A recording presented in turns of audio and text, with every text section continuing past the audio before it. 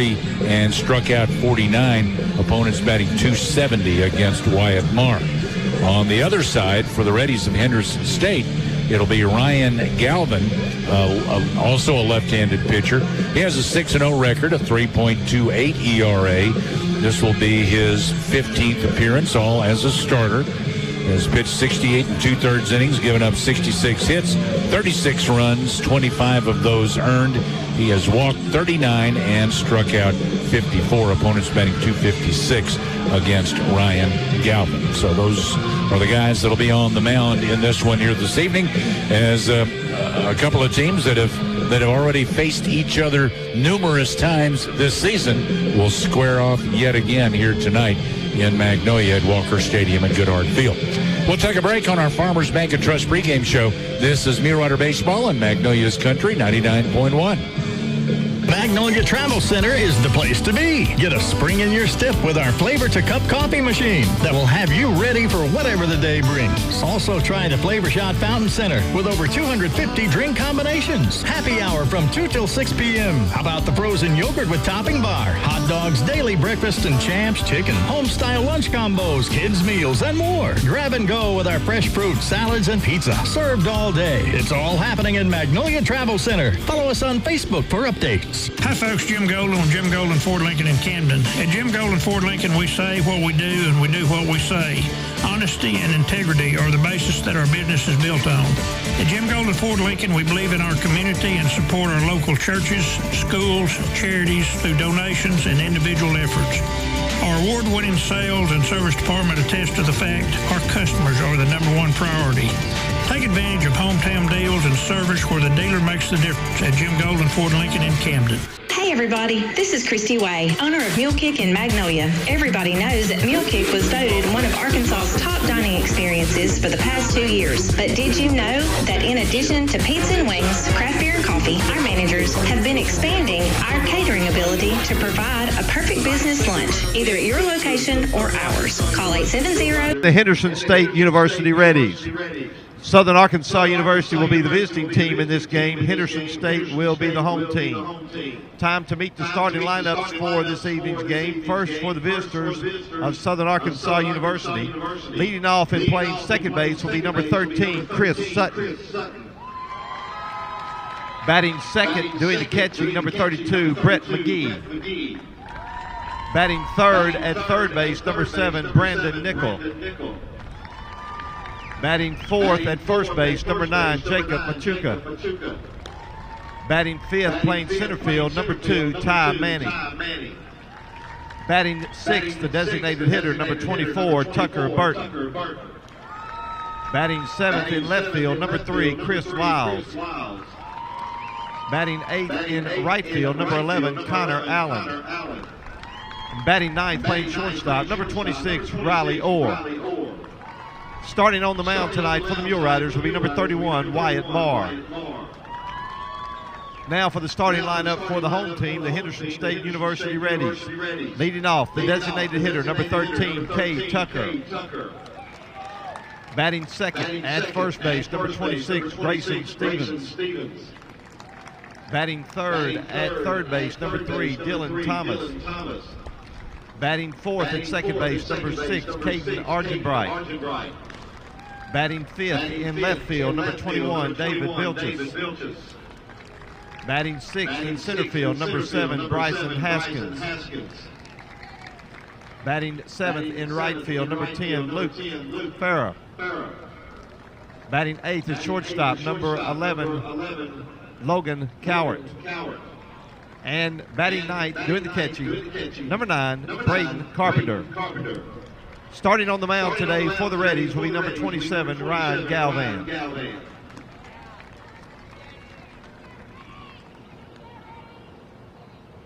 With Ryan Phillips. The crowd has grown considerably here as the Mule Riders and the Reddies are getting ready to square off. Didn't have a whole lot of folks here for the Washburn Northeastern game earlier. Well, I had to race over from a T-ball game, and I can tell you parking was an issue anywhere close. So, yeah, good turnout, and it should be an excellent crowd tonight.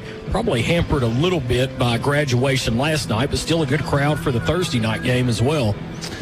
I see the former mayor out there, Lane Jean, our state representative. So you know it's a big game when Lane shows up. Yeah. Actually, Lane is a huge Mule Rider fan, as are a lot of folks around these parts. The families are here.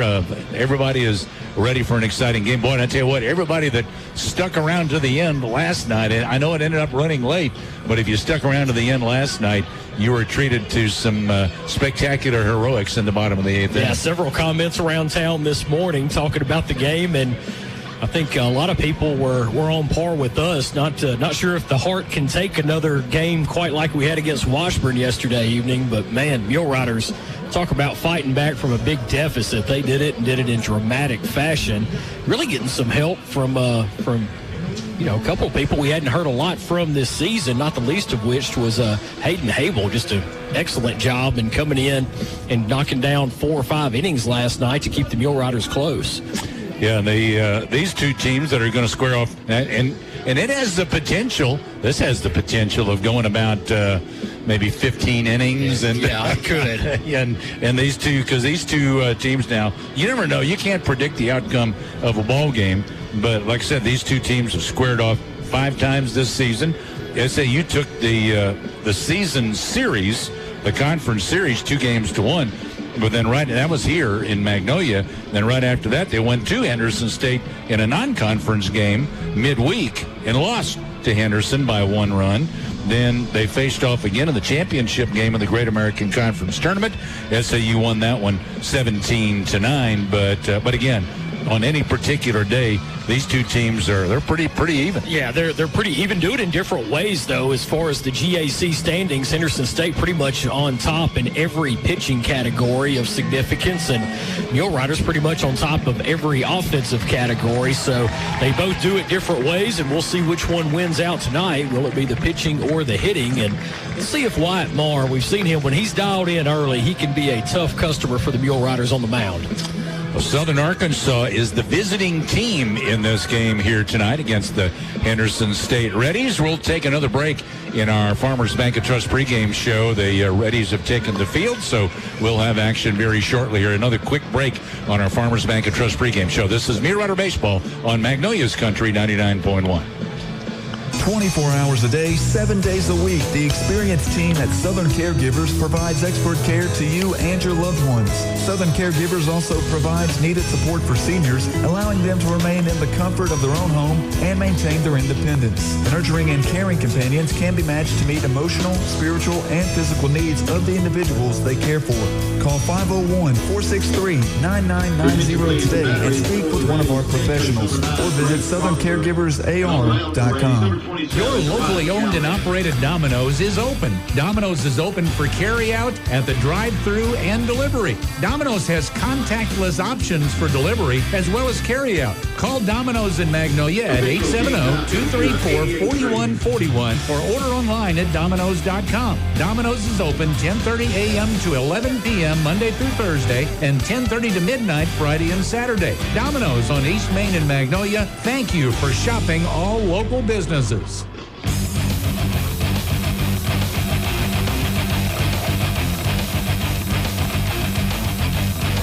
Southern Arkansas University and Henderson State University in the NCAA Central Region Tournament, squaring off again for the 6th time this season. Again, Southern Arkansas is the visiting team in this game.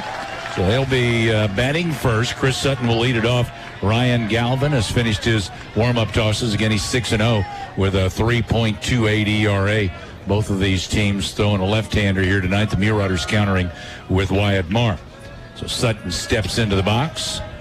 Bats from the right side. Mule Riders second baseman, hitting .321. 6 homers, 35 runs batted in. Pitches down low for ball 1. Bailey, I'm hearing you for some reason. 1 ball, no strikes. Here's the pitch to Sutton. That's down in the dirt. 2 balls, no strikes. So Chris Sutton, the second baseman, then the catcher Brett McGee, third baseman Brandon Nickel, first baseman Jacob Machuca hits cleanup, followed by the center fielder Ty Manning, then the designated hitter Tucker Burton, Chris Lyles, the left fielder, right fielder Connor Allen, and the shortstop Riley Orr. 2-0 pitch. There's one in there for a strike to Sutton. Defensively for the Reddies, Dylan Thomas at third, Logan Cowart at short, Caden Argenbright at second, Grayson Stevens over at first. The 2-1 pitch to Sutton, down low, 3-1. Around the outfield from left to right, David Vilches, Bryson Haskins, and Luke Farah. Ryan Galvin on the mound, and Braden Carpenter, the catcher. 3 balls and 1 strike. Here's the pitch. Sutton looked at a fastball for a strike.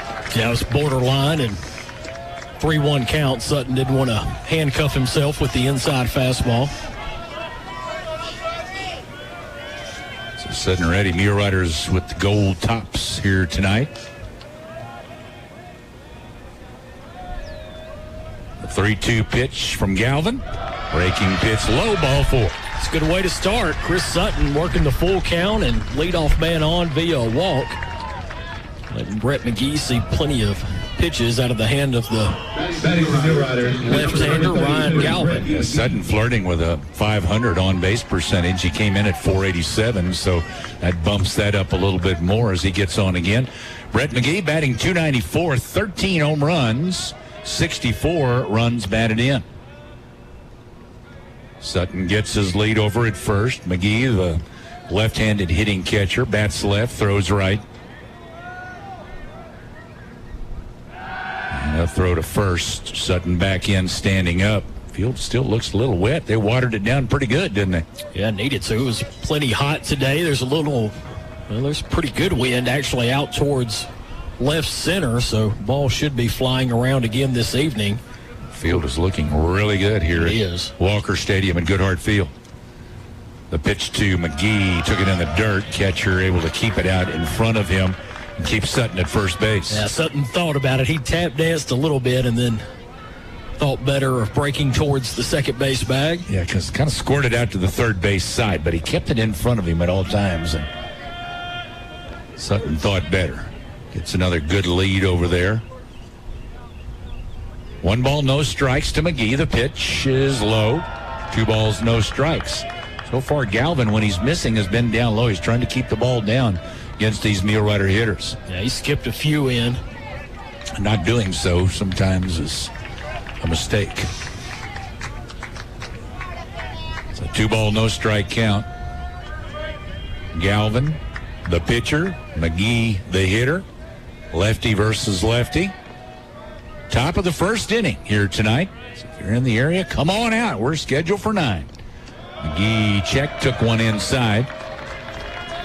But if the first couple of games have been any indication, it's going to take a lot of runs to win the game. We saw 7 home runs last night between the Ichabods and the Mule Riders, and wouldn't be surprised if we see similar numbers this evening. 3 balls, no strikes, the pitch, and it's up under his arms for ball 4. 4 straight pitches, and McGee draws the walk. So back-to-back walks to start this game. That's not exactly, I'm sure, what Coach Hooten was looking for. Not especially. His starter. In fact, we're going to have an early mound visit here. So first and second with nobody out, and Brandon Nickel will be the hitter for SAU, the Mule Rider third baseman. Batting .324, 11 home runs, 68 runs batted in, and that's not the pitching coach either. That's the head coach, Cody Hooten, wants to come out and have a conversation with his pitcher, Galvin. Yeah, try to settle him down a little bit. He had a full count to Sutton, who he eventually ended up walking, but the 4-pitch walk to Brett McGee, there wasn't really anything even close to the plate in that sequence. The umpire's going to go out pretty quickly. He says, all right, now. Well, it's not a delay tactic. I don't have anyone scattering. Well, I say that, and I think we are going to get some movement going towards Henderson State's bullpen. We are. Yeah, we started about 30 minutes late here. The first game went 4 hours, I believe. Had that box here somewhere. Seemed a lot long. It was 3 hours, 37 minutes officially. Runners at first and second. Nobody out. Here's the pitch to Nickel. There's a strike call, a fastball. So that letter high over the outer part of the plate. Yeah, I was going to say, not a pitch you want to be swinging at with the pitcher struggling to find the zone. Check of second. Now the pitch in the dirt. 1 ball, 1 strike. That's Sutton at second. McGee is at first. Nickel at the plate, and Jacob Machuca on deck for SAU. Galvin looks in to his catcher, Carpenter, for the sign. That time asked for and granted to the catcher. Apparently he and Galvin not on the same wavelength here right now. 1 ball, 1 strike. Now Galvin comes in, and he hit him. Came in with a breaking pitch and hits Nickel. So the first 3 batters are on for SAU. Yeah, that ball almost went behind Nickel. It was so far inside. And yeah, Henderson State's got Ethan Perry up, and he is stretching, and he's going to be throwing shortly. Bases loaded, nobody out, via 3 free passes from the Reddies to the Mule Riders. That sounds familiar. Isn't he the guy that started against us in the championship game? I know we saw him. I could not remember if he started or not. Don't remember. No, he did not start. We've seen him, well, obviously, we've seen him along the way. As many times as SAU and Henderson State have played already. Yeah, so bases are loaded, nobody out. Coach Pettigrew had a conversation with Machuca. Let's see. Lefty versus lefty matchup here. See if the Mule Rider first baseman can go ahead and light the scoreboard. He bats, from the left side. Galvin looking in, knowing he's got no place to put Machuca. We're in the top of the first inning. Here's the pitch. Machuca takes a fastball low and inside for ball 1. Yeah, almost at the point now where you just absolutely got to make Galvin show you he can throw strikes before you get the bat off your shoulder.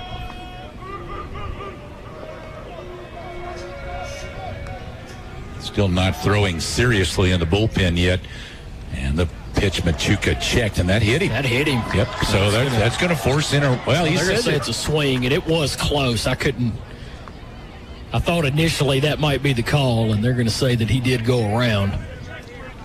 Coach Pettigrew he's talking to the third base. Did they appeal that to third? I don't think they did. I think the home coach was talking. He was talking to the third base umpire. Now he's coming in to talk to the home plate umpire. And Coach wants them to meet. Yeah, Coach Pettigrew saying it was a check swing that needs to be appealed. And if it wasn't a swing, then it's a hit by pitch. So yeah, he said hit him on the forearm. So the 4 umpires will get together out in front of the mound. It would force in a run if it's a hit by pitch. But they are having a conversation. The 4 men in black. The first base umpire must be the crew chief. He was doing the most talking, I think. Now they're going to look for evidence on the arm. It looks like of Machuca. Did it hit? Yep. Yeah. All right. He shows him proof. Henderson State is not happy. Showed him his front arm, and the umpire sees the proof and sends him to first base. And yeah, Coach Hooten is not happy about that at all. Quite frankly, if that call had come the other way. Oh no, I wouldn't be happy. No. But it clearly hit him, and if it was a check swing, then yes. Yeah, I'm going to say if you say he went around, then it would be a strike. But they weren't saying that. And I think that's what Coach Pettigrew was saying is, hey, appeal down to see first if it was a swing. If it wasn't, it clearly hit him. Yeah. Had to be hit by pitch or a strike, one or the other. Yeah. Now the catcher's asking the home plate umpire something, pointing down at third. Perry, I think he wanted an explanation. Yeah, Perry is now officially throwing. So 2 walks and now 2 hit by pitches, and the Mule Riders have the first run of this game. Ty Manning steps into the box for Southern Arkansas. Yeah, bases still loaded, all without the aid of a hit. Manning, a .341 hitter, got 7 homers, 46 runs batted in. First pitch misses outside for ball 1, and Galvin just having a very hard time finding that strike zone. And Manning, you wouldn't expect, would be up there swinging at anything that It wasn't a pretty good pitch. Bases full of Mule Riders. The pitch. And there's one down the middle for a strike. I think Manning would have loved the green light there. But, yeah, you're right. And the way Galvin has struggled. Had to make him throw a strike. Absolutely. 1 ball, 1 strike to Ty Manning. Bases loaded, nobody out, 1 run in. Yeah, there was a time called. Ball that got loose in the outfield from the Ready bullpen. I don't know if I told you or not. I did question Ty. Ran into him at one point and said, "Ty, is Ty short for something?" Because I came up with all of those. Yeah, a lot of possibilities on what his name could be. 1 ball, 1 strike. The pitch to Ty. Up and away for a ball 2. Yeah, told him. Yeah, I was making up some names to what your name might be, and he said, "Yeah, I heard." And I don't think he meant that like he was real thrilled. That it wasn't a big smile coming across his face. No. Okay. I thought Tiberius was a pretty good name though, like James Tiberius Kirk of the Starship Enterprise. 2 balls, 1 strike to Ty Manning. The pitch way outside and goes to the backstop, but it bounces back toward home plate, and the runners are not able to advance. They can only go, the rest of them can only go if McGee can come in from third base. And McGee, being the catcher for the Mule Riders, knows only too well how that ball can come right back to the catcher. Henderson State's bullpen has acknowledged that Perry's ready to go, so I suspect this will be the last hitter for Galvin unless something really bad happens for the Mule Riders. It's a 3 ball, 1 strike count to Manning. The pitch comes. He pops it up. Over to the right side and foul ground. The first baseman now steps into fair territory behind first base and makes the catch. Grayson Stevens with the catch and almost had a collision there. Had Machuca staying on the bag, knowing it was probably going to be caught, and he didn't want to be tagged and doubled up. That was unfortunate. That double play could potentially get Henderson State out of the inning, only giving up 1 run, which would be just short of a miracle. Tucker Burton to the plate for SAU. He was our People's Bank player of the game last night with a couple of home runs, including a big 3-run shot in the bottom of the 8th inning when the Mule Riders ended up scoring 7 runs. He had a couple of long home runs last night.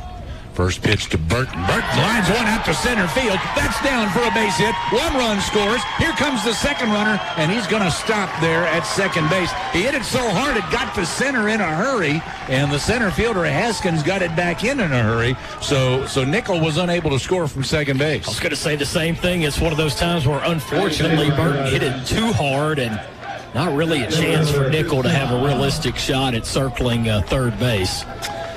2-0 Southern Arkansas. We're probably about to have a pitching change here. Bases are loaded. Chris Lyles due up for SAU, and that will be all for Ryan Galvin. Pitches just a third of an inning in the top of the first inning for the Henderson State Reddies. 2-0 Southern Arkansas. Let's take a break. This is Mule Rider Baseball on Magnolia's Country 99.1. A shield against the elements. Comfort in the midst of chaos. Shelter in the aftermath of destruction.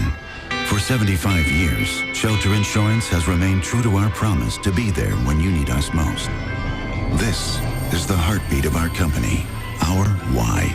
Shelter Insurance. For your auto, home, and life. For a free personal protection review, contact Shelter Insurance Agent Gary Donfera. Locally owned and operated, Wilson Bearden Pharmacy now offers medical synchronization so that you can pick up your meds on the same day each month. They also offer free delivery in city limits. Vaccines for shingles, pneumonia, and COVID-19 are also available. Need a gift? Check out Wilson Bearden's variety of knives, flags, girly girl tees, and purses. Stop by and see Ivy Moore and her team at Wilson Bearden Pharmacy, 134 North Washington, serving Magnolia since 1945. Magnolia Regional Medical Center is excited about the addition of orthopedic surgeon Dr. James Kevin Rudder. Dr. Rudder grew up in South Arkansas and has been practicing for the last 20 years in Hot Springs. Dr. Rudder provides full orthopedic services with specialization in joint replacements, also sports medicine and sports injury and orthopedic trauma, including breaks and fractures. Referrals or appointments are accepted. Call the Magnolia Surgical Clinic at 870-235-3200.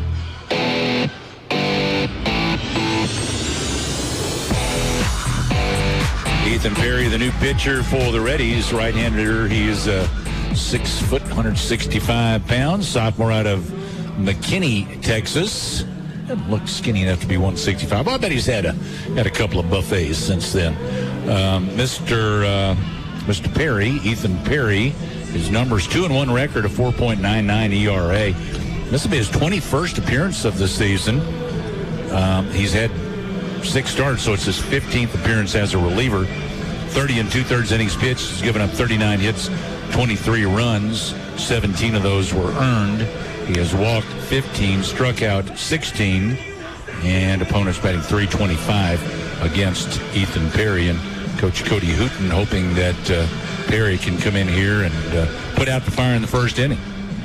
Yeah, you certainly don't expect when you have one of your top-level starters out there to have to reach into the bullpen in the top of the first. But again, Galvin just giving up 2 runs, bases loaded, only gave up 1 hit. So a pair of walks, a couple of hit by pitch, and just like that, Henderson State's having to reach into their bullpen much earlier than they would have anticipated. Chris Lyles will be the hitter for SAU, first man to face Ethan Perry. Lyles, the near right or left fielder, bats from the right side, hitting .353, 6 homers, 32 runs batted in. From the stretch, Perry to the plate. That's a little up, ball 1. Yeah, I think that was up and in. Lyles had one of the 4 home runs for SAU last night. 3 of those home runs came in the same inning. Yeah. All solo shots. All solo shots. Ball and no strikes. Perry from the stretch with the bases loaded. The pitch comes. It's fastball in. That almost got him. Yeah, 2 balls and no strikes to Chris Lyles. I will say this for the Ready fans listening and watching in. After last night. Yeah, last night. I mean, the Washburn batted around on SAU in the top of the first inning, and it took some late game heroics for SAU, but they did come back and win the game. 2-0 pitch is fouled back. So I'm saying don't give up on your team just yet. No, that's... I mean, I got to admit now, well, you folks listening that are Henderson State fans, we are the home team announcers here for Southern Arkansas. So forgive us if we show a little homerism, if indeed that is a word. I don't think it was used correctly, but anyway. Well, we can reach into the Simpsons and, yeah. Bases full of Meal Riders. 2 balls, 1 strike to count to Chris Lyles. Perry's pitch is fouled back off the concrete, bounces high in the air. I'll bet that left a mark. Probably going to throw that one out. That'll be a BP ball from now on. Came back and hit off the brick at the base of the backstop. 2 balls, 2 strikes. Brick at the bottom, and then the netting up above that is strung so tight that it's like a trampoline. Throw it up there, and it may come bouncing right back to you on the mound. I've seen it do that. 2 balls, 2 strikes. Perry's pitch. And it's up, 3-2. Well, we already had 2 walks and 2 hit batters in this inning. Of course, both of those off the starter, Galvin. And then after Manning popped up, Burton with an RBI single up the middle.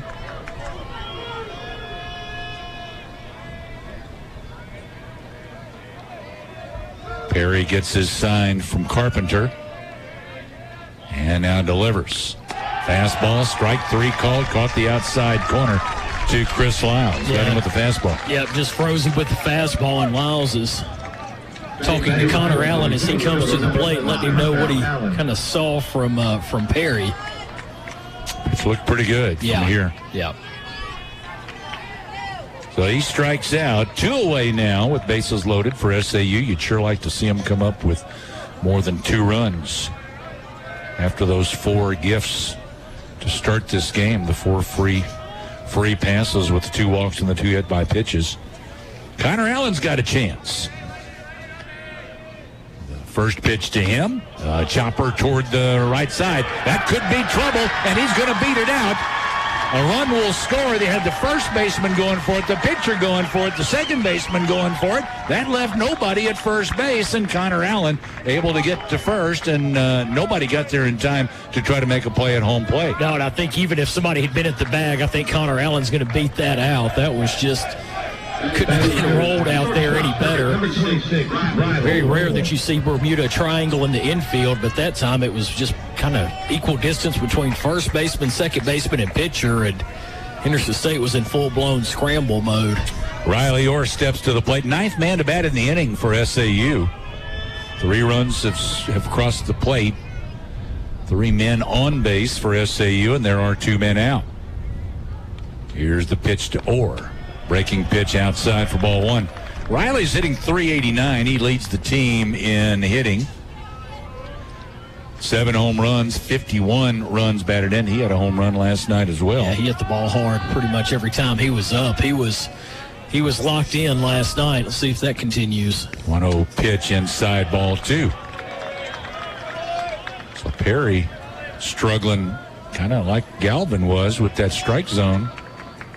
Although he has not walked anybody as of yet. It's a 2-ball, no strike count, though, to Riley Orr. Sutton, who started this inning, on deck for SAU. There's a high fastball, ball 3. I got to think Riley's taken at least 1. I suspect you're right. Machuca's at 3rd, Burton at 2nd, Allen at 1st. Would you give Orr the green light? I would think about it the way he's been hitting in the conference tournament and last night. 3-0 pitch, fastball looked like he was taking all the way. He was, and that was borderline on the upper end of the strike zone. Yeah, Perry took a little something off that as well to try to finesse it into the zone. So it's a 3-1 count now on Orr. Perry's next pitch is on the way. And a high fastball, ball 4, walks in a run. That's the 3rd walk in the inning, the 5th free pass.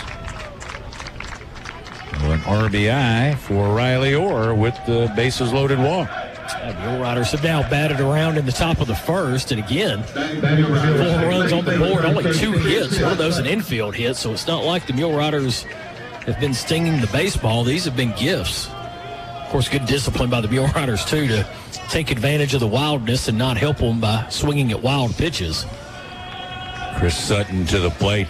You got a feeling that these guys almost wish that they were getting a little better pitches so they could really lay into one. First pitch to Sutton. He's up there swinging and fouls it back out of play. Yeah, so he was looking for a good pitch there, and he got it. Yeah, he got that on the inner half and went ahead and pulled the trigger and fouled that one over the netting.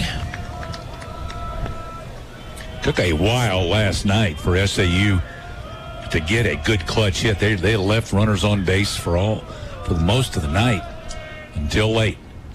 Here's the 0-1 to Sutton. Outside breaking pitch, 1-1. Yeah, Perry still throwing a lot of pitches as well. A couple of deep counts. And again, he's only been averaging about an inning and a half per outing. So you got to question how long he may be able to go. Not keeping a pitch count on the live stats, but the 2 of them have thrown a lot of pitches. Pitch to Sutton, almost hit him, came in on him and up. He had to go into life-saving mode there and get out of the way. Coming in towards the chin. And self-defense. Yeah. 2-1 count. Sutton at the plate, bases loaded with 2 out. He walked and scored earlier in this inning. Perry's next delivery, that's up. Ball 3. He's in danger of walking in yet another. Coach Hooten saying we need one more out. You don't want to get up another pitcher in the first inning. Starter only lasted a third, faced 6 batters. 3-1 pitch to Sutton. Outside. Oh, that was outside. He called it a strike, but it was well outside. Well, that's trying to help the pitcher, but yeah, that was a couple of inches off the outside corner.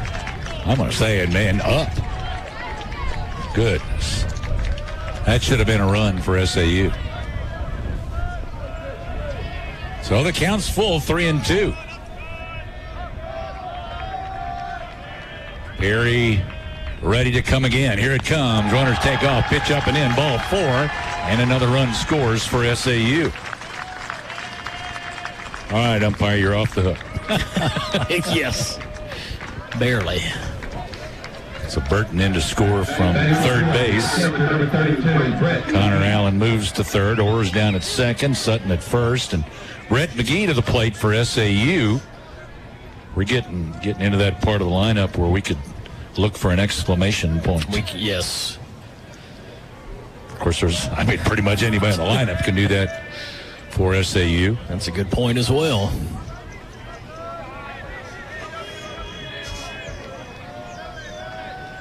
Two men are out, bases loaded. 5 runs have scored. Here's the pitch to McGee, a little up and away for ball 1. Later on, our mid-game summary, a service of Magnolia Regional Medical Center. At the Magnolia Murphy Clinic, you always feel like family. They treat adults ages 18 and over and specialize in wellness checks and illness recovery. Call for an appointment, 234-7101. Former CEO Rex Jones has a birthday today.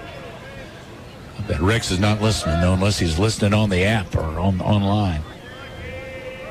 1-0 pitch. McGee, a breaking pitch. He took it for strike 1, rather. Yeah, he wasn't looking for curveball there. He was looking for he was sitting on the fastball. Yeah. Once he saw it wasn't a fastball, he was not gonna offer. A ball and a strike to McGee. Brandon Nickel on deck. SAU and Henderson State. Mule Riders and Reddies. Check of the runners. Here's the pitch. And a breaking pitch again in there for a strike to Brett McGee. So McGee now in the hole. 1 ball, 2 strikes. Yeah, in the hole now, even if it's a curve and if it's close, he's got to. That one kind of came in on him a little bit, and I think he thought that one may come in far enough to be out of the strike zone, but that was a little bit of a harder breaking pitch and didn't break quite as much. And again, with the control issues, I'm sure he was just sitting there looking fastball, and obviously now with 2 strikes, that approach has to change. The 1-2 delivery, McGee looks at it low and away. Good Count discipline. goes to 2 balls, 2 strikes. Good job there not to chase that low and away fastball. Later on, our Bodcall Bank Mule Rider Spotlight. We do that every game. Join us later on for that. Bodcall Bank, local people, serving us in 3 locations in South Arkansas. Magnolia, Stamps, Texarkana, serving us in South Arkansas since 1903. 2-2 pitch to McGee. He hits one a ton to right field. Can you spell grand slam? Oh, the right field wall, no doubt off the bat. Brett McGee with 2 strikes. No, that's the way to make it hurt. Bases loaded, 2 out, 2 strikes, and Brett McGee gets one on the inner half. And you're right, he absolutely obliterated that baseball over more right field than right center. But again, that one cleared the fence, cleared the advertising signs, and that one well struck and add 4 more to the tally for the Mule Riders. Well, that is definitely a good solid stroke. Yes. And it's a good solid clutch stroke. And it was a line drive. There was nothing cheap about that one. 9-0 SAU, and we're still in the top half of the first inning. Brandon Nickel now at the plate for SAU. The pitch to him. He took a home run, cut and missed for strike 1. And Nickel wanted to go back-to-back there and give a look-see over at Rip Powell Field. My, oh my, Mr. McGee. Here's the 0-1. Nickel hits that one hard out to center field, backing up center fielder, but no, he does not have room. It bounces off the wall, now comes rolling away. He's looking to third, and here he goes. Here comes the throw in from center field, and in standing up with the triple is Brandon Nickel, as he lacked, about 5-6 feet from getting it over the wall out in center field. Yeah, that went midway up the elevated fence out there just left of straightaway center field, and that one was almost gone. It took kind of a weird bounce. It didn't bounce straight back, caught one of those ridges in the 10 and kind of kicked back towards right a little bit, and not often that you see a stand-up triple, but Nickel was in easily. Yeah, then the center fielder Haskins had to run it down because it bounced back past him. I didn't see he and the right fielder Farrell were coming together. I didn't even see who threw it in. They kind of came together out there. One of them had I think it was the center fielder Haskins that ended up getting there first and making the throw. And Nickel, when he got close second, he was looking all the way over at Coach Pettigrew, and Pettigrew waved him across. So it's a triple, and Jacob Machuca's at the plate. The pitch to him outside for ball one. And Coach Hooten does not have anybody up in the bullpen. I know he's figuring. Said, man, we've got to get some innings out of it. And if they could just get out of the inning, sometimes you can catch your breath and things go good from there. There's the foul to the left side out of play. Well, the other thing, and he would never admit to this, but that dead centered the back end of a truck. But you're down 9-0, and now if you lose this game, you're having to win 3 consecutive games. So at least in the back of your mind, you're thinking, okay, what do I have to keep in reserve as far as arms? A ball and a strike to Machuca. Perry's pitch, that goes to the backstop. Here comes the runner from third as it ricochets off the backstop out toward first base, and Nickel scores easily from third on the wild pitch. Yeah, wild pitch. That one took, ended up almost midway between home plate and first. Well, the Mule Riders have, they're showing their power, but the pitching has just given the Mule Riders way too many base runners. They put 6 men on base. Now we've got a wild pitch that has given them a run. Well, and again, give the Mule Riders credit, though, for making it hurt. Yeah, they had 4 walks, and 2 hit batters, plus the wild pitch. 2 balls, 1 strike to Machuca. 10-0 SAU in the top of the first. Machuca took one high. It's 3-1. It's Machuca, the 13th hitter, I believe. Yep. Yeah, we've gotten all the way around to the cleanup hitter for a second time. 3-1 delivery. Took a fastball on the outer part of the plate. 3-2. I just didn't feel like I could complain about the call when you're up 10-0. Yeah, when you've had a 33-minute top of the first inning. 3-2 pitch up. That's ball 4 as Machuca draws a walk. So Machuca has been hit by a pitch and walked. So that is the 7th free pass. Out of 14 batters, 7 have been given first base, either by walk or hit by pitch. Yeah. 7 free passes, 4 hits, 2 outs, and get her number 14 to the plate. Ty Manning at the plate. He hits one in the air out to right center field. That's carrying well. Coming together out there off the glove of the right fielder. Manning stands up at second. Runner coming on around third. And in to score comes Machuca. He comes all the way around from first base to score as Manning puts one deep out into right center field. Yeah, I think far that may have actually hit the right fielder. I believe he lost it in the sun. He was there. And I think the ball actually hits off his body. I couldn't tell where, but he had a long run going into the right center field gap. They're giving E8 on that. I probably would have given a hit one of the few times that. Is it the center fielder? No, it was the right fielder. It was the right fielder. I would say they put E8. It should be E9. Yeah, it should be E9. Yeah. So Manning to second. And the run comes in to score. On the ball hit out toward the gap in right center field. Yeah, on the run, he Well, it hits off your body. Yeah. Even if he lost it in the sun, there's a gapper out to left center field, carry into the wall. It hits at the base of the wall. Manning scores easily, and standing up at second base is Tucker Burton. The Mule Riders have coming out, showing some power this evening to go with the free passes. Yeah, Tucker Burton continues his offensive tear as he goes opposite field into left center field. It just hits a line drive all the way out to the base of the wall. Burton's batted twice. He's got a single and a double. He could get the natural cycle here this evening. Chris Lyles, the Mule Riders have home. I mean, they're getting close to batting around twice here in this first inning. Wow.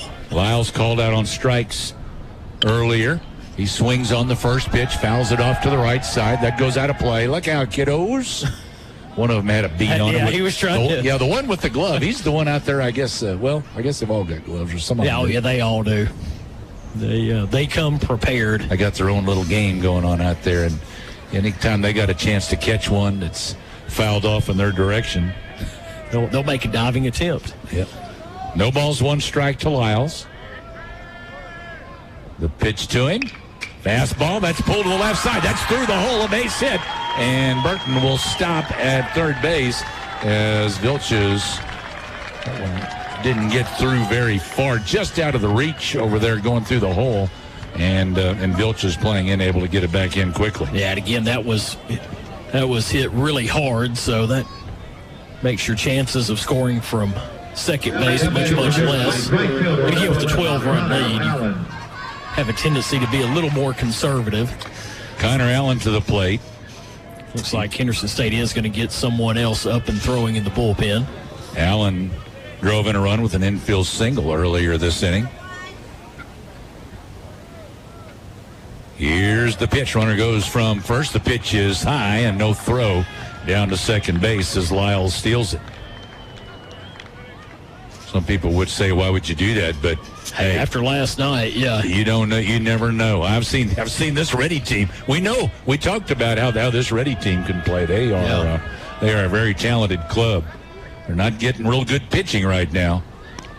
There's a swing and a miss at a breaking pitch for strike one. But you got to get runs when you got an opportunity to get them. Or you look back later in the game sometimes and you say, man, I wish we'd have scored another run or two there. Yeah, especially early in the game. Couldn't tell you how many times I've seen a big first inning, and then all of a sudden it's like the faucet's turned off. You can't buy a run. There's a pitch in there for a strike, 1-2. Took a little off of that pitch, and Allen couldn't pull the trigger. Got runners at second and third with two out. Connor hoping to drive in another here for SAU in the top of the first inning. Ethan Perry on the mound. Here's his pitch. And a swing and a miss down on strikes goes Connor Allen. And that retires the Mule Riders. But they send 17 men to the plate, and 12 come around to score in the top half of the first inning. This is Mule Rider Baseball at Magnolia's Country 99.1. KVMZ-FM, Waldo, Magnolia. When you move into retirement, one key transition involves your income. Create a plan. Talk to an Edward Jones financial advisor. Laura Kroll, Steve Hardy, Mark Woods, or Ethan Young. Edward Jones, member SIPC. Hey, you. Yeah, you.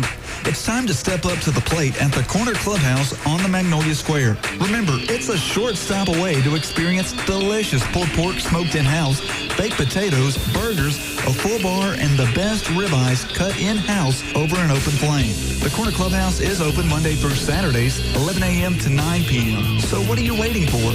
Don't strike out. Satisfy your cravings with a grand slam at the Corner Clubhouse, 100 South Washington in Magnolia. Hiring someone you trust can be the hardest part of owning a business. At Bo Moses Trucking, trust has been at the top of our list. When you need to get precious cargo from one place to another without worrying about damage, delays, or lost freight, Bo Moses Trucking is the one to count on. Based in Magnolia, Arkansas since 1999, we have the resources and equipment to take care of all your flatbed freight hauling. Visit us on Facebook or call 870-234-2803. Bo Moses Trucking. Trust us to go the distance. I'm Faith Armstrong. If you worry about your safety or your loved ones, Columbia County Ambulance Service would like you to know about CareLink. CareLink provides an instant link to emergency response every minute, every day. The standard version provides protection surrounding the home, and a mobile unit offers protection anywhere. The area covered includes Columbia, Hempstead, Nevada, Ouachita, Lafayette counties, and Claiborne Parish. Call Columbia County Ambulance today to schedule your installation.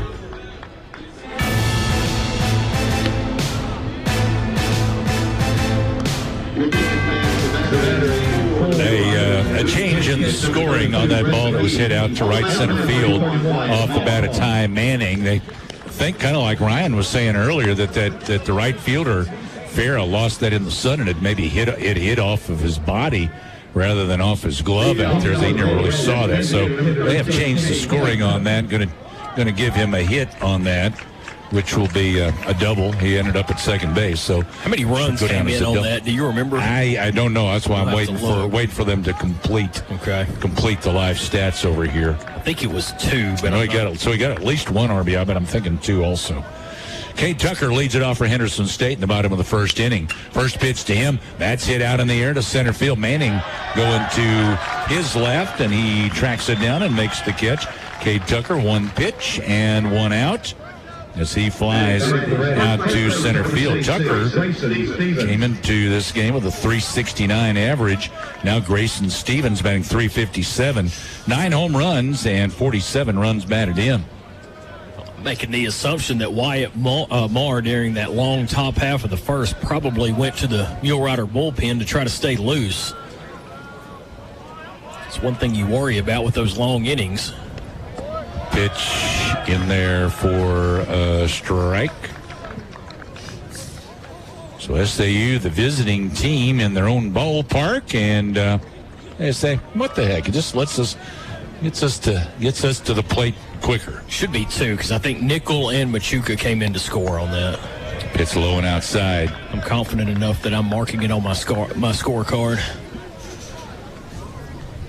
1 ball, 1 strike. 1 man out. Bottom of the first inning. Grayson Stevens at the plate for the Reddies, facing Wyatt Marr. 8-1 record, 4.23 ERA.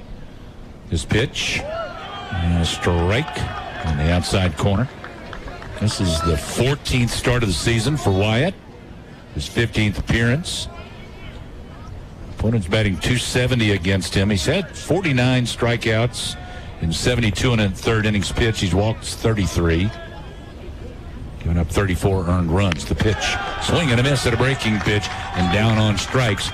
And to throw it around, the catcher McGee has to throw it to his shortstop because they had Nickel on the shift over on the first base side. Yeah, McGee's got to give a little more oomph on the strikeout throw, throwing it over to deep short.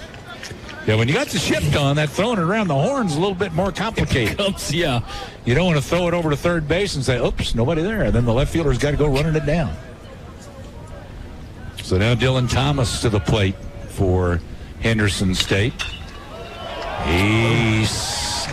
Nickel that goes into the left corner. Yeah, it went off the glove of Nickel as he leaped and couldn't come down with it. That's a single into the left field corner. Yeah, should have been a double, but I think the hitter thought after it hit off Nickel's glove that maybe he had caught it, so he hesitated and couldn't turn that into a double. Nickel mad at himself, but man, he elevated as high as you could ask, and it just went off the top of the leather there. I give a double and 1 RBI for Ty Manning on that. I was thinking, I don't know. Right. I'm not sure either. No, they're probably going to have to go back and do some re-examining there. I'm giving him 2. Caden Arganbright at the plate. The pitch comes, strike called. Lefty against lefty here. Yeah, because in that inning, McGee had the grand slam, then Nickel tripled, Machuca walked. Maybe Machuca did stop on third. That may be right. I don't think it is, though. Check swing, strike called. Well, let's see. You had McGee's grand slam, then you had the triple, and you had the walk to Machuca, and no, Burton doubled in a run. Well, I don't know.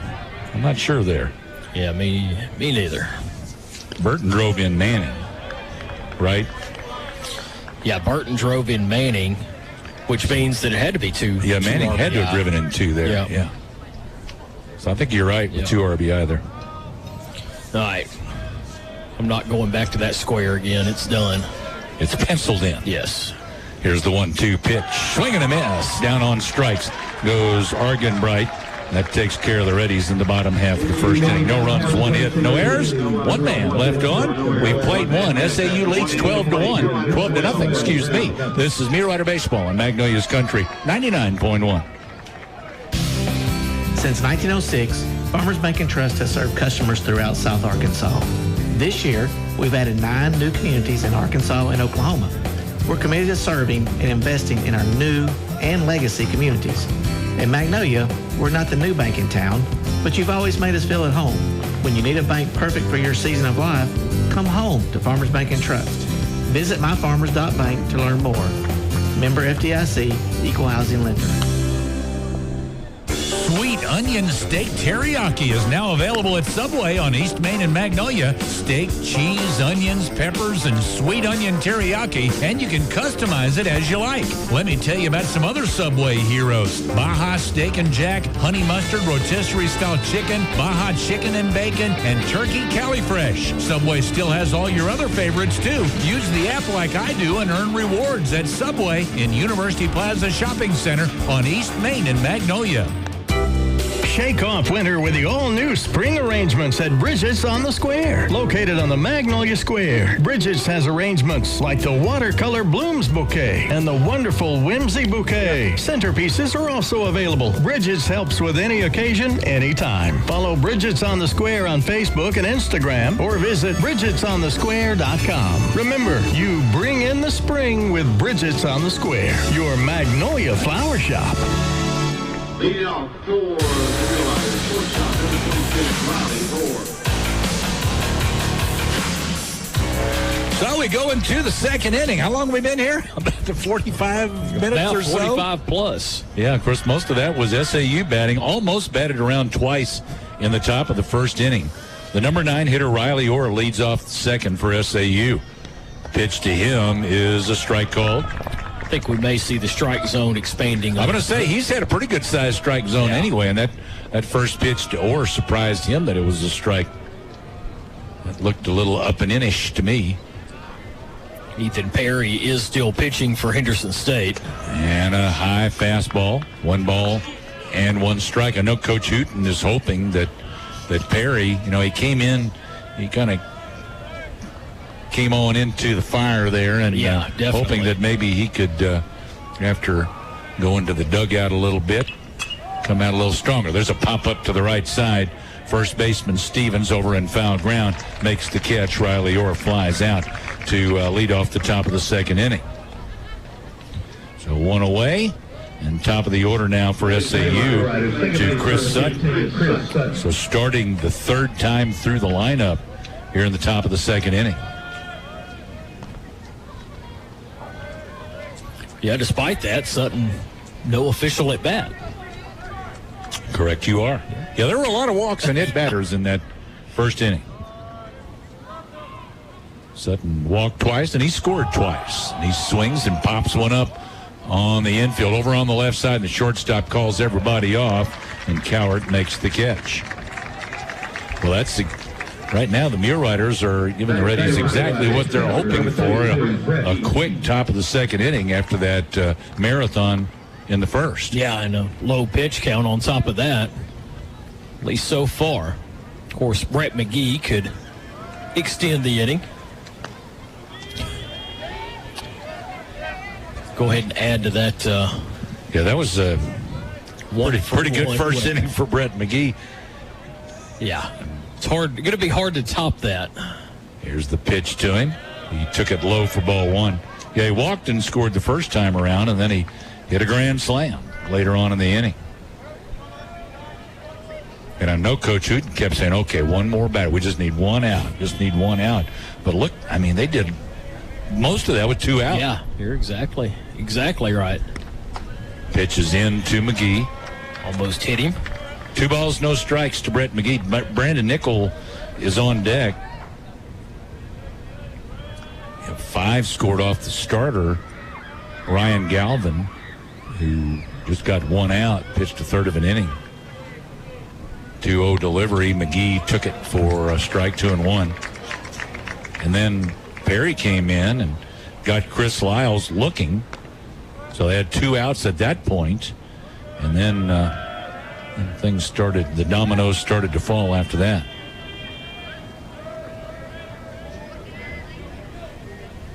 Two-one pitch, and it's outside. I'm going to say after he struck out Lyles, the first batter that he faced, Perry faced 9 batters in a row without getting anybody out. And finally got Allen to strike out to end the inning. 3-1 the count to McGee. He pops it back out of play. Count goes full 3 balls and 2 strikes.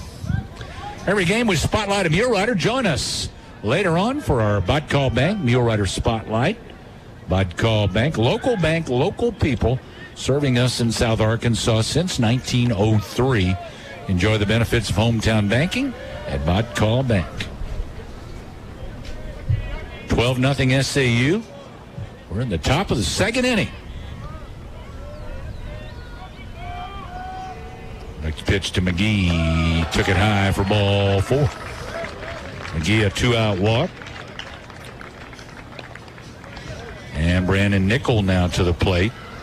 He was hit by a pitch and scored, and he tripled and scored. Still having to adjust to SAU being the visiting team here. My mind hasn't quite wrapped around that yet. Good thing is they're still able to use their own dugout. Not real sure how they determine who's the home team and who's the visiting team. Both teams should have been home team in their games yesterday. Yeah, I would have thought the higher seed as long as both were undefeated. There's a foul back out of play. That's what I would have thought for now. But, later on, if SAU has been home more, sometimes they'll say, okay, you've been home more than that team, so that team gets to be home. Yeah, but when it was even and you're the higher seed, I would think, too, that SAU would have been the home team. I was very surprised to see them as the visitor. Here's the 0-1. Outside.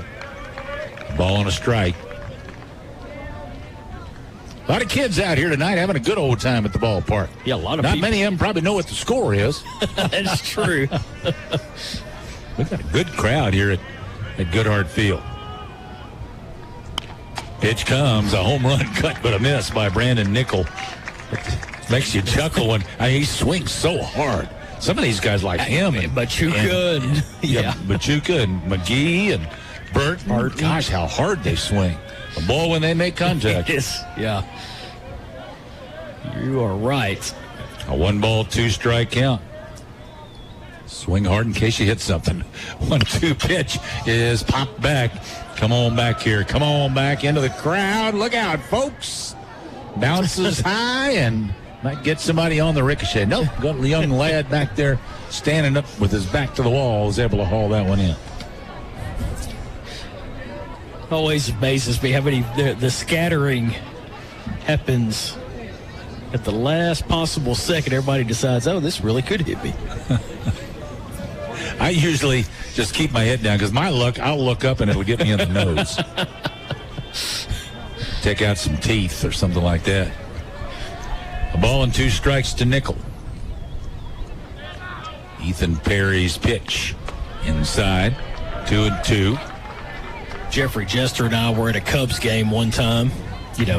Just the greatest major league team in the history of mankind. You're talking about the team that wears pajamas when they play. Yeah. So we're out there. We got the bleacher bum tickets in right center field. They're playing the Dodgers. 2 balls, 2 strikes to Nickel. That's lifted in the air out to right field. Farah under it, and he makes the catch. To finish the story. Out number 3. And we were hoping that Ryan will forget the Cubs story by the time we come back from the commercial break. No runs, no hits, no errors. 1 man left on base. Go to the bottom of the 2nd, 12-0 SAU. This is Mule Rider Baseball in Magnolia's Country 99.1. Hey friends, this is Lucas Cheatham. This time of year, everyone seems to be catching spring fever. Well, if you need a little more spring in your step, then Health Quest Therapy is here for you. My mom, Christy, and her team at Health Quest Therapy provide physical, occupational, and speech therapy and will have you ready for those spring activities. Visit healthquesttherapy.net or call today at 870-234-2255. Health Quest Therapy, 1515 East Main and Magnolia. So first game tomorrow starting at 11:30. Offenhauser and Company Insurance has been an integral part of South Arkansas for over 138 years by providing quality insurance coverage including home, auto, business, health, and specialty insurance from the finest carriers with an in-house claims department and the very best of service. Offenhauser is proud to help sponsor SAU Mule Rider Sports. Offenhauser and Company Insurance. Offices in Texarkana, Atlanta, Mount Pleasant, San Antonio, and Austin, Texas. Your insurance leader since 1882.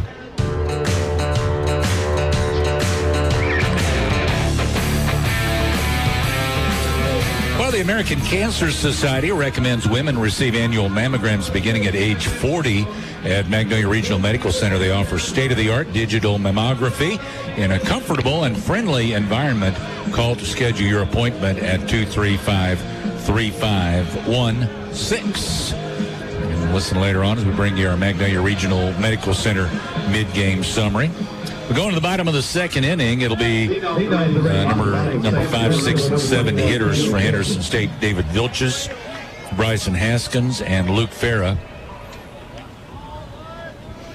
There's Gary Don sitting over there. I wonder if he's related to Gary Don Farah.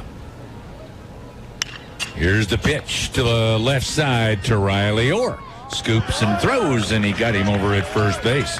Vilches showed pretty good speed coming down the line. Yeah, Vilches had a pretty good conference tournament. He's pretty handy with the bat, so good job getting him retired to lead off the bottom of the second. I'll say, was he in the? He may have been in the all-tournament team. I think he was too. He did have a good tournament. He's one of those guys that you're kind of scared to see come to the plate. Of course, they got some of those guys in this ready lineup. Let me tell you, as long as the bases are empty, they're a lot less scary. Yeah. Bryson Haskins now.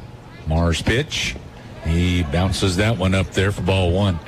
SAU with the shift to the left side with this right-handed hitter. And Orr's really pulled around there at short. Yeah, he is. Sutton over on the third base side of second base. The normal shortstop position is vacant. The pitch is fouled straight back. That was coming your direction. So anyway, the foul ball. Jeffrey Jesterdine at the Cubs game, batting Fro, practice. You're talking about, right? Fro, yeah. Not Big Jeff. We're there. Matt Kemp, who used to play for the Dodgers and back in the day swung a pretty mean bat. This guy had been pre-gaming for quite a while and was probably under the influence and impaired pretty significantly. Pitches in the dirt. Most Cub fans are, though.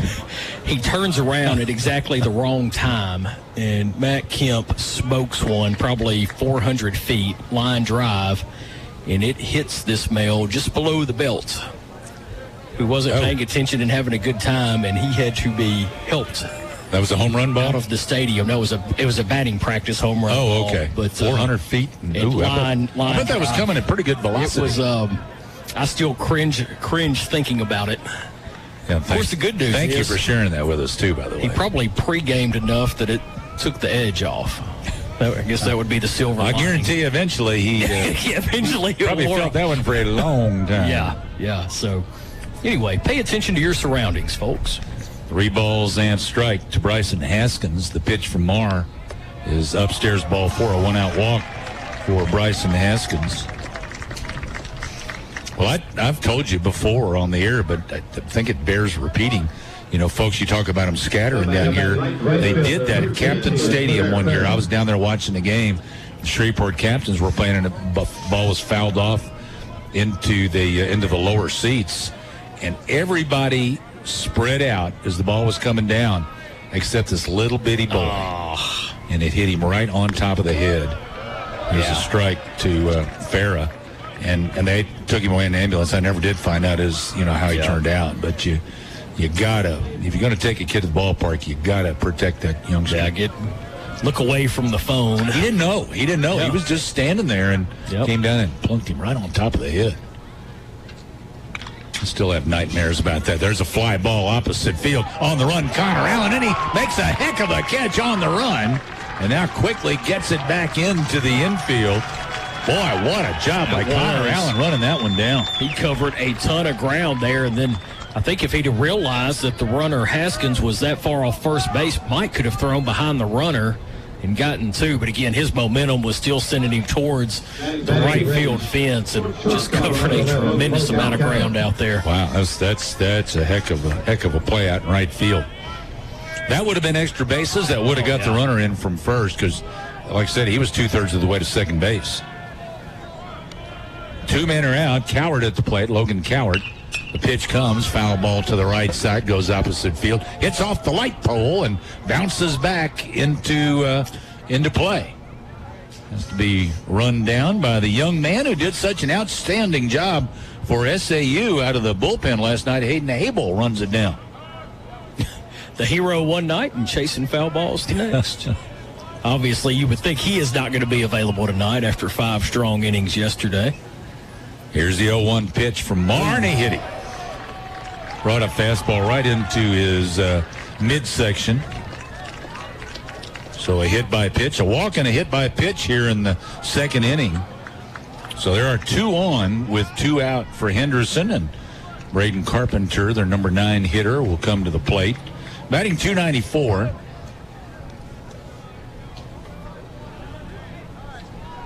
Henderson and SAU. The loser of this game again plays the 11:30 game in the morning against Northeastern State, who eliminated Washburn earlier. So that would be another elimination game. Morrow looks back to second. Now comes. That's in the dirt.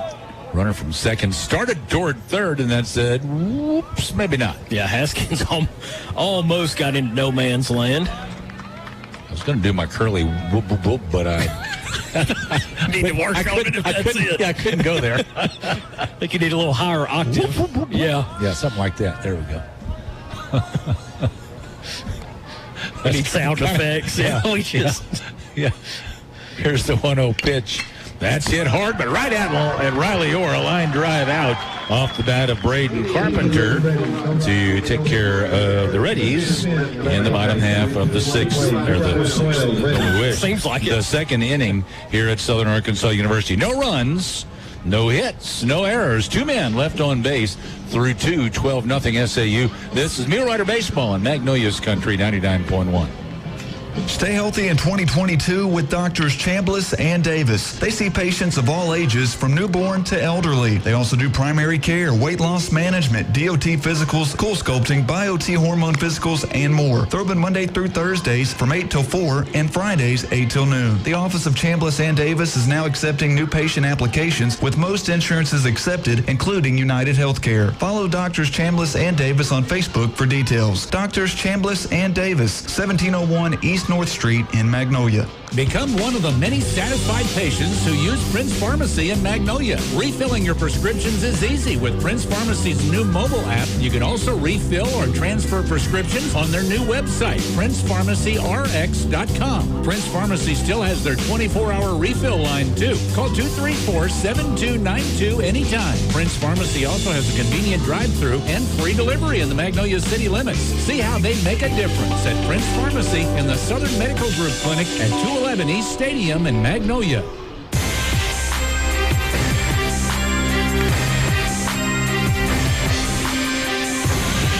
So far through 2 innings, the Reddies have given up 12 runs, all earned, given up 7 hits, walked 6 batters, hit 2 batters, and plus there was a wild pitch in there that accounted for another Mule Rider run. So it's 12-0 SAU through 2 innings of play. I've done my part, and I'm going to turn it over to Ryan Phillips. I suspect that if the Mule Riders do not keep this 12-run lead, when I turn it back over to you, there will be a snide remark or two.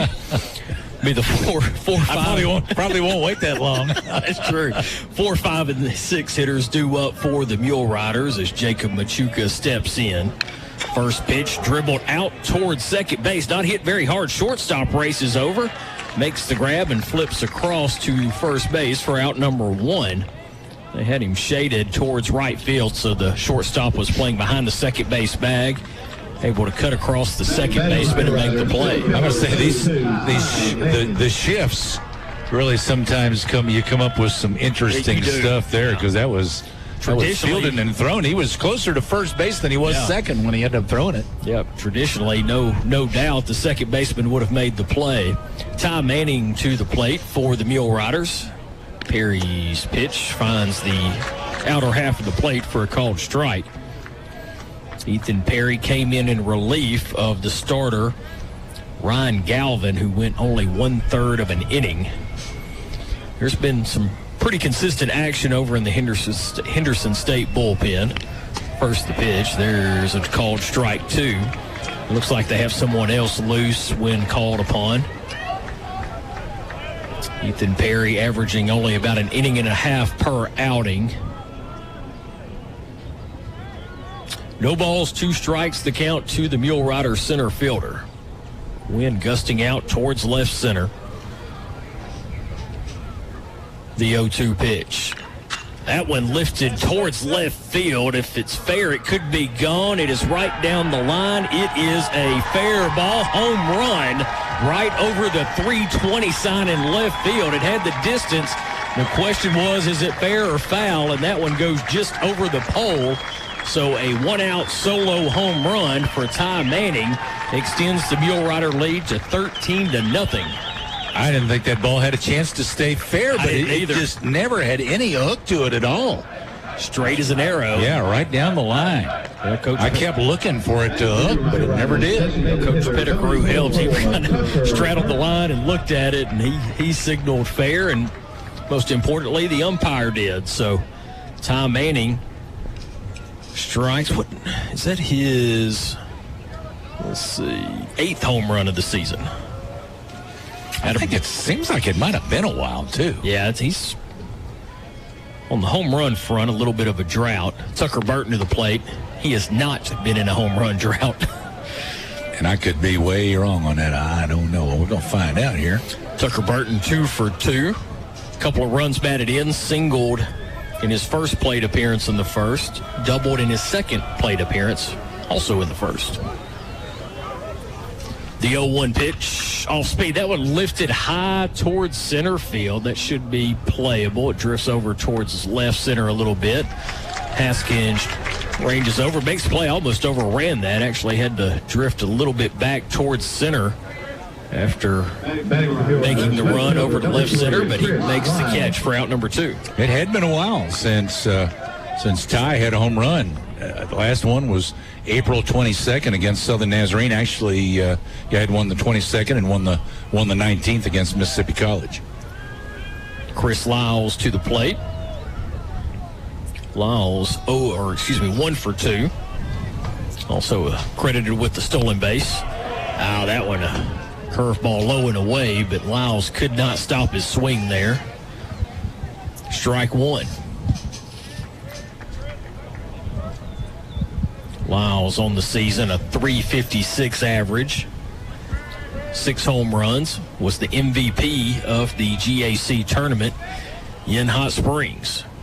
The 0-1 fastball catches the outside corner for a called strike 2. Lyles quickly behind in the count. No balls, 2 strikes. So what have you done for me lately, Mr. Lyles? Had a solo shot last night. Yeah, that was his only hit last night. He went 1 for 5. Yep. And he's got a hit today, a single and a stolen base. Perry's 0-2 pitch to Lyles. Fastball, good job by Lyles to fight that one off. It was probably outside, but it was in the danger zone. Good job of throwing the bat out there and staying alive. I wonder if anybody's listening to us up on the square at the Magnolia Blossom Festival. I actually watching the live stream. We went for lunch, and there were a lot of the other teams' fans that were up there. 0-2 pitch, low and outside, ball 1. But, yeah, I saw a lot of the, especially Northeast Oklahoma, actually talked to several of them. I hope nobody stole my canopy and my table and my chairs that I left up there. Well, who knows? 1-2. That one lined out towards right field and is going to get over for a 2-out single from Chris Lyles. Good job of hitting. Just went with the pitch. It was outside, and he was able to put the bat on the ball and just kind of lace it over the second baseman. Lyles now 2 for 3 on the evening. Dropped off some stuff. Well, the problem is where the radio station is on Washington Street. At the time I'd need to go grab the equipment at the station on the way to the square is when the 5K is running down Washington Street, so I can't get in. So you have to find some creative ways to get to the station. So rather than do that, I just decided to carry it on up today and hope that it makes it through the night. They got good security up there. I hope. Wishful thinking. The pitch to Connor Allen low for ball 1. Connor Allen 1 for 2. You going to be at the courthouse lawn? Yeah, on the west side of the courthouse. Okay. Yes, where we'll set up. We'll Lyles a healthy lead at first. Curveball up and in. 2-0. We'll be up there tomorrow morning. Also, Kicks 103, one of our stations, will be there as well. Jay Randall Harvey will be there with them. Taylor May and I will be up there. And then we'll come out here and do some baseball. The 2-0 outside, a throw back to first, trying to catch Lyles. He dives back in safely. Good idea by the catcher Carpenter, as Lyles was getting a good secondary lead out there. I went down through the food court early, about 11, I guess. Went down and talking with some people. And my first stop always has to be the Cattleman's booth. They got such good burgers and barbecue. I hit up the street tacos, and yeah, they were good. Yeah, they're always good too. You're right. 3-0 pitch called strike. Let's say our church has got some stuff. Yeah, I saw your church, and then I'll give a shout out. Samantha Miller just bought her a food truck, and she has a soda shop over there. I saw that. Yeah. Lyles off with the pitch. That one hit towards third pretty well, but the third baseman, Thomas Gloves, throws across to retire the side. Mule Riders do strike for 1 run off 2 hits. The run coming off the Tom Manning home run. No errors. There was 1 left as we head to the bottom of the 3rd inning. It's SAU 13 and the Reddies nothing. You're listening to Mule Rider Baseball. Hey girl, I'm over at Mickey D's, and guess what? Thinking face emoji. Those spicy chicken McNuggets are back. Exploding head emoji. I know, right? You want me to pick you up a 10-piece too? Praise hands emoji. You only text in emojis now? Shushing face emoji. McDonald's Spicy Chicken McNuggets. Made with all-white meat chicken breaded with tempura and spiced with aged cayenne seasoning. They're just the right amount of grinning face with sweat emoji. Ba-da-ba-ba-ba. For a limited time at participating McDonald's. The Greenhouse Cottages of Wentworth Place are located in the heart of Magnolia, Arkansas. Wentworth offers award-winning services. Their cottages are homes large enough to comfortably accommodate 12 elders with private rooms and complete baths surrounding a shared living room, open kitchen, dining area, and spa. They recognize the importance of performing our jobs with compassion and providing comfort physically, spiritually, and emotionally. Celebrate National Nurse Home Week with the Greenhouse Cottages of Wentworth Place. Visit cottagesofwentworthplace.com.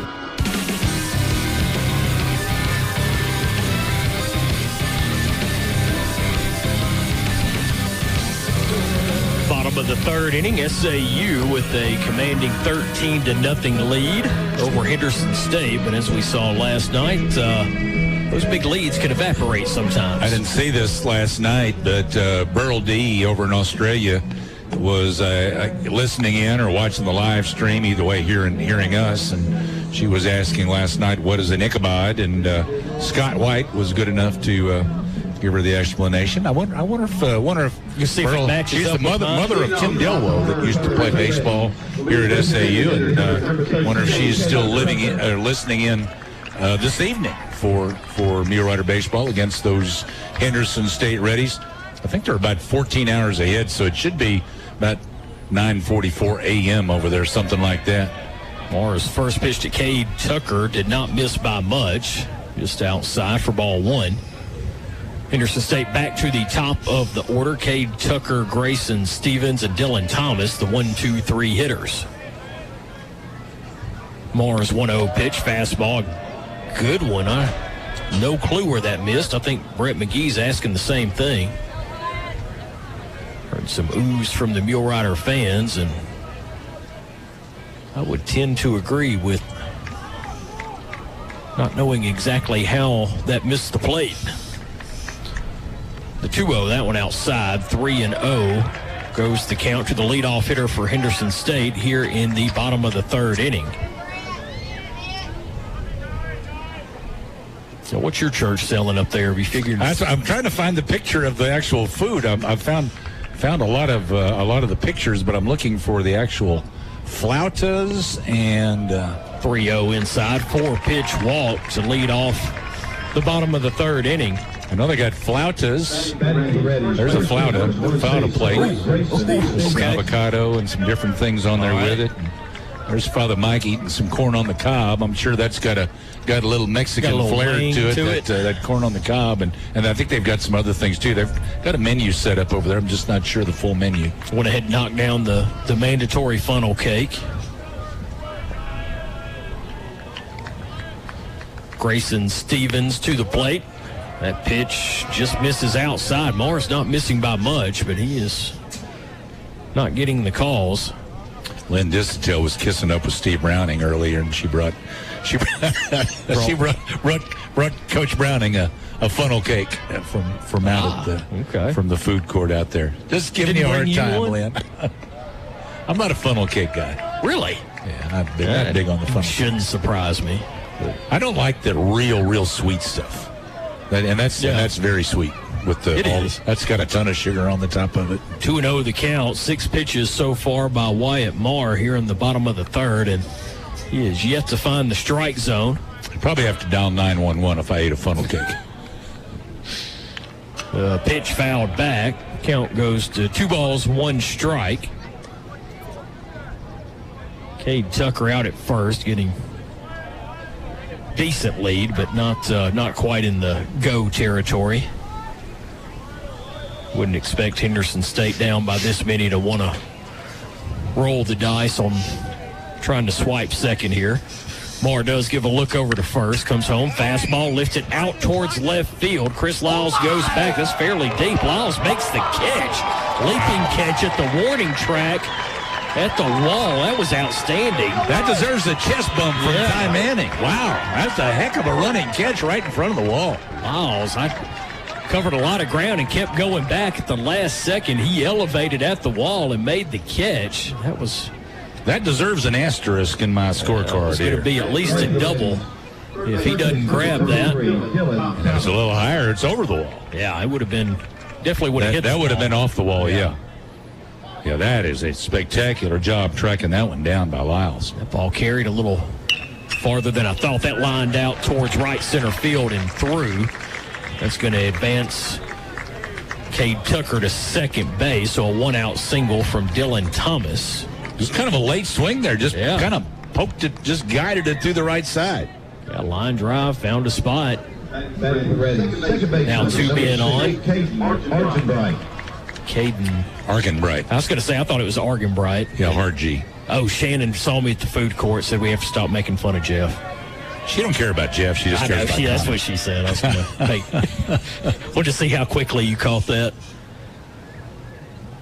Marr's pitch off speed to Argenbright. Yeah, I told Jeff and Connor earlier that Shannon back there listening and snitching on us every time we say something. Well, I was wondering because the scoreboard was kind of slow, but evidently Connor was doing live stats and scoreboard.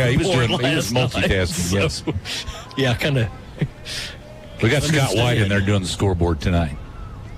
1-0 fastball, and that was a late swing. I think Scott was just getting hot down there in the city. It was hot out there. Yeah, we need somebody to run scoreboard. Yeah, I'll come on up. It is air conditioned, isn't it? Oh, yeah. Yeah, let me get some of that AC. You betcha, buddy. I'll be glad to come up there and help you.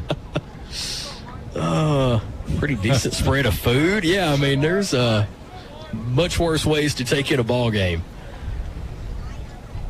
The 1-1. Ooh, that one inside. Argenbright had to duck out of the way of that. That was definitely some chin music with the fastball up and in. Life flash before your eyes a little bit there.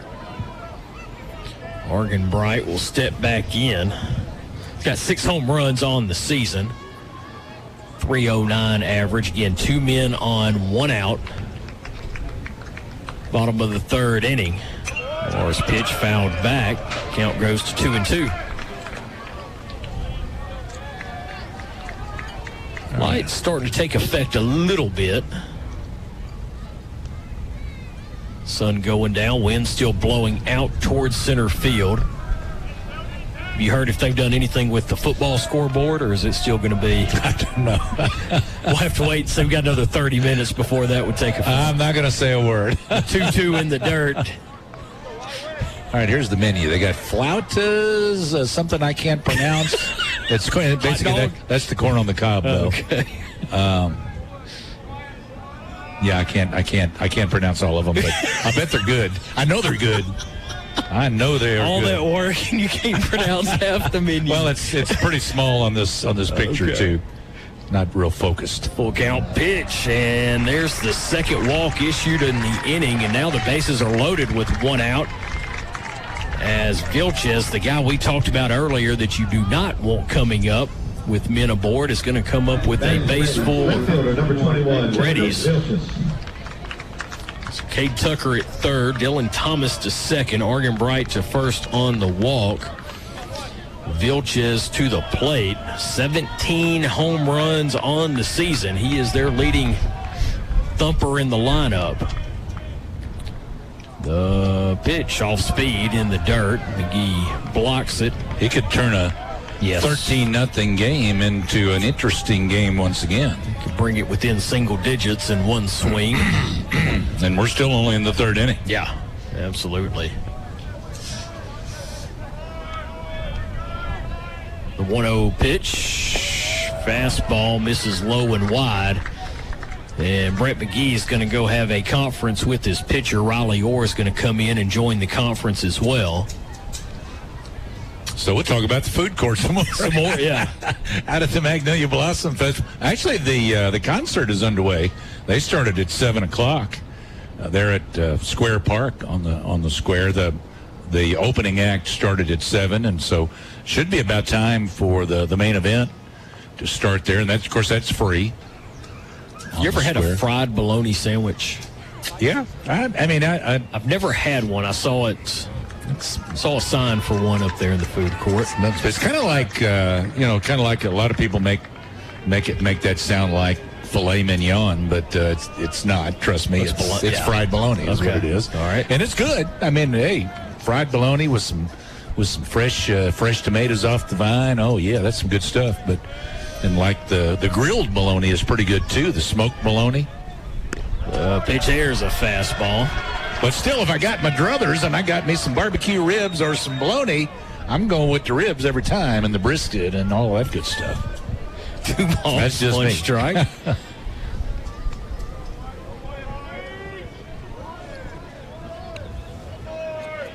Bases loaded, the 2-1 pitch. Fastball, that one lifted out towards left center. Lyles coming in. He makes the catch. That's going to allow the runner to tag from 3rd. Lyles almost overran that. Actually had to leap at the last second to haul that one in.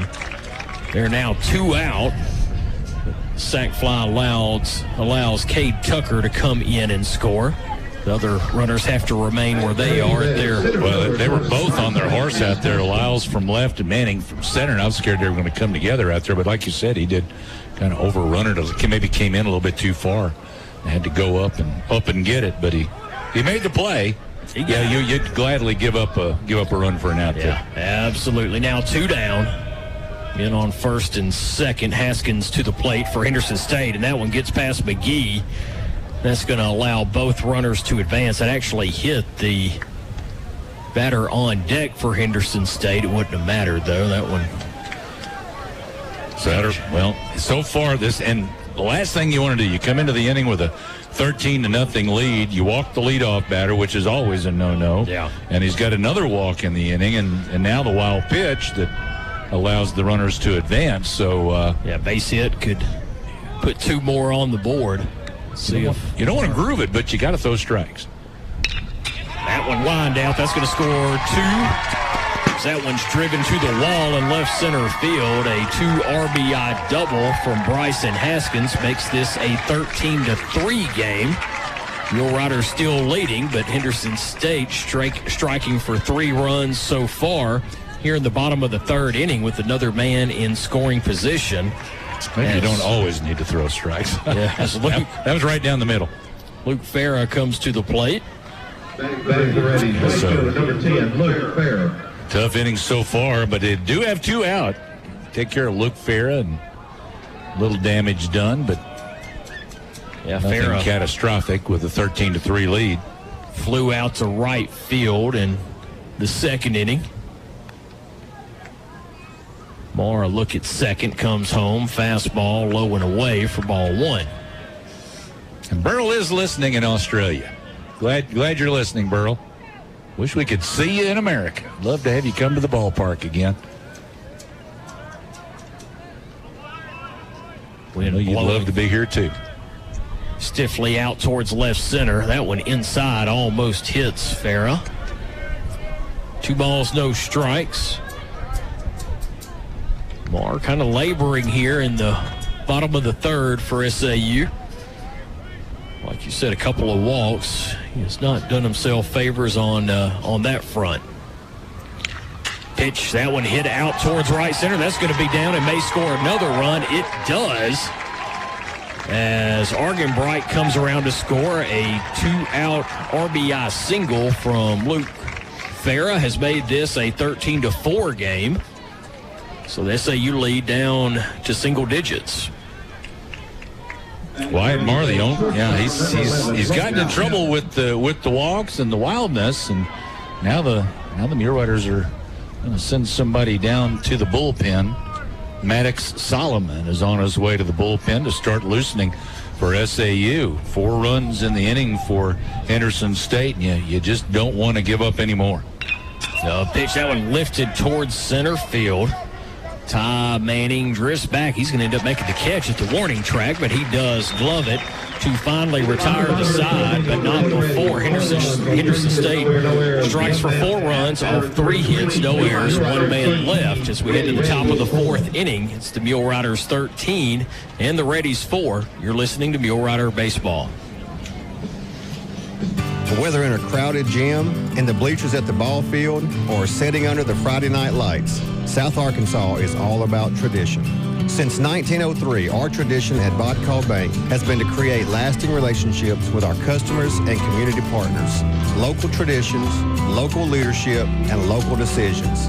At Vodcall Bank, we are your local team, and we are committed to you and our community. Vodcall Bank, member FDIC, equal housing lender.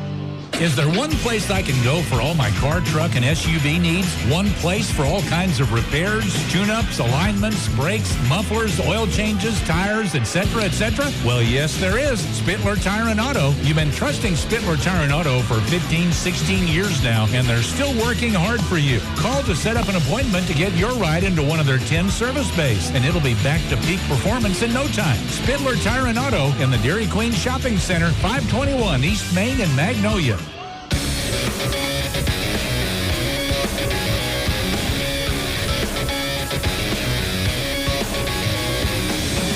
Riders still a commanding lead, not quite as commanding as it was prior to the bottom of the 3rd inning, but still leading by a score of 13-4. You know you're on shaky ground. I know. They gave me a 12-run lead. Yeah. That's down to 9. Henderson State got all 4 of their runs in the bottom of the 3rd inning, but that's all right. Riley Orr is going to add a couple of back to it here. The Mule Riders shortstop, and then to be back to the leadoff spot with Chris Sutton and Brett McGee. First pitch, good curveball there from Ethan Perry, a called strike 1. Riley Orr on the season, a .387 average. The 0-1 pitch. Took something off that and got Riley to chase that pitch that was outside. He is quickly in the hole. No balls, 2 strikes. Congratulations to the Taylor Tiger baseball team and the Taylor Lady Tiger softball team. They both won state championships today. It's impressive. Give you a little more info on that as we go, if I can get a little bigger view. 0-2 pitch outside. Just carry on while I try to find a little larger. You're playing with your computer. That was getting kind of fuzzy there. Valley View just beat Nashville in 4A softball. Thanks to Troy Mitchell for sending that information. That pitch fouled back and out of play. Troy Mitchell's been a busy man over the last few weeks. Between the GAC tournament, working that at Hot Springs, then right after that they had the 5A state tournament there at Hot Springs, and now he's over at Benton doing all the championship games for all the classifications, baseball and softball. 1 ball, 2 strikes to Riley Orr. That one fouled back. Riley Orr's fought off a couple of good pitches from Ethan Perry. All right, the baseball game, Taylor was a winner over Nemo Vista. Both of those the coaches of Taylor and Nemo Vista, both former mule riders. Really? And I wish Coach Browning was here. He was telling me earlier. 1-2 again. That one is outside. And I'm scared. I don't want to goof it up. So okay. I'm just going to reserve that. Let it go there. Yeah. So Taylor beat Nemo Vista 10-4 in the baseball finals today. Congratulations to the Taylor Tigers. And baseball and softball. That pitch driven off the mound and threw into center field. It kicked up high off the mound. I thought that was going to allow the second baseman, Argenbright, to get there. He made a diving attempt but couldn't quite slide into it. So Riley Orr, good job battling back and getting a leadoff single for SAU here in the top of the 4th. Softball, the Taylor Lady Tigers won 9-1 over West Side. I think that's multiple in a row for the Lady Tigers of Taylor as far as state championships. Don't quote me on that, but I know they've won a bunch of them. Tigers have won a lot of baseball, but I think ladies have done it. Pitch to Chris Sutton, called strike, generous outside corner. I think they've gone like numerous in a row. Anyway, they won 9-1 over West Side, and going the distance on the mound was Ayla Buford. Brandon Buford, who used to pitch for the Mule Riders, that's his daughter. She went the distance in the 7-inning win, scattered 5 hits, gave up only 1 run. Perry throws over to first. And it was unearned, by the way. Riley Orr dives back in safely. So congratulations to Taylor, boys and girls. Perry comes set. That one hit right in front of home plate, a high bounce. Shortstop glove shovels over to second for 1. Second baseman throws over to first to complete the double play. 6-4-3 double play, and they're now 2 out. It bounced so high there. It was a high hopper, and I didn't think it would come down in time for him to turn two, but he was right there by the bag, and he was able to flick it off pretty quick. That's what saved him. They had good speed. Riley Orr at first and Sutton at the plate, and I'm with you. That ball hit so high in front of the plate, I didn't think they were going to be able to get it, but that was turned quickly and efficiently by Henderson State, and they're now 2 down as Brett McGee comes to the plate for the Mule Riders. Officially 1 for 1. That one hits him. He is on base for the 4th time. 2 walks, a grand slam, and now a hit by pitch to extend the 4th inning. You gonna see how many he's got now? It's a lot, I know. I was just in there talking with Jacob Pumphrey, the sports information director here earlier, about all the hit by pitches. It's got to be almost 25. 25. Our record here at SAU is 31 in a season. Really? Okay. Yeah, so that's 25 there. So he's got 25 hit by pitches, and where's the walk category? He's got 51 walks on the season. 52, excuse me. He walked earlier. But he walked twice. He's got 53 walks. Brandon Nickel, 1 for 2. Mule Rider third baseman. First pitch low and away for ball 1. So what we're saying is McGee's had 77 free passes. Yes. Nickel was hit by a pitch in the first. The way he hit that grand slam home run in the first inning, rather, you can understand why. Nickel also tripled in the first inning. That one outside. Catcher throws back behind the runner, and that was really close. McGee dives back in safely. I know, yeah, he's got decent speed over there. He can hustle back to first pretty quick. Second time we've seen Henderson State try to throw behind the Mule Rider runners at first. Close both times. Nickel on the season, 11 home runs, .326 average. Another throw over to first. McGee dives back in safely.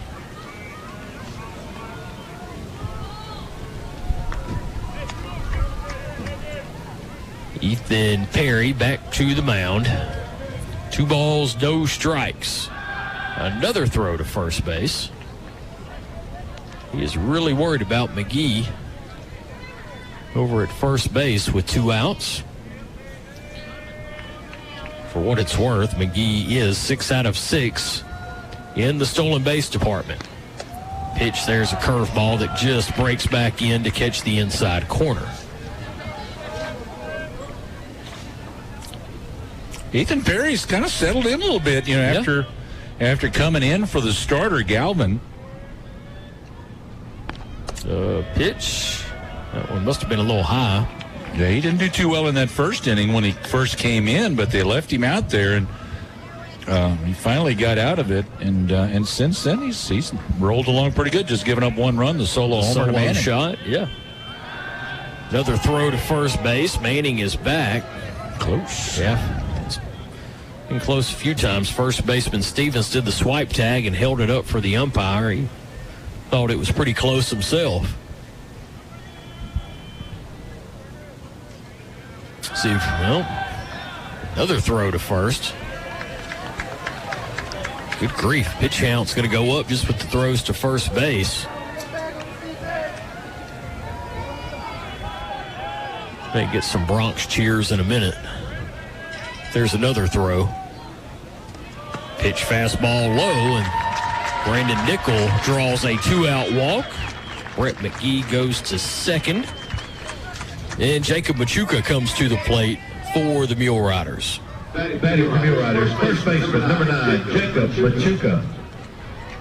How big do you think this first swing is going to be? Big enough. It would snap our backs. Big enough that I'd have to go to the ER probably. Yeah. Any chance he sees a fastball first pitch? 0.0. I bet he's hoping. Wishing and hoping and hoping and wishing. We shall see. The Mule Rider first baseman steps in. The pitch, fastball on the outer half. Yeah, it was away there. So. Yeah. But it caught the corner. It did. Machuca 0 for 1. He's reached twice, once being hit by a pitch, another by walk. Also scored both times he got on base. Down in the count here, no balls, 1 strike. Pitch, that one inside, and there was a good Machuca cut, but a swing and a miss, and he is now down. No balls, 2 strikes. Machuca on the season, a .331 hitter. 10 home runs, 38 runs batted in. Mule Riders looking for a 2-out rally here at the top of the 4th, trying to extend that 9-run lead. Perry's pitch. That one hit hard past the first baseman down the line. That's going to score Brett McGee from second base. Brandon Nichols going to go from first to third. Machuca is, that ball gets away. Brandon Nickel comes in to score, and now Machuca races over to second base. The ball got past the cutoff man, the first baseman, and was just kind of slowly running past him, and heads up base running by Nickel. He picked it up and races home, and the Mule Riders scored 2 runs. Yeah, it was offline a little. He says, I think I can beat that, and then they throw it away. I think Machuca get credit for a single and an RBI. But McGee comes around to score. Yeah, the second one I think is going to go be an error. I would agree.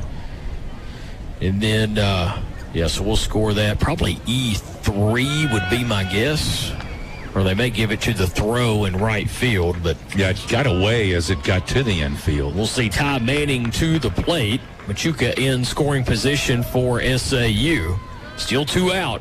Perry's pitch to Manning. That one hit in the gap between short and third. Let's see what they do with Machuca. They're going to hold him at third base, but another 2-out hit for SAU, and Ty Manning is now 3 for 3 in the game. That one not hit very hard. It just, like they say, had eyes. It just got between, through the hole on the left side between third and short. Well, this is what Henderson State did not want to see. Tucker Burton coming to the plate, also 2 for 3 on the evening. Yeah, Marauders don't need to have another inning it's okay, but like the first inning when they scored 12 runs.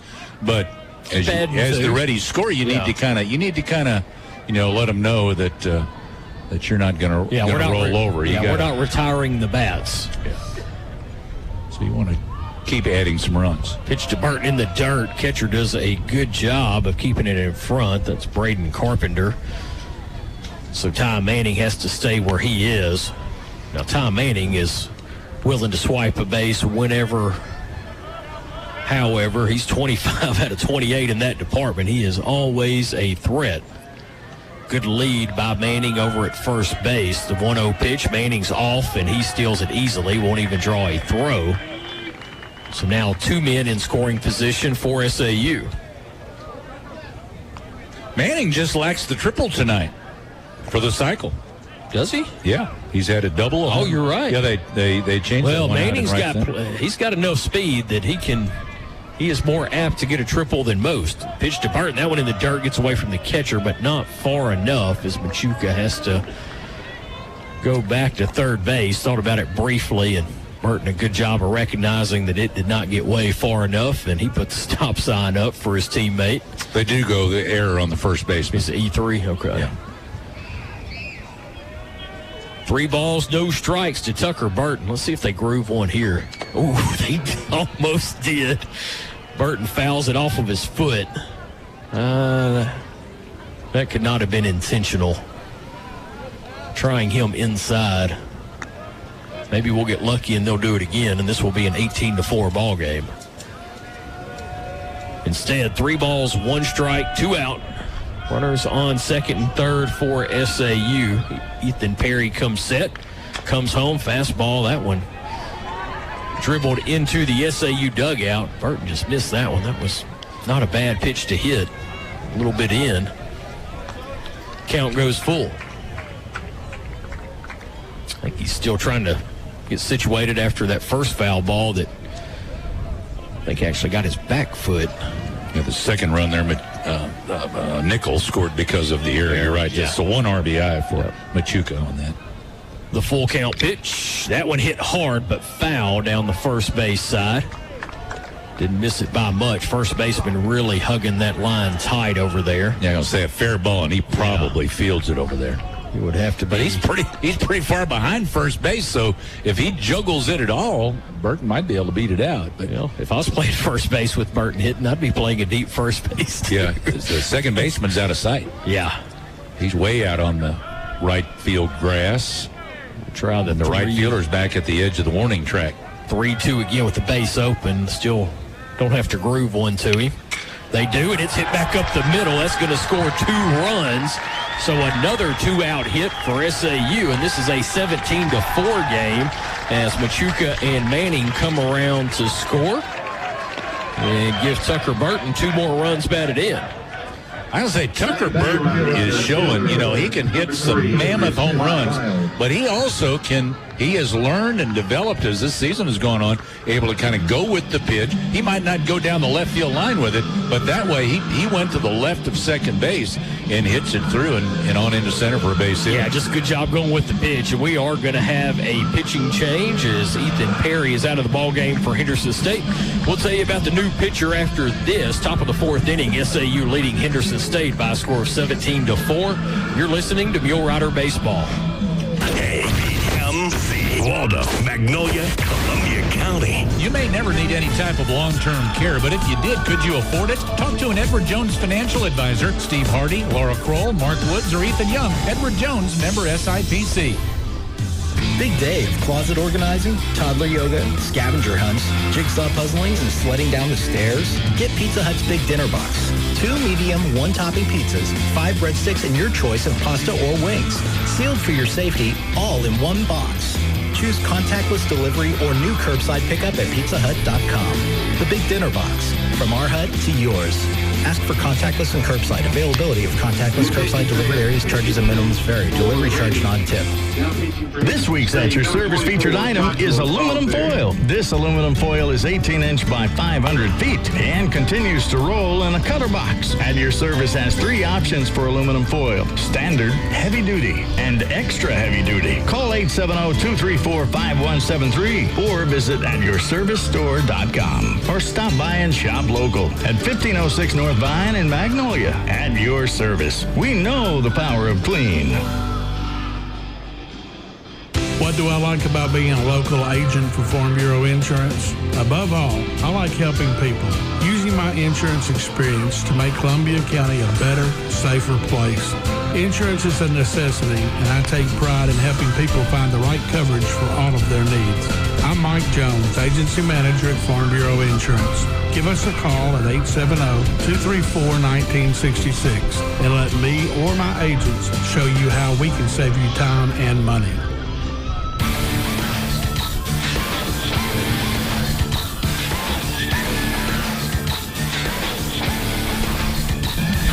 Josh Salisbury will be the third pitcher for Henderson State against the Mule Riders. Mule Riders a 17-4 lead. Josh Salisbury is a right-handed pitcher, 6'3", 188-pound freshman out of Luann, Arkansas.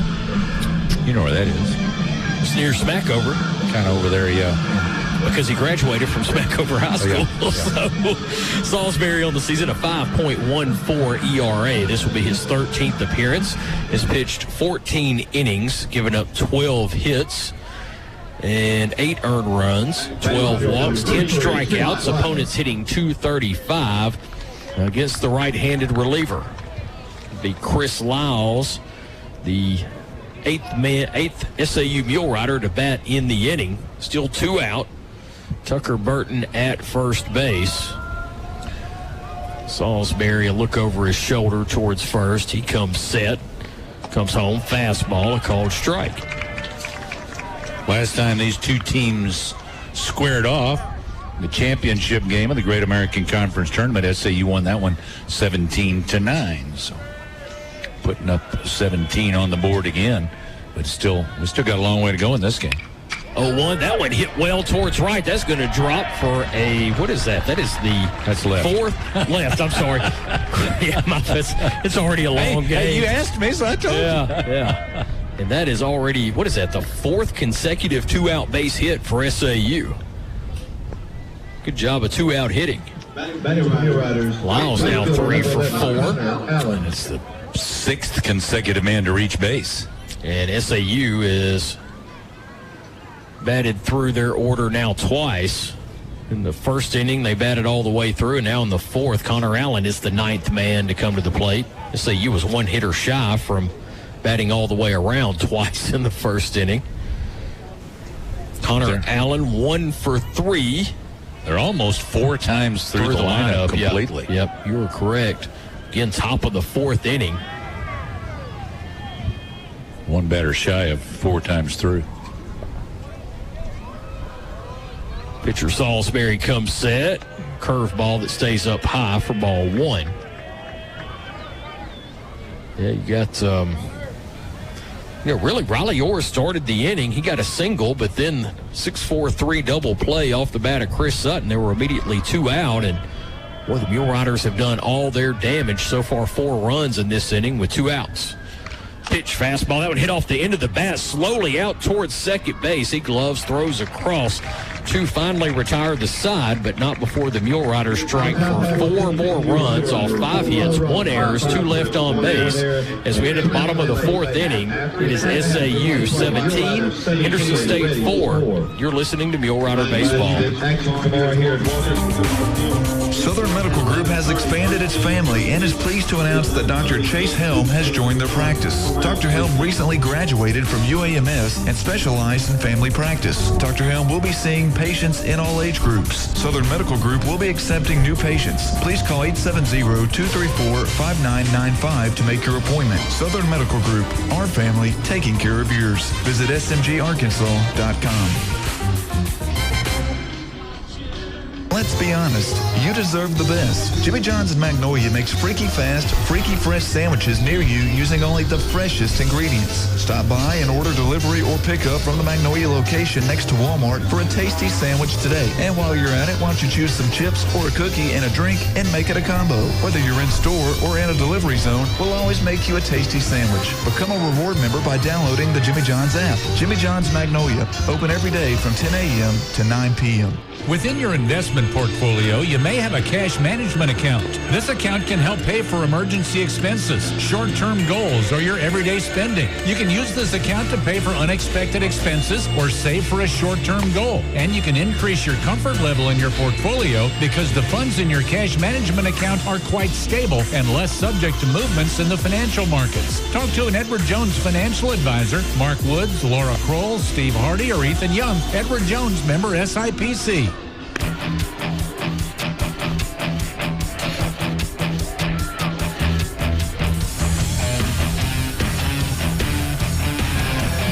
Before I turn it back over to you, Burl and Tim both answered back.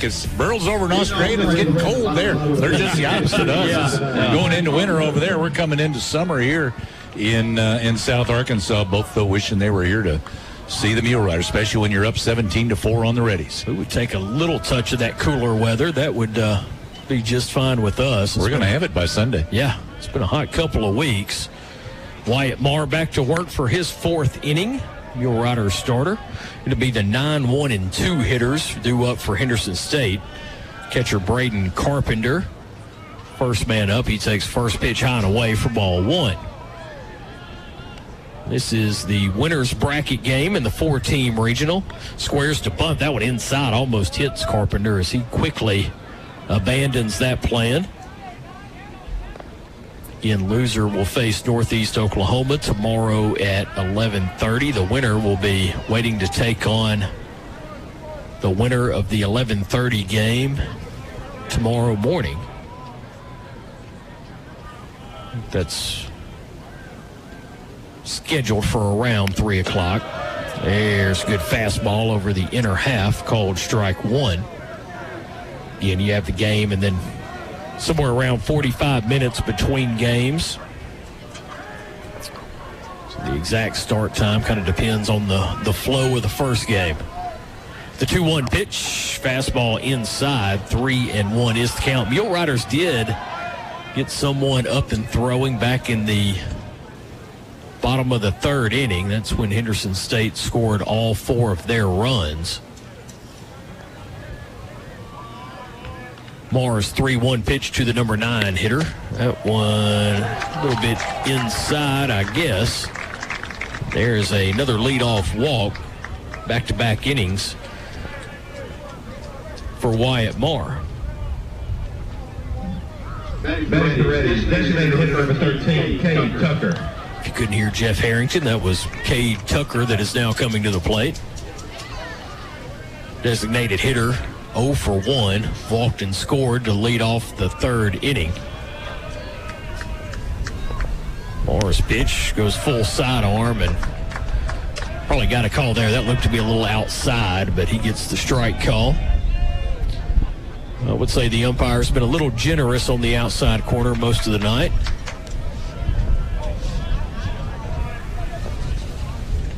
The 0-1, that one well outside. Evens count, 1 ball, 1 strike. So far, the Mule Riders 17 runs off 14 hits, no errors. Henderson State 4 runs, 4 hits, 1 error. Still got a ways to go here. Marr gives a look at the runner at first. Pitch took a little bit off that one, caught the hitter out in front. Cade Tucker now down in the count, 1 ball, 2 strikes. Going to visit with our new head men's basketball coach here pretty shortly, Logan Quinn. Pitch that one in the dirt. That gets past McGee, and that's going to allow Carpenter to take second base. The wild pitch. Tried to smother it there, but I think for a little bit there, he wasn't sure if he was on top of it or not. He had to kind of act like he was a goalie in hockey and just try to smother the puck there at home plate. Yeah, I saw one of the Panthers signed off the basketball team for SAU. Yeah, Devontae Walker signed this week. Glad to see that. Yeah, same here. 2-2 pitch, swing and a miss for strike 3, and there's the first out in the bottom of the 4th inning. First, it'll be good to have another Devontae on the team. That's true.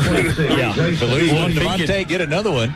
He can have the career that Devontae Brooks had. That would. Well, when Devontae Walker's a little different type of player. He is. I mean, he can handle the ball. Yeah. He can shoot the 3. He's a very talented young man. I got there early at one of the Panther games, and I said, man, I was wearing my Mule Rider jacket. I said, you'd look pretty good in this color. Took your advice, huh? Pitch, that one lifted out towards left field. Lyles able to pick it up, makes the catch. I think initially he may have lost it off the bat, but luckily he did not have to move far from his original positioning. I was going to say he didn't move at first, and I was thinking, no, I wonder if was he taking a nap out there? No, but he just was looking trying to locate the baseball. Yeah, just had a struggle picking it up initially, but he was able to find it quick enough to make the proper arrangements there. Now 2 down in the inning. Still a runner at second base. Number 3 hitter Dylan Thomas takes the pitch outside. Thomas 2 for 2.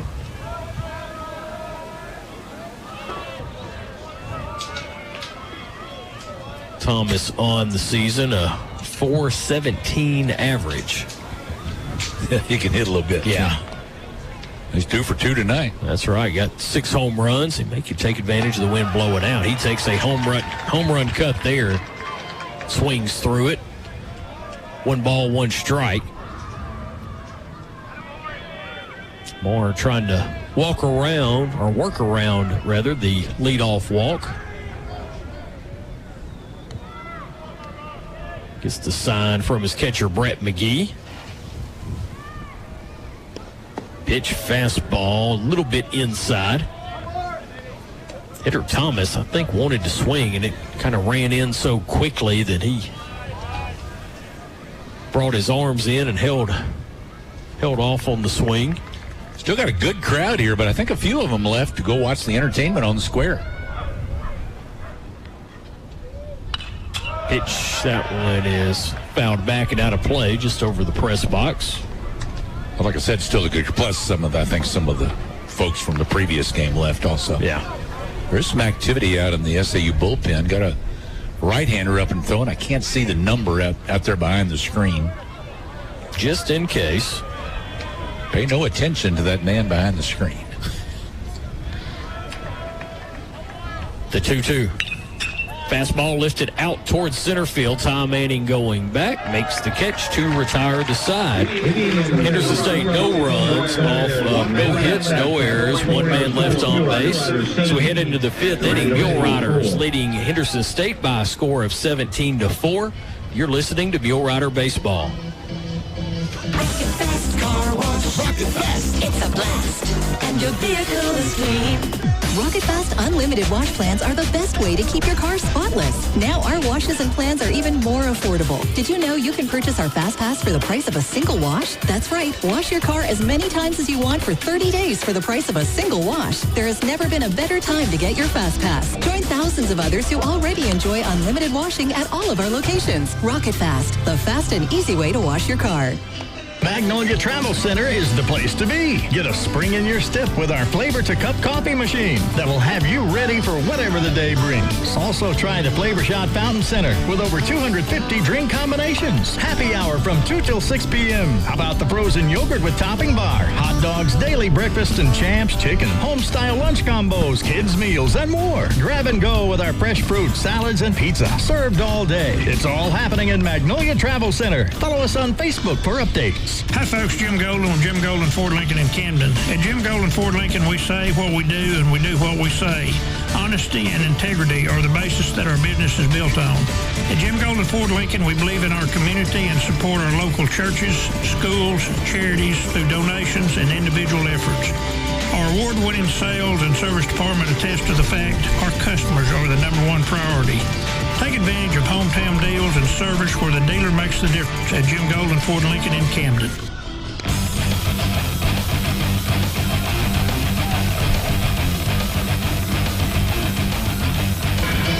Josh Salisbury back to the mound for Henderson State. A quick Magnolia Regional Medical Center mid-game summary. 17 runs, 14 hits, no errors, 6 men left for SAU. Henderson State, 4 runs, 4 hits, 1 error, 5 men left. Here in the top of the 5th inning for SAU. Riley Orr will lead it off. Near Riders batted around in the 4th. So Orr will lead it off once again. He's the number 9 hitter in the order.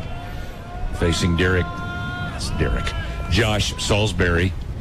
We had a Mule Rider football player named Derek Salisbury who was outstanding. I knew at some point I was going to call this guy Derek Salisbury. Logan Quinn joins us, new head men's basketball coach at SAU. Hey, Coach. Thanks for having me. There's one hit high in the air out to left field off the bat of Riley Orr. Too much air under that one, and the left fielder Vilches makes the catch, so that's out number 1. And to the top of the order to Chris Sutton. Coach, I tell you, we got home, and I see that Coach Sharp had retired, and I can't tell you what my feeling was at that point. It wasn't a good one. It was a surprise. Mm-hmm. I was very surprised at that point and disappointed. But when we turned around very quickly there and you were named as the new head coach, I felt better. Yeah, I felt better. Glad to have you still on board. Yeah, I'm very appreciative to Coach Sharp, to Andy for hiring me and bringing me to Magnolia. Bella and I learned so much from him in a short amount of time. And I tell people all the time he's the best defensive coach I've ever been around. And he does a great job of getting guys to buy in, especially on the defensive end. And hopefully we can keep that going on the defensive end. I know it'll be a little bit different. We'll have a different look, but I know guys will still play with the effort that we want them to, and so we'll see what we can do. Curveball down low to Chris Sutton. A 1-ball, no strike count. Sutton at the plate. Brett McGee on deck. Pitch from Salisbury is a little bit up and in. So what will be? I mean, obviously you're going to put your own design on this team. So how will we vary? Yeah, I think we'll run a little bit more offensively. I know every coach says that this time of year, but I want to be able to run a little bit more. And Coach Sharp, it was awesome to be under him because he gave me a lot of freedom on the offensive end to kind of coach the way that we both felt like we needed to play offensively. Curveball in there for a strike to Chris Sutton. 2-ball, 2-strike count. I would say you were already in charge of a lot. Coach Sharp did give you a lot of freedom there. On you basically made the adjustments. Who was going in, who was coming out, didn't you? Yeah, he gave me a lot of freedom in that. It was a lot of times it was us talking together. In a split second. About adjustments and subs and all that stuff, especially when it's when a decision needs to be made in a split second. He would make that decision and I would give him suggestions, but he relied on me, and I was thankful that he did that. Sutton strikes out and brings up Brett McGee. The first 2 Mule Riders retired here in the top of the 5th inning. SAU up 17-4. I guess the first big question that you got to answer is who in the world you going to bring in to replace the Brooks brothers and Aaron Lucas? That's a great question. That's a great question. Those are some tough shoes to fill, aren't they? Yeah, I mean, anytime you lose a 1,000-point scorer, that's tough to replace. But losing 3 of them, that's really, really hard to replace. But we've been hard on the recruiting trail. Pitch to McGee, and he fouls it off to the left side. I think that's going to get out of play. I don't know if the wind doesn't blow it back in, down toward the bullpen area. Unfortunately, it lands in the Henderson bullpen in foul ground. So you've been heavy. Well, the good thing is, we saw this week that you lost one Devontae, but you got another one. We got Devontae Walker from Magnolia. That's right. I'm very happy to see that he's going to be over there on your bench. We're happy. We're happy with how our class is shaping up so far.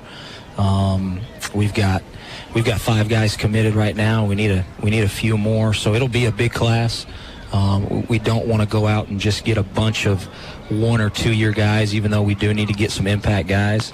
But, being able to get some high school guys and fill some guys in that could have years in the program and keep the program stable is something that we want to try to do.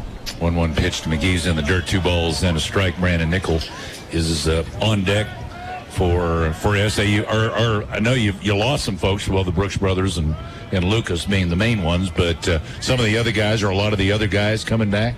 We've got a good core coming back. I don't, people can go on the website and look. I don't want to talk specifics per se, but we've got a good core coming back, guys that have started games for us, 2 guys in particular that started games for us. We've got a good core coming back, 5 guys that have seen a whole lot of basketball, especially at the GAC level. It's ball 4 to Brett McGee. Draws a 2-out walk. So we are looking for guys to come in and have an impact right away. How's all this transfer portal? That seems to be, I didn't really expect that to rear its head in Division II, but it is. I mean, we're seeing it in all the sports. It is. Are you seeing that also in basketball? Yeah, it's trickled down to us. Not as much at the Division II level as we see at the Division I level, but we've had, we look every day at the portal and see who's in there. And so that's definitely something that we need to be looking at. We are looking at. You don't. There's a deep one out to left center field. Off the bat of Brandon Nickel, and that's over the wall, just to the right of the 375 mark. A 2-run homer off the bat of Brandon Nickel to add 2 more to the Mule Rider lead. They're now up 19-4. That was a shot. That was a shot. I tell you what, we've got some guys on this team that can hit a baseball very hard, and Brandon Nickel is definitely one of those guys. So a 2-run shot off the bat of Nickel. 19-4 SAU here in the top of the 5th inning, and Jacob Machuca. This is another guy that hits the ball very hard for SAU, Jacob Machuca. I know you're excited. Tell me a little about your background. Your background coming here, and I know that's online too. But yeah, you can kind of run through it. Yeah. So I was actually born in Los Angeles, California. Machuca's up and away. And grew up till I was 5 in L.A., and then we moved to Little Rock, Arkansas. So I grew up in Little Rock. I went to Arkansas Baptist. Now it's called Baptist Prep. A 1 pitch. Machuca pops it up on the infield. Second baseman Argan Bright makes the catch, and that will retire SAU here in the top half of the 5th inning. They scored 2 runs in the inning on 1 hit, the 2-run bomb off the bat of Nickel. No errors and nobody left on. We'll take a quick break, come back and visit more with Coach Logan Quinn right after this. This is Mule Rider Baseball on Magnolia's Country 99.1. Hey everybody, this is Christy Way, owner of Mule Kick in Magnolia. Everybody knows that Mule Kick was voted one of Arkansas's top dining experiences for the past 2 years. But did you know that in addition to pizza and wings, craft beer and coffee, our managers have been expanding our catering ability to provide a perfect business lunch, either at your location or ours. Call 870-562-2600 today and ask for Matt or Jim. You can also visit mulekickmag.com. It's Mule Kick, never business as usual.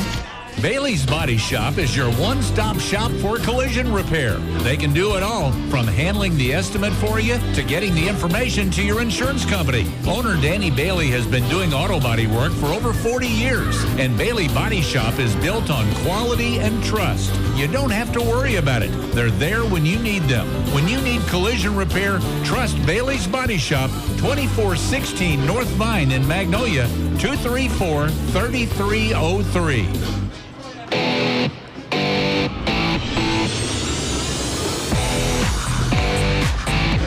19-4 SAU as we go into the bottom half of the 5th inning. 4, 5, and 6 hitters due up for Henderson State. Caden Arganbright, David Vilches, and Bryson Haskins. We're visiting with new head men's basketball coach Logan Quinn at Southern Arkansas University. And again, spent 3 years with Coach Sharp. Is that right? That's right. Okay, 3 years as his assistant, and What's some of your other? I know you said you were born in Los Angeles, moved to Little Rock at the age of 5. Yep. Fell back to the backstop. Yeah, went to high school in Little Rock and then walked on. Was a redshirt at Arkansas Little Rock. That year we went to the NCAA tournament.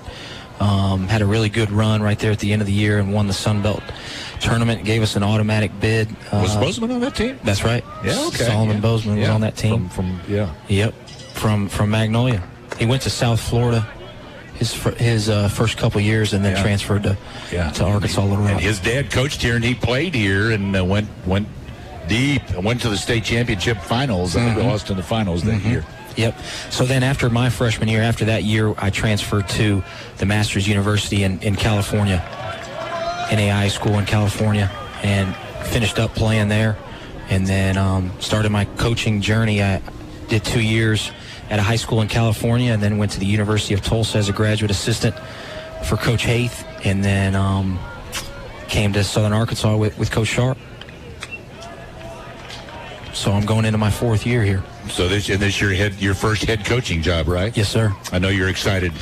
Very excited. Bella and I are really, really excited. It's going to look a little bit different, and I think that's okay. But everybody's got to develop. You got to develop your style as a head coach, and it's got to be your team, right? Yep. I think we'll have the same type of togetherness and connectedness and shocking effort. We talk about playing with shocking effort all the time, and we'll have that same effort every night that I know people in Magnolia and I know SAU fans will be proud of the way we compete every single night. 2 balls, 2 strikes to Caden Argenbright. Wyatt Moore still on the mound for the Mule Riders. There's one lined out to center field. Manning, though, has got it measured, and Manning tracks it down out in center field, and there's one away for Henderson State. David Vilches comes to the plate. There are a lot of guys around Magnolia, and you'll see, you've seen them the last 3 years in the stands, and you know who I'm talking about. They're gonna offer you a lot of advice, and people like Jeff Harrington sitting in there, and there's Scott White. He's gonna, they're all gonna try to pass along some advice to you. But I'm just here to say, they love talking about our free throw shooting. There's one down the left field line, but it curls foul into the bullpen area. Yeah, Jeff, when he saw you out there, he said, make sure you talk to him about the free throw shooting. I was teasing Jeff before I walked in here. Everybody wants to talk about our free throw shooting, and we actually shot the free throw a lot better, but nobody wants to talk about how Devontae Brooks really improved his free throw shooting. Did he work at it? Wow. He worked at it, and that's a credit to him. And Mickey, who's now a player development coach in the WNBA, he was our graduate assistant for 2 years. I'm really, really proud of Mickey. He's doing his thing, but they put in a ton of extra work at the free throw line. And Devontae Brooks made a couple threes this year too. Yes, he did. Yeah, first, I got to tell you, the first couple I saw him shoot, I said, no. Oh, good shot. Yep. Pitch up high, 1-1 the count to Vilches. Yeah, 2-1, excuse me. We want to have some skill guys that can stretch the floor and shoot it a little bit. We still want to play lockdown defense like we've been doing, but we want to have some guys that can spread the floor and knock down threes and be a little bit more skilled. And I know everybody wants to do that, but we've kind of made it a point in recruiting to recruit guys that can do multiple things offensively and get in the paint and drive and kick. Last year, we broke our school record for assists in a season. We had 392 assists. And so it goes back to our guys really being unselfish and wanting to play winning basketball and passing up a good shot for a great shot. And it was a fun style of offense to play. 2-2 pitch, swing and a miss. Vilches strikes out for the Reddies. The first 2 batters are retired here in the bottom of the 5th, and Bryson Haskins will come to the plate for Henderson State. A lot of little things can make the difference between a win and a loss. That's right. We were, I think at one point in the season, we had 6 or 7 losses by 5 points or less. And that's just the way the ball bounces sometimes. The ball didn't want to go in. 2 years ago during the COVID year when we went to the NCAA tournament, pitch outside for a ball, we were able to win those close games. Yeah. And it's just the way the ball bounces sometimes, and you've got to continue to coach them the right way. We talk about being demanding but not demeaning. So that's the way that we want to coach, and we'll coach them hard and we'll hold them to a standard. Foul back to the backstop. 1 ball, 1 strike to Bryson Haskins. We'll hold them to a standard, and we'll try to do it the right way. You mentioned those close losses. Those are the ones that make you lose sleep at night, aren't they? Those are the ones that you go back. Think, man, I could have done this. I could have done that. Yeah, those are the ones that you can't get to sleep, but then when you go to sleep, you'll wake up really, really early and start watching the film. Yeah, sometimes you get your rear end kicked and you think, well, I just got to forget about that. Yeah. I mean, you can't. Yeah. But still, you couldn't have done one little thing or this little thing to win that game. Yep, and it's, I mean, like you saw to start this game, once the ball starts rolling in the other direction, it's hard to get it stopped, and it's hard to get it rolling back in your direction. So just like, our last game, which I haven't watched yet, our Southwestern game in the tournament. I hadn't watched it, and that first half was nothing went right. Yeah. Oh, yeah. That was one of those that I tried to forget about. Yeah, that first half was pretty hard. But it was equally as good in the second half. Yes, our guys, that's one of the grittiest comebacks that I've seen in a long time. We didn't come out with the win, but the way our guys fought and the way we were connected was pretty incredible to watch. Yeah, that was one of those first halves that and you've seen them in every sport. We've seen them in baseball like what SAU did to Henderson State at the top of the first inning. That happens. That's happened to SAU. It happened to SAU last night, as a matter of fact, and they had to come from behind to win the game. So things like that happen in every sport, don't they? There's a walk to Bryson Haskins with 2 out. But stuff like that happens, and of course now, when you're in championship play and one loss eliminates you, you hate that. But anything can happen. Yeah. Yep. I felt bad for Devontae and Alu and Jalen, because they put so much into this program, and they did it the right way. And those guys were extremely hard workers, and they were good leaders for our program, and they left the program better than how they found it. And so did Coach Sharp, and I can't say enough good things about Andy and him bringing me here and teaching me, thing after thing, not just about X's and O's, but about how to build a program. I appreciate him greatly. Well, yeah, and I think all of Magnolia really appreciates it. And you first the pitch, a swing and a miss. You hate to lose a guy like that. Now, not saying that we don't love to see you get that job, but you hate to see a guy like that after 10 years. But you also understand he's got little kids that he wants to. You want to go out and watch your son play a baseball game, right. or play in a basketball game, and he's at that age and his daughters, you want to go see them do their thing, and so it's tough. It's tough to be a coach and be a parent. I guess you'll find that out one of these days. Yeah, one of these days. But even right now, we've got visits. During the week or on the weekend where you've got to be here and be present.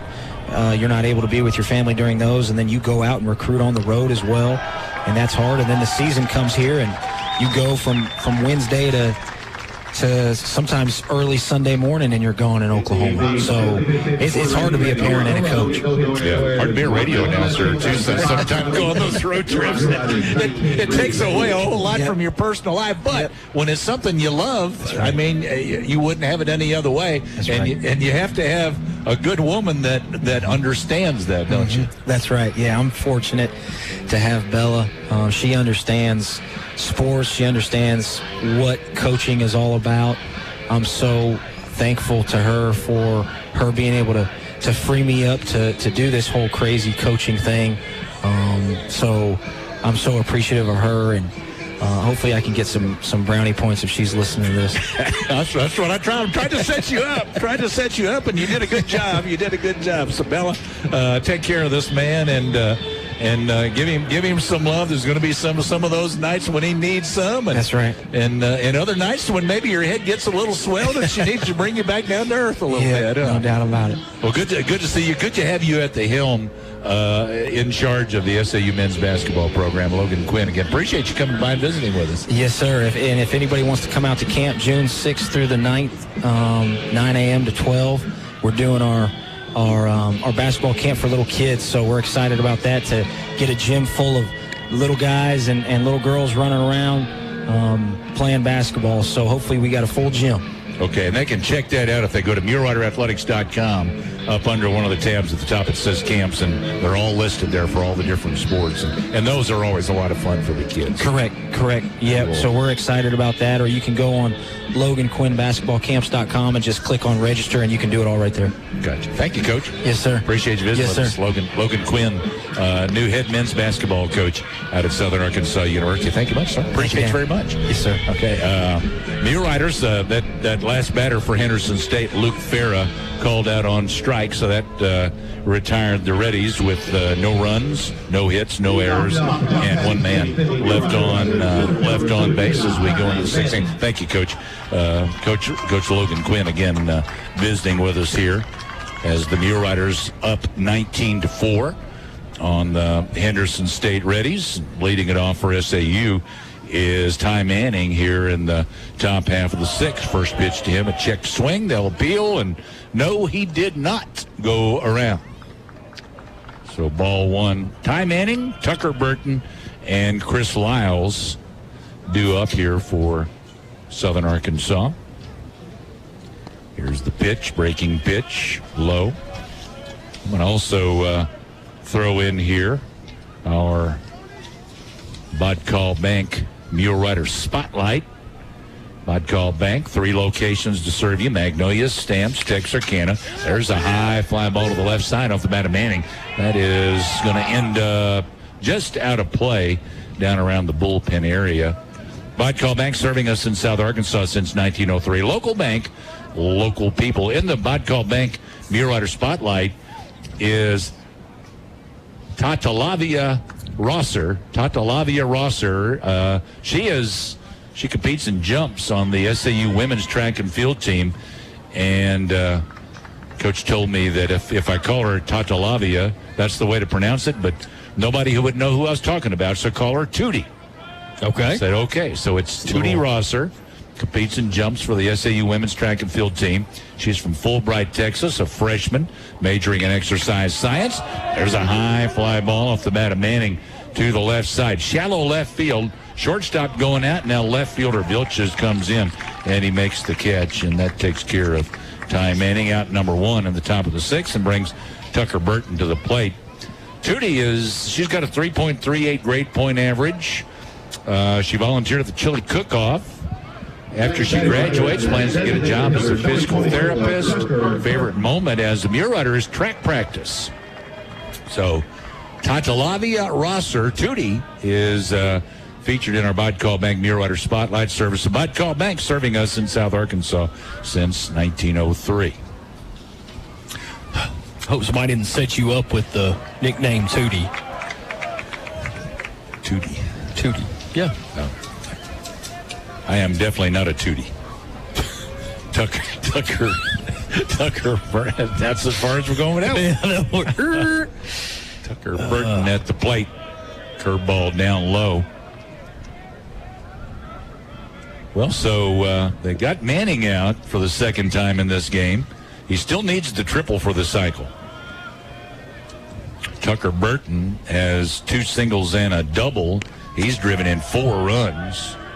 He was our People's Bank Player of the Game last night. He could be again tonight. We got a lot of candidates in this one. You're right.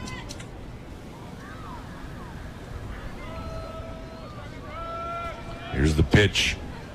It is still Salisbury out there, right? It is, That's him.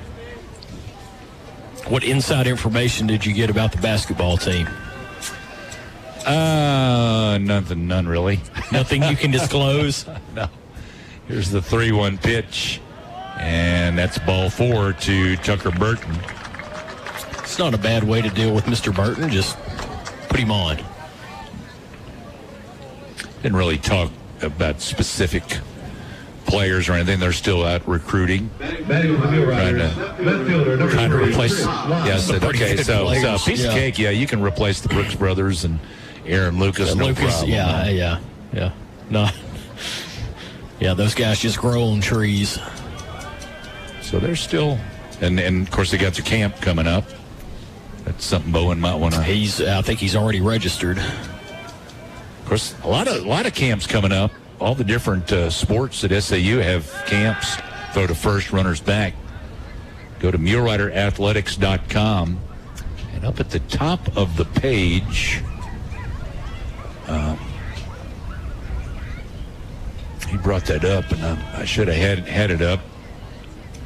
Tell you what tab to go under. First, the pitch on its way. That's a high fastball. Yeah, I figured Devontae would probably get a look at least overseas with the career he had with the SAU basketball team. I haven't. I don't know that, but I would. Yeah. Pitch outside for a ball. I would think he would be good. We did talk about Devontae's free throw shooting and how hard he worked, and he did. He did improve as the year went on quite a bit. And he made some threes this year. Yeah, I would say with the Brooks brothers and then losing your point guard, it's going to be... that pitch was way short of home plate, bounces all the way back to the backstop, and down to second base goes Tucker Burton on that wild pitch. I think the good news is Coach Quinn has been here a couple of years, so he knows the lay of the land and the current composition of the team. Yeah, he definitely appreciates Coach Sharp bringing him in. That is hit a ton to left field off the bat of Chris Lyles, and that is long gone. A 2-run homer off the bat of Chris Lyles. Well, Coach Smiley can pick that one up tomorrow. I don't know where that ended up on Rick Powell Field, but it's over there somewhere. Well, I looked for it to come down just on the other side of the signs, and it was way past that. Yeah, it was out onto the field. You're right. Under Inside Athletics, click on Summer Camps at MuleRiderAthletics.com. Almost missed that home run. They don't have any of the baseball camps up yet, but they'll be coming soon as the season's over and they get those organized. But the basketball camps, men's and women's, are up. Here's the pitch, a big swing from Connor Allen and a miss for strike one. Football camps are up. They've got links for all of those. Softball not up yet, but will be soon. Also tennis. Their season just ended, so they got to work on that a little bit. Volleyball. Check swing, off-speed pitch in there for a strike. So there'll be camps in all those sports. So check back often at MuleRiderAthletics.com. And again, under Inside Athletics, click on Summer Camps. Yeah, I think the kids' college is already filled up, rather. That fills up pretty quick. That's become very popular. It has. It is a heck of a program that SAU puts on. 1 ball, 2 strikes to Connor Allen. SAU's lead 21-4 on Henderson State. Here's the pitch. That's lifted in the air. That kind of toward the end of the bat, and it's still carrying well out to left. And I believe, was that off the wall? Off the wall. Yeah, okay. That did not hit the signs above the wall, but it hit the wall out in left field. And that didn't sound very solid off the bat. It didn't, but it kept carrying. It was hit pretty well, but yeah, get it up in that wind blowing out towards left center, and Connor Allen didn't miss home run number 10 by much. That'll bring Riley Orr to the plate for SAU. We're in the top of the 6th inning, and SAU has put 21 on the board. Of course, they did 12 of those in the first inning. Yeah, but what a start for SAU here tonight, and they have kept it up. Yeah, kept the pedal to the metal. During your interview, we were in there asking if we could carry over any of these runs to tomorrow. Wouldn't it be nice? Yeah. And crazy things happen in baseball. Here's the pitch.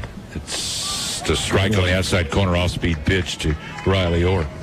But yeah, and how many times have you see a team score a ton of runs one day and then the next day get shut out? Yeah. And it's just all about the pitching. Good.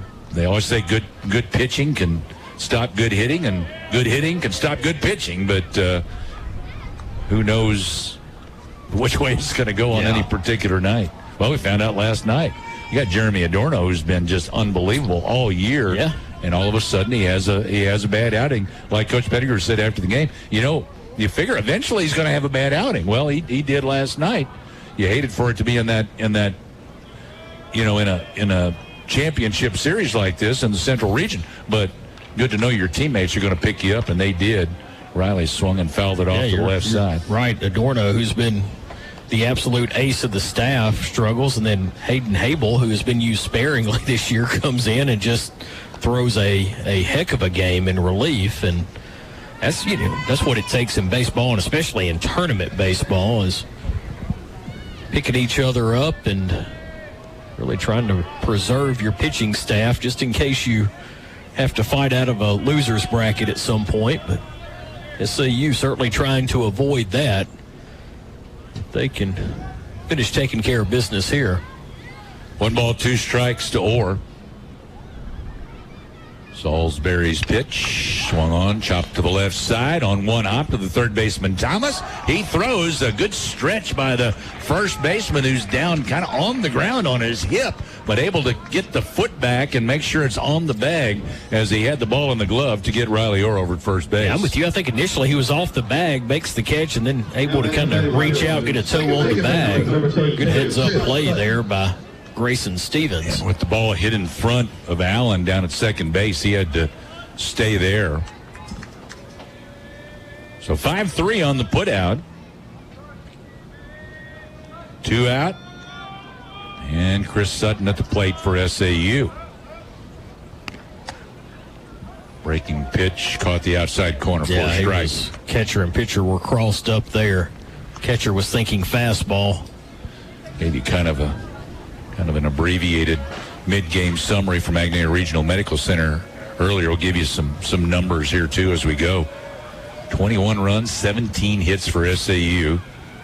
4 runs, 4 hits for the Reddies. There's one hit up the middle. That's a base hit from Sutton. That'll drive in another run. Sutton will stop at first base. As coming in to score from second is Connor Allen. RBI single for Chris Sutton. That's his second RBI of the game. Just took that one right back where it came from, right back up the middle. 3 runs so far in the inning. There are 2 men out. Brett McGee coming to the plate for SAU. SAU with, I keep hitting home stats. I keep forgetting we're not the home team. It is. Team. It doesn't feel right on your home floor, home team rather, not being on your home field, not being the home team. There's a pitch that came in, and Brett McGee couldn't get out of that one. That just came straight into it. You hate to laugh, but Brett McGee, what is it? Is that 26 now? Been hit by pitch twice and walked twice in this game. Hit by pitch number 26 on the season. Gosh. He's just he's a ball magnet out there. Luckily, that was an all-speed pitch, so. It was right straight into him, though. There was no way he could get out of the way of that. Brandon Nickel to the plate for SAU. Runners at first and second. 2 out. Nickel crushed one over the left field wall in the last inning. Well, we have had some balls hit very hard off the Mule Rider bats tonight. He swings and fouls that one off the catcher, I believe. So Sutton just had 1 hit, 2 RBI. Brett McGee, 1 hit, 4 runs batted in. That was, of course, a grand slam. Nickel hit a 2-run bomb. He's 2 for 3 with 4 runs scored. Pachuca's had a hit and a couple of runs batted in, scored 3 times. Manning, 3 for 5, 3 runs scored, 2 runs batted in. Pitch comes in, and what did that hit? I think they're checking to see if it hit him in the helmet. It did. It did hit Machuca. Nickel, yeah. Excuse me, Nickel, I'm sorry, yeah. And Nickel, the umpire checked on him because Nickel didn't move there at first after getting hit, and now the Coach Hooten comes out, wants to talk to the umpire and get an explanation. But back-to-back hit by pitches. There wasn't an immediate call. It was almost like he asked Nickel, hey, did that hit you?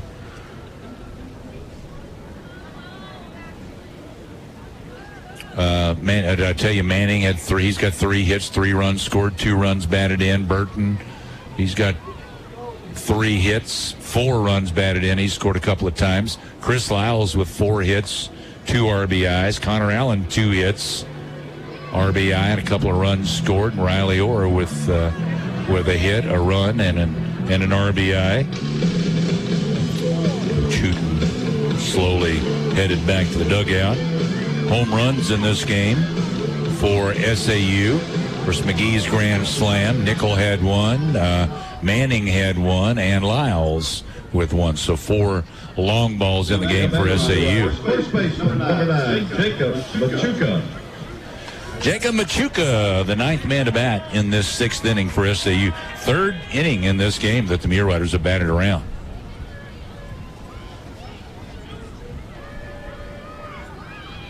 (22-4) SAU. Here's the pitch. Salisbury lined it. They had the shift onto the right side. He went to the left of center. A base hit drives in. Run for the Mule Riders. A couple of runs for SAU. Sutton and McGee come in to score. On an RBI single off the bat of Machuca. Yeah, 2 RBI. Moved Nickel over to 3rd. Good job. We've seen Burton do that. We've seen Machuca do that. They put the shift on, and they've done a good job. You don't have to go down the left field line. You just got to go to the other way a little bit against that shift, and you can put it right through there where nobody's playing defense. Yeah, just a good job of hitting and going with the pitch. So Ty Manning, who led this inning off, he doesn't want to make the first and the last out of the inning.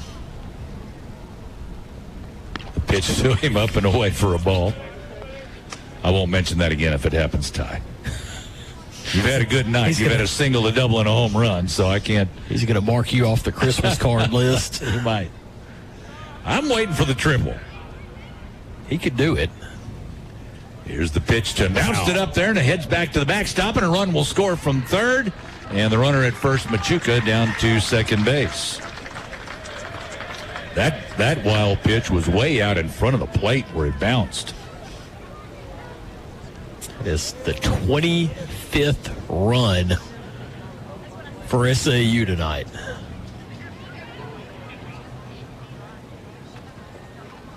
I'm sorry, Julie. I was interviewing Coach Quinn earlier, but I'm not sure exactly the most runs we've ever scored in a game. But I don't think this will be too close to it. There's a ground ball to 3rd, and Manning will reach first base as the throw gets away over at first base, and Machuca will advance to 3rd. It's E5. I think so. Yeah, the throw pulled the first baseman off. He was able to keep it close though, and not allow a run to score. So 1st and 3rd with 2 out, and Tucker Burton to the plate. I got to think. I actually free go. I've got all the. Do you? Yeah. It's not sure. I would think it'd be more than 25. I would agree. It'd be in the 30s. There's a high fly ball to the left side. 3rd baseman going out. Shallow left field. He is under it, and he makes the catch. So Burton flies out to 3rd, and that will retire Southern Arkansas. 6 runs on 4 hits. There was 1 error with 2 men left on base. I'll let Jeff tell you. 6 runs, 4 hits, 1 error, and 2 men left. We go to the bottom of the 6th inning. 25-4 SAU. This is Mule Rider Baseball in Magnolia's Country, 99.1. You may have several financial goals, but can you reach them all? Rank them by their importance and talk to an Edward Jones financial advisor. Laura Kroll, Mark Woods, Steve Hardy, or Ethan Young. Edward Jones, member SIPC. If you're dreaming of owning a new home, let the Dream Team at People's Bank help. Since 1910, we've helped customers afford the home of their dreams, and we love what we do. People's Bank has some of the lowest interest rates around, even lower than what you might find online. With down payments as low as 5%, our experienced and friendly loan officers make home ownership easy and affordable. Put our Dream Team to work for you. Come by or give us a call at 234-5777. People's Bank, building dreams one loan at a time. Member FDIC, Equal Housing Lender. It's Blossom Festival week, and you'll save all week at Jennifer's on the Square. All clothing is 20% off all week. All of Jennifer's beautiful fashions, 20% off through Saturday. Jennifer's has received lots of new spring outfits, new linen outfits for summer, and new denim pants and shorts. Jennifer's also has Blossom Festival t-shirts and steak tickets. And check out their sidewalk sale Friday and Saturday at Jennifer's on the south side of the Magnolia Square.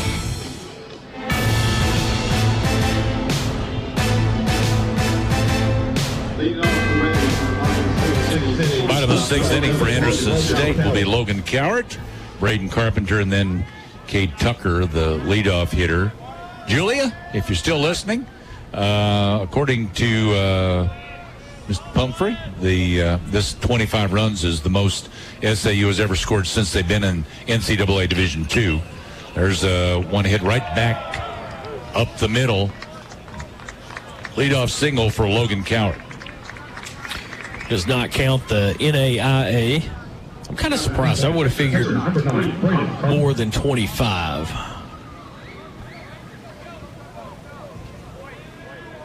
But scanning, I've got stuff over here, but this is all individual records. Yeah, this is not. This is not team records. They're on there somewhere. I just don't have time to look for them. To be honest with you, I'll do it when we get Ryan back behind the microphone. We'll do that. Pitch down low for a ball. 1 ball, no strikes to Carpenter. SAU up 25-4.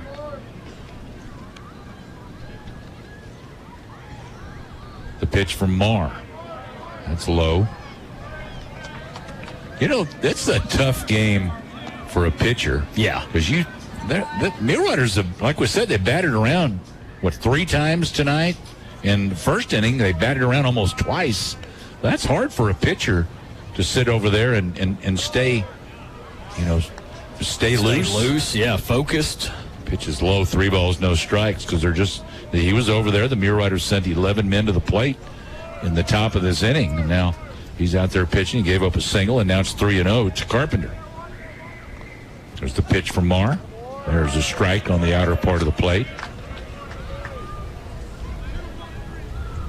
So it's not, it ain't easy.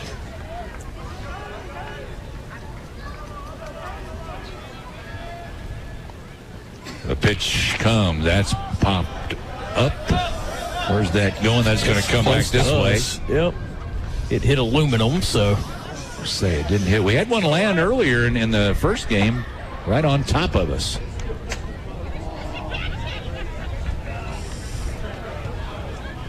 Not on our heads, it was on the roof, but made a loud thump anyway. But nothing into the non-shatterproof glass. No. There's a high fly ball out to left field off the bat of Carpenter. Lyle's under it, and he makes the catch. Well, there's one out here in the bottom of the sixth for the Reddies, and to the top of the order we'll go to Cade Tucker. Good job by Wyatt Marr there, down 3 balls, no strikes. Did a good job coming back, throwing strikes. Make them put it in play with a lead this big.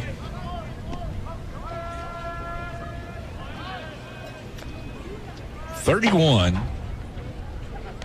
back in 2008. There's a pitch down low for a ball. SAU scored. That was Division II days, wasn't it? Well, it may have been just before. I'm not sure the exact year. No, that's D2. It should be. Yeah, that's the same year that we scored 30 against Stillman in the regional tournament. That was D2. Yeah, so so 25 is not a D2 record. Yeah, because 2008 we played Stillman here in the regional tournament and put 30 on the board against him. And earlier that season. Or, wait a minute. No, that's February 3rd of 2008, that 30 runs against Stillman, so that must have been an early season game. Ground ball to short, over to second for 1, on to first, a 6-4-3 double play. And that'll take care of the Reddies in the bottom of the 6th inning. No runs on one hit. No errors. Nobody left on base. Through 6, SAU leads 25-4. This is Mule Rider Baseball on Magnolia's Country 99.1. 24 hours a day, 7 days a week, the experienced team at Southern Caregivers provides expert care to you and your loved ones. Southern Caregivers also provides needed support for seniors, allowing them to remain in the comfort of their own home and maintain their independence. Nurturing and caring companions can be matched to meet emotional, spiritual, and physical needs of the individuals they care for. Call 501-463-9990 today and speak with one of our professionals, or visit southerncaregiversar.com.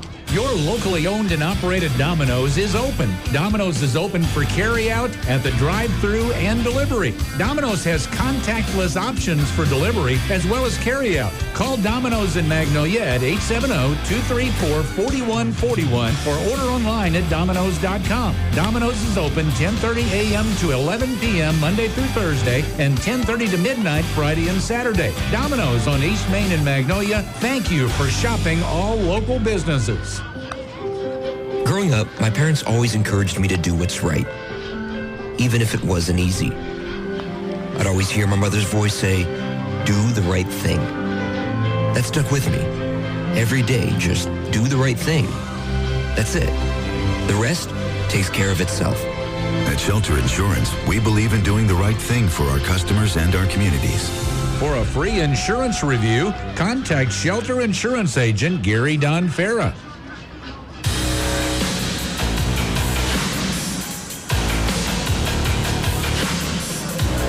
Henderson State goes back to their bullpen. This will be the fourth pitcher they've utilized tonight, Cole Oswald. Cole Oswald, a right-handed pitcher, 6'2", 191-pound redshirt freshman. He hadn't worked a whole lot this year. No, out of Springdale, Arkansas. Graduated from Shiloh Christian School. On the season, a 6.23 ERA. This will be his 8th appearance. He's pitched 8 2/3 innings, given up 9 hits, 6 earned runs, 4 walks. 6 walks, 4 strikeouts. Opponents hitting .281 against Cole Oswald. He does have 1 save on the season as well. Steven says at 25 that they were saying that was a postseason, a Division II postseason record. Yeah, I think he was back. I think he was hedging on it. I don't know. But we'll see. Anyway, it's always good when you can put 31 on the nasty old boll weevils. Yeah. It's always good when you can put 25 on the board at a regional. The Mule Riders. Yeah, on anybody. Mule Riders a 25-4 lead. Chris Lyles to the plate. First pitch fouled back to the screen. Be the 7, 8, and 9 hitters due up for SAU. Get Mule Riders, the visiting team, on the scoreboard tonight. A 21-run lead. I was talking with the radio crew for Henderson State before the game, and good guys, and despite the fact they're wearing red. Yeah, hopefully it'll be a little closer than it was last time we played in that championship game. Pitch that one up in the zone. Even count, 1 ball, 1 strike. I know you don't agree with me, but I'm hoping it's a little closer than it was last time we played you. Well, unfortunately for them, it was not. That was 17-9. SAU beat them in the GAC tournament championship game. Oswald, bases empty, still works from the stretch. Fastball, that one hit hard, but right at the shortstop, Coward, who gloves it, throws across. 1 up, 1 out. As Connor Allen will come to the plate for the Mule Riders. Good play there by the shortstop. That one kind of took an in-between hop on him. Good job by Coward to glove it. Connor Allen is 2 for 5 on the evening. Scored a couple of runs. Doubled off the wall his last time up. Oswald's pitch. Fastball outside. Connor Allen chases it. Swing and a miss for strike 1. Ryan Galvin, the starter for Henderson tonight. Went 1/3 of an inning. Faced 6 batters. Gave up 5 runs. So he had a rough start. A 1 pitch fastball, and Allen really upset with himself for missing that one. So they went to Perry there in that first inning, and Perry didn't fare much better as again, he got the first guy that he faced on a strikeout, but then 9 in a row reached and ended up scoring, gosh, how many more runs? Seven more runs. 12 total in that first inning. 0-2, that one in the dirt. Connor Allen lays off. But then Perry did a good job against the Muir Riders, really, in the second and the third. He gave up only 2 hits. One of those was a solo home run, but he really did a pretty good job on the mound for him. But then as they got into that fourth inning, Muir Riders roughed him up, batted around, and they ended up making a change and going with Salisbury and now Oswald out there. 1-2 fastball drilled foul. Just beyond the Reddies dugout down the third base side. It hits off the bricks and finally settles in left field in front of the left fielder Vilches. All 25 of the runs scored by SAU were earned runs. 5 on the starter Galvin, 12 against Perry, 8 against Salisbury. Pretty good day at the plate for SAU. Yeah, they've hit the ball well. And they've taken advantage of situations, a lot of walks, and hit batters. 1-2 outside, evens the count, 2-2. And that really, and as hard as the Muir Riders have hit the ball, you just can't give up 9 walks and 5 hit batters in a game. Yeah, you give up 14 free bases, and a good baseball team will make you pay, and SAU is certainly a good baseball team. The 2-2, that one up and out. Count goes from 0-2 to 3-2. I got to tell you, it's games like this where you see the Muir Riders and what they can do with a bat. And not only that, but defensively and pitching and all of that. You think, man, they could make a run. This team could make it. Yeah. Could make a run. Yeah. But you don't know. It's just, every day can be different in baseball. Baseball is definitely different than most of your other sports. Full count pitch. That one inside. Actually may hit his jersey. I think they're going to give him the walk. But yeah, baseball, I mean, it takes, you get one starting pitcher that gets hot and they can carry a below average team and make them look great for a game. Well, I'm going to tell you right now, we go ahead and get in the national tournament and win a national championship. It can't get no better than that, so I'm retiring. That's it. Okay. That's it. I'm done. Which means I could officially retire. Oh, long ways to go before that, but the Muir Riders are off to a good start. Riley Orr to the plate. Yeah, I would say a long way before you get to the championship. Check swing. They say went around.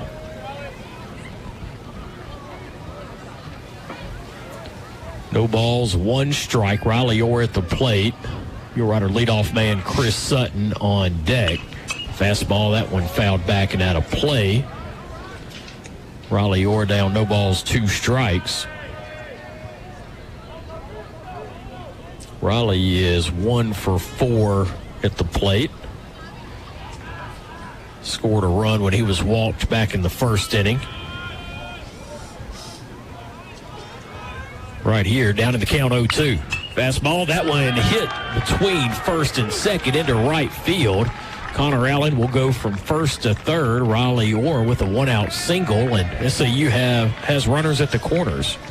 After the game, got our Farm Bureau post-game show coming your way. Farm Bureau's deductible rewards program rewards their safe drivers with earning percentage credits on deductibles. Only rewards program of its kind in the state. To learn more, go to afbic.com/drive down. And be sure and go by and see your local Farm Bureau insurance agents, Mike Jones, Steven Zorsch, Jeff Hansen, and Brett Blair, that'd love to help you out with all of your insurance needs. Chris Sutton to the plate. Pitch curveball that doesn't quite curve back over the plate. Stays inside for ball 1.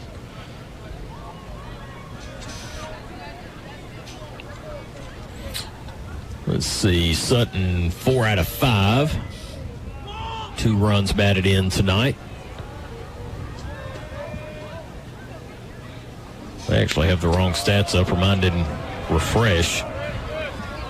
Sutton's actually, 1 out of 4. Has scored 3 times, though. Walked twice and singled. He scored every time he has been on base. 1-1 count. There we go. Now it's updated. Pitched that one a little bit up in the zone.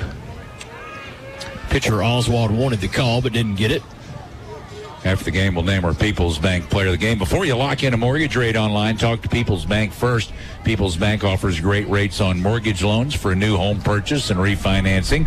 Plus, People's Bank makes it so easy by being with you every step of the way. Equal housing lender, member FDIC. Another People's pitch Bank. up and in. 3-1. Checking out the action over at Central Missouri. Yeah, I was going to say today, Central Missouri won 9-6 over Minnesota State Mankato. So they're eliminated, right? No, they both got... did eliminate Minnesota State. You're correct. So Minnesota State's out. Pitch. That one hit pretty well towards left center. Left fielder going over, tries to get there. He makes the catch at the warning track. That does allow Connor Allen to score on the sac fly. I thought that one had a chance, but didn't quite carry far enough, but plenty deep to score the run from third. So credit Chris Sutton with an RBI.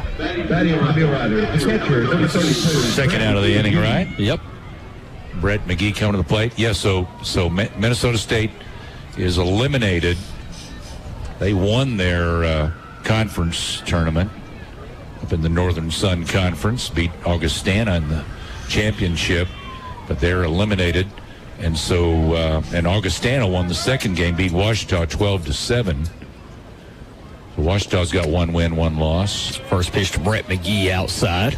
So their first game tomorrow at 2 o'clock will be Central Missouri and Ouachita in an elimination game. Got to root for Ouachita. Yeah, and the winner of that game faces Augustana to determine. As I understand it, essentially if Central Missouri doesn't win their regional, and if SAU wins theirs, then we're hosting the Super. Yeah, whoever that one gets past the catcher, that's going to allow Riley Orr to go to second base.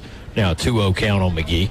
Whoever the highest remaining of the two champions of the two sub-regionals, whichever one is seated higher, hosts the other in 2 out of 3 on the 20. It's next weekend. Yep. 27th and 28th, I believe. Well, hopefully I will have to change my Memorial Day weekend plans. The 2-0, fastball low. It's now gone to 3 balls, no strikes. So we could be in beautiful Warrensburg, Missouri, or here at home. Or more beautiful Magnolia, Arkansas. Of course, we probably don't need to count our chickens yet. No, we got a ways to go before we get there. I'd say a long way to go to get to the national tournament too, but 3-0 pitch, up and out for ball 4. Brett McGee has been to the plate. That was his 7th plate appearance, and he has been on base all 7 times. I think SAU in the NAIA days has been to the World Series, the championships, I think 3 times.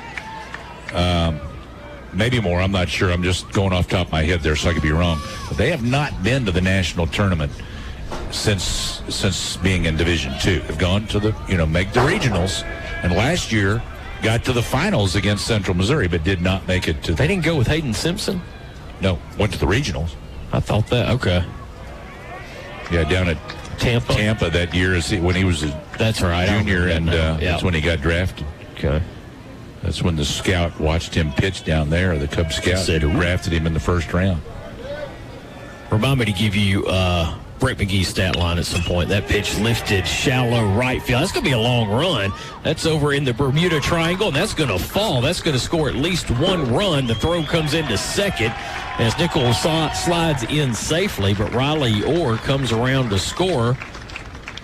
I think that's a double all the way. Just hitting the no man's land down the line, down the right field side.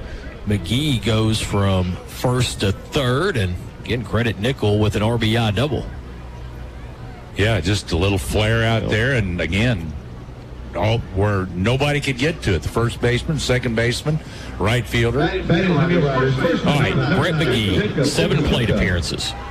Reached base all 7 times. Yeah. 1 hit.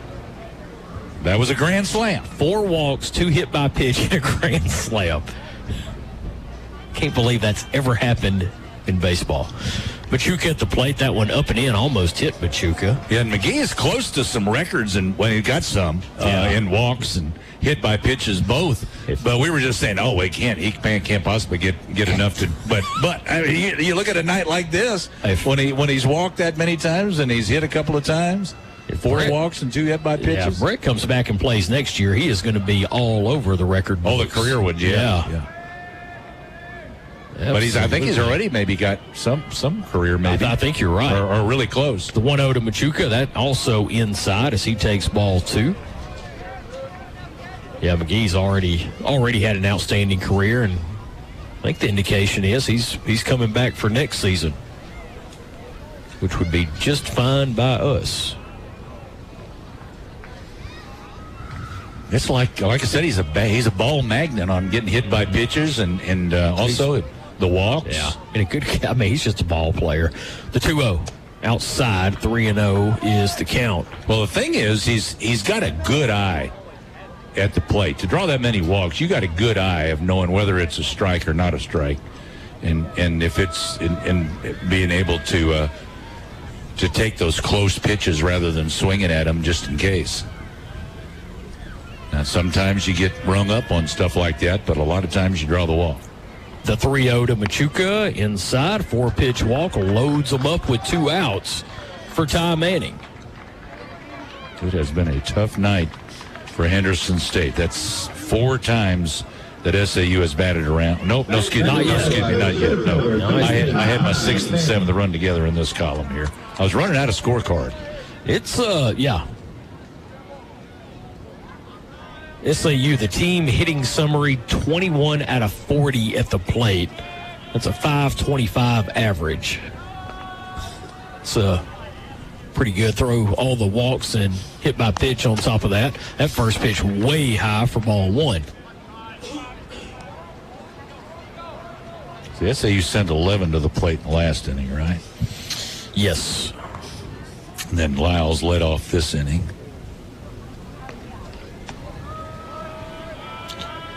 Cole Oswald for Henderson State gets the sign. The 1-0 to Ty Manning, low and away for ball 2. There's more action in the ready bullpen. Yeah, my scorecard, it's just almost same here. I tried not to. I don't want to have to move over another column because I'm going to run out of columns. Yep. And so I'm trying to kind of go around and just get. I'm not smart enough to do that. I'm just It's very complicated. If I have to grab another scorecard, I'll just have to grab one. The 2-0. Fastball, that one hit hard out towards, actually hit off the end of the bat. That's going to die into the glove of the left fielder. I thought that was well struck, but that one got hit off the cap of the bat. But the Mule Riders strike for 2 more runs. What do we have? Only 2 hits. There were no errors. There were 3 left on base as we hit into the 7th inning stretch. The Mule Riders leading the Reddies by a score of 27-4. You're listening to Mule Rider Baseball. Locally owned and operated, Wilson Bearden Pharmacy now offers medical synchronization so that you can pick up your meds on the same day each month.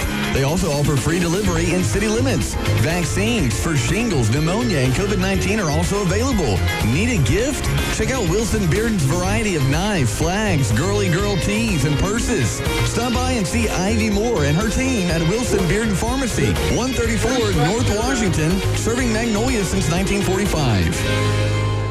Magnolia Regional Medical Center is excited about the addition of orthopedic surgeon Dr. James Kevin Rudder. Dr. Rudder grew up in South Arkansas and has been practicing for the last 20 years in Hot Springs. Dr. Rudder provides full orthopedic services with specialization in joint replacements, also sports medicine and sports injury and orthopedic trauma, including breaks and fractures. Referrals or appointments are accepted. Call the Magnolia Surgical Clinic at 870-235-3200.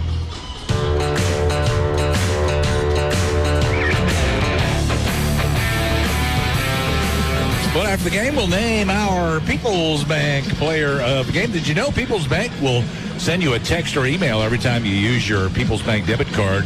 Fantastic way to protect yourself from fraud. Helps you keep a record of your purchases. It's safe, it's easy, and it is free at People's Bank, member FDIC. Well, I tell you what, we got a lot of candidates for People's Bank Player of the Game. Yeah.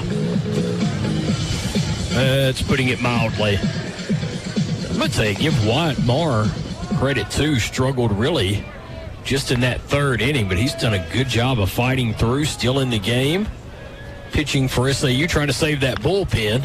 First pitch fouled out of play. Grayson Stevens at the plate. It'll be the 2, 3, and 4 hitters due up for Henderson State. Even if you win this game, you still can potentially have to play 2 more games for the championship. You could have to play Saturday, and Sunday is the if necessary game. Of course, I think the weather gets a little squirrely starting tomorrow night, hence the game times being moved up. That one outside. Yes, if you need that if necessary game on Sunday, that could be an issue. That could push into Monday. Thought it was 2-0 now, but still 1-0 on the scoreboard. Pitch fouled out of play. Actually, it's 1-2, isn't it? Didn't he foul the first one off? I'll look for the umpire. Let's see what he says. So, offensively, Muir Riders have had 4 home runs hit. It is 1 ball, 2 strikes. Wyatt Marr, that one chopped over towards first base. Machuca ranges off the bag, throws to Marr, covering the bag and not in time. Machuca too far off the bag, had Sutton over there. That one was hit slowly enough that it was going to be a tough play no matter who gloved it. The infield single. Number 3, Dylan Thomas. Dylan Thomas to the plate. Looks like he flew out to end the 4th inning. He is 2 for 3. Again, a gaudy average of 414. That one lifted up and back, foul.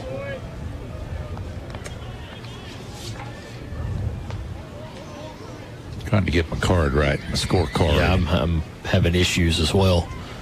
One side is a lot cleaner than the other one. Everybody for SAU's had at least 1 hit. Yes. And everybody but 2 has had multiple hits. The pitch inside, McGee does a good job of smothering that one. Count goes to 1-1. Lyles has had 4 hits. Mule Riders, 27 runs, 21 hits. Yeah, four hits, including a home run. So Lyles definitely a candidate. And, of course, all McGee's done has been up to bat 7 times and get on base 7 times. Yeah, and 1 hit, a grand slam. Pitch, that one lifted out towards right field. Connor Allen is there, makes the catch for the first out of the inning.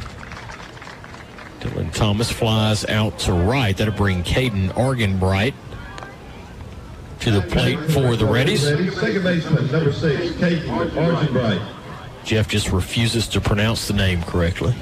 That's Jeff. Yeah, those PA announcers are. Argenbright on the evening, 0 for 2. Walked and scored a run in the 3rd. Pitch from Marr, called strike. That may have been a little generous. All 4 of the Henderson State runs came in the bottom of the 3rd inning. Marr's pitch, that one gets past McGee. That's going to allow Stevens to move over to second base off the wild pitch. I just realized something. If he gets another at bat, if Nickel gets a single, he's got the cycle, and that's automatic. That's automatic. You guarantee? He's got the triple. That's right. He's got the triple, the home run, and a double. You're right. That little flare to right was the double. Oh, he's got it. You're right. That's money. He's got it. But first the 1-1. That one fouled out of play. 1 ball, 2 strikes. Now they're going to have to bat a while in the 8th. Well, he'll bat in the 9th, though, because this is the Muir Riders of the visiting team, so he more than likely is going to bat again. So if he just gets a single, he's got the cycle. Kind of surprised this game is only only being relative. First pitch, swing and a miss for strike 3. Argenbright goes down swinging. David Vilches to the plate. I totally lost my train of thought. Oh, game time. Right now, 3 hours and 9 minutes. And quite frankly, the way this one was going, I would have bet the over on that. The pitch to Vilches swings and misses. Moore took a little something off that one. Vilches offered on the outside pitch. He's down, no balls, 1 strike. 2 out. Got a runner on second for Henderson State. Mule Riders a 27-4 lead in the bottom of the 7th inning. Moore's pitch, swing and a miss for strike 2. Mule Riders do have the shift on with Chris Sutton, the Mule Rider second baseman, playing on the third base side of the bag.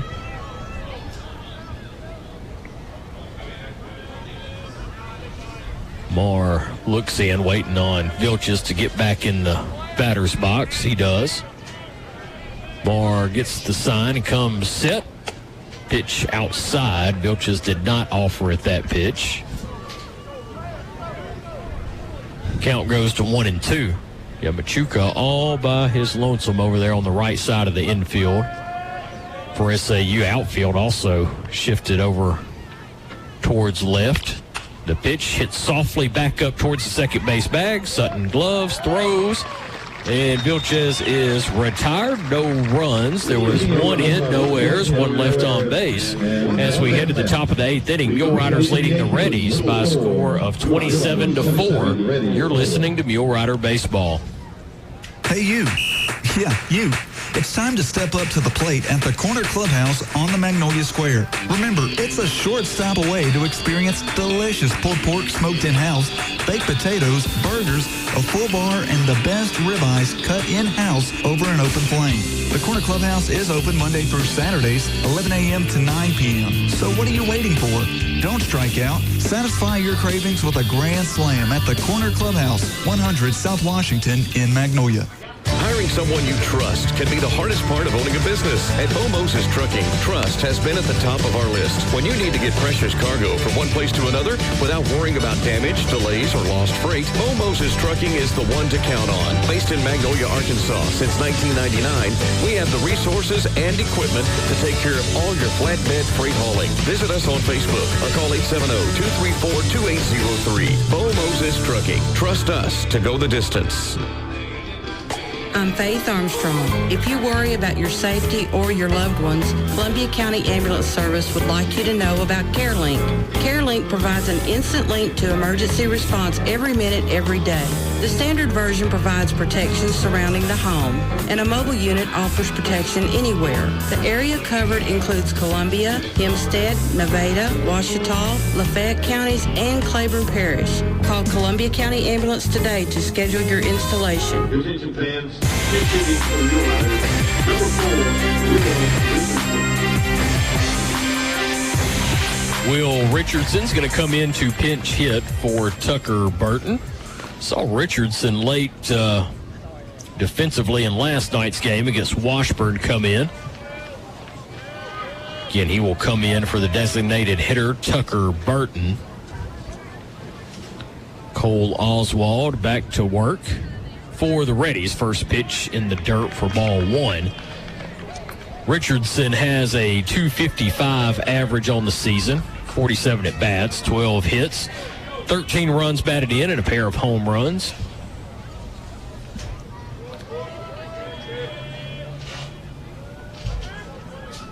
The pitch from Oswald, that one up and in, almost hit Richardson.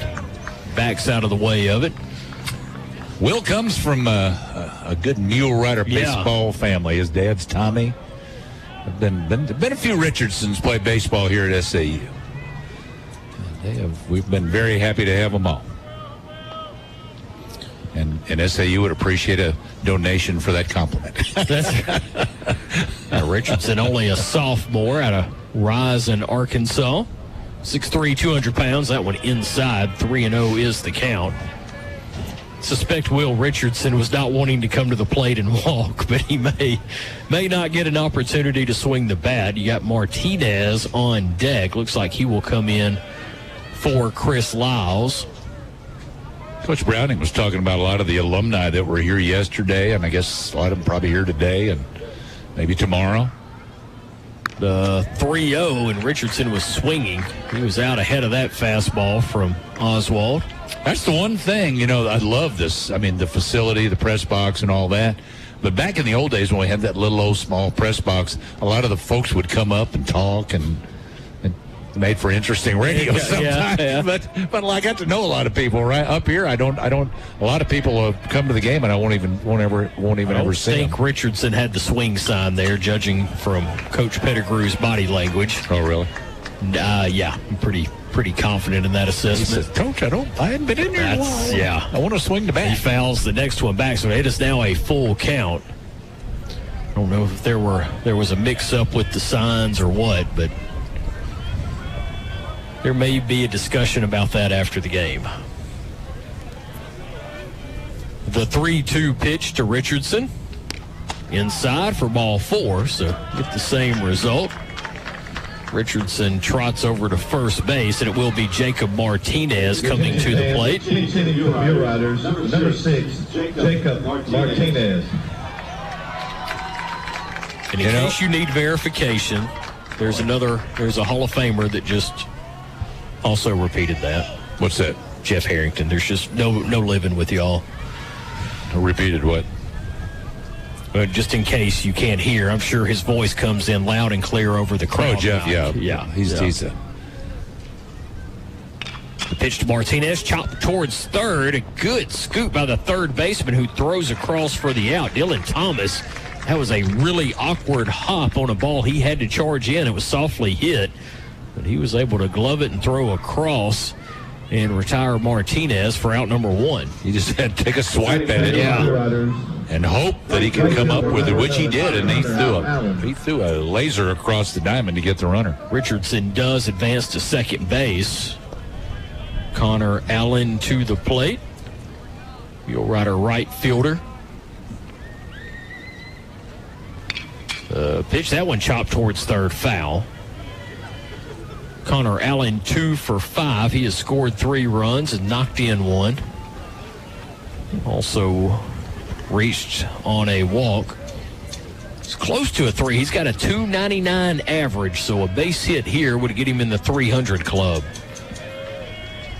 A home run would get him in the double-digit home run club. He could kill 2 birds with 1 stone here. 0-1 in the dirt. Catcher does a good job of keeping that one in front. Richardson has to stay put at second base.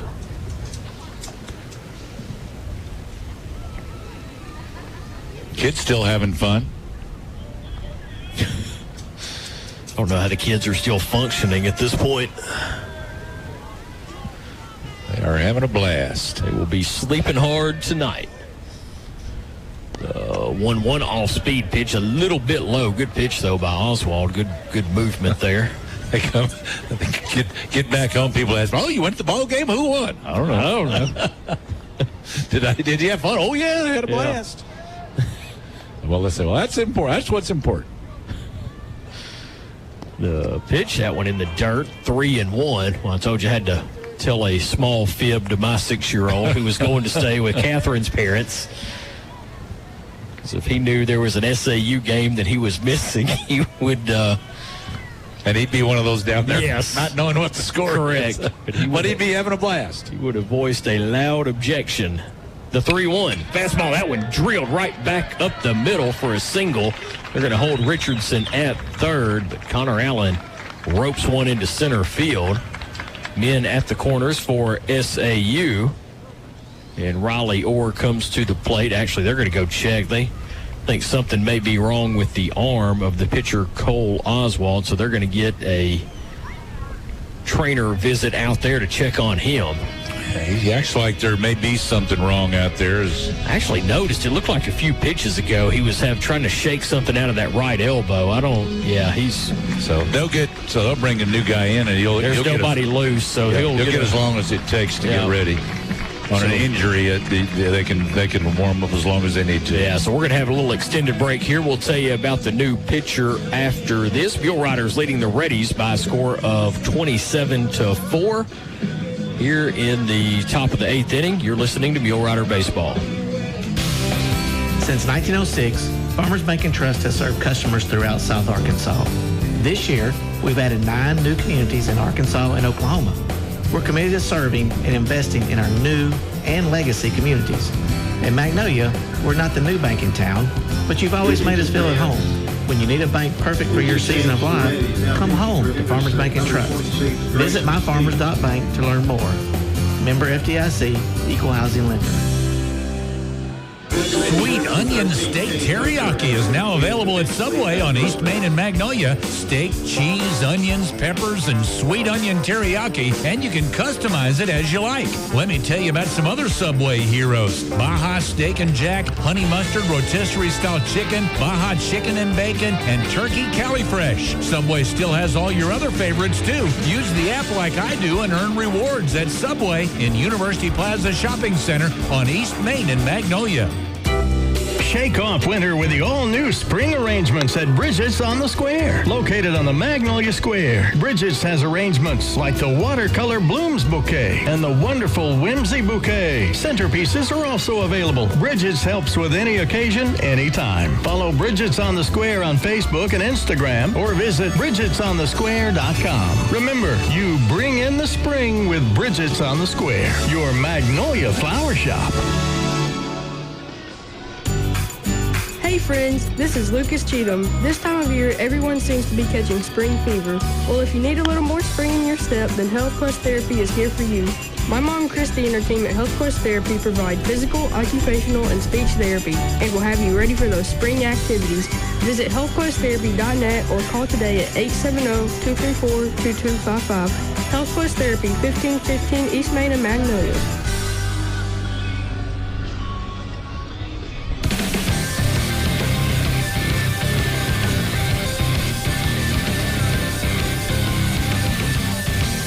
Well, Grayson Stevens, the first baseman, comes into pitch. Left-handed pitcher out of Pottsville, Arkansas, senior.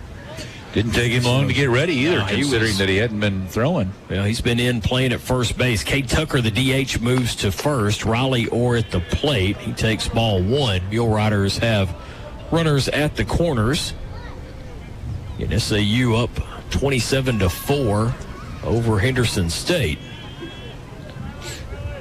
Stevens from the stretch. That one up in the zone as well. 2 balls, no strikes is the count. Still got a good crowd here. Some have left, but a lot of folks enjoying baseball out here at SAU tonight. Temperatures cooled down a bit. Thankfully. Pitch, fastball finds the outside corner for a called strike. Riley Orr 2 for 5 on the evening. Scored a couple of runs. The 2-1.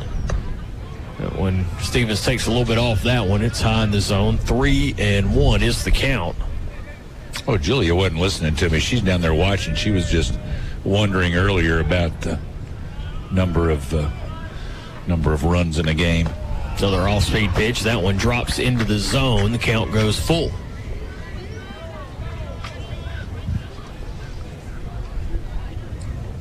Riley Orr out of Spring Hill, Louisiana. North Webster High School. That one inside, and the bases are now loaded. Chance of rain for tomorrow is back up to 50% now. They had brought it down to about 30% earlier this morning. Now it's back up to 50%. You got the hourly on when they're suggesting. For sure.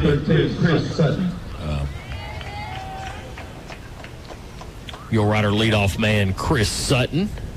Well, they don't go up to a high percentage until about 5 That one o'clock. lifted towards left center field, fairly deep. Runner at third's going to tag. Center fielder makes the catch. Runner tags from third and scores. Runner from second tags at second and moves to third. So a sac fly for Chris Sutton. So score Will Richardson from third. Connor Allen moves from second to third. Number 28, Jackson Duke.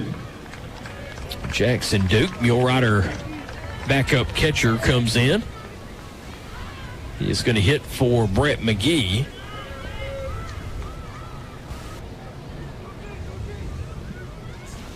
And McGee was he reached base all seven times.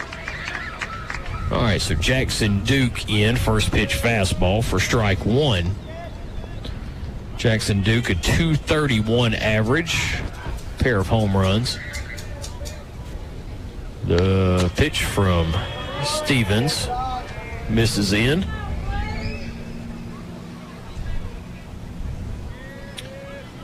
Nickel is on deck. They're not pinch hitting for him, so he does have a shot at the cycle for the if cycle. he gets to bat. Pitch that one in. It was inside, a called strike, but at 28-4, I'm not going to gripe. It was in the vicinity. Nickel will either bat this inning or next. 1-2 off speed, fouled back and out of play. Yeah, we saw Jackson Duke play quite a bit last couple of conference series of the season when they were trying to rest the shoulder of Mule Rider catcher Brett McGee, who they moved to first base for those series. 1-2 off speed, swing and a miss for strike three. Pops out of the mid of the catcher, so he's going to have to throw it down to first to complete the strikeout. He does, but the Mule Riders strike for one more run.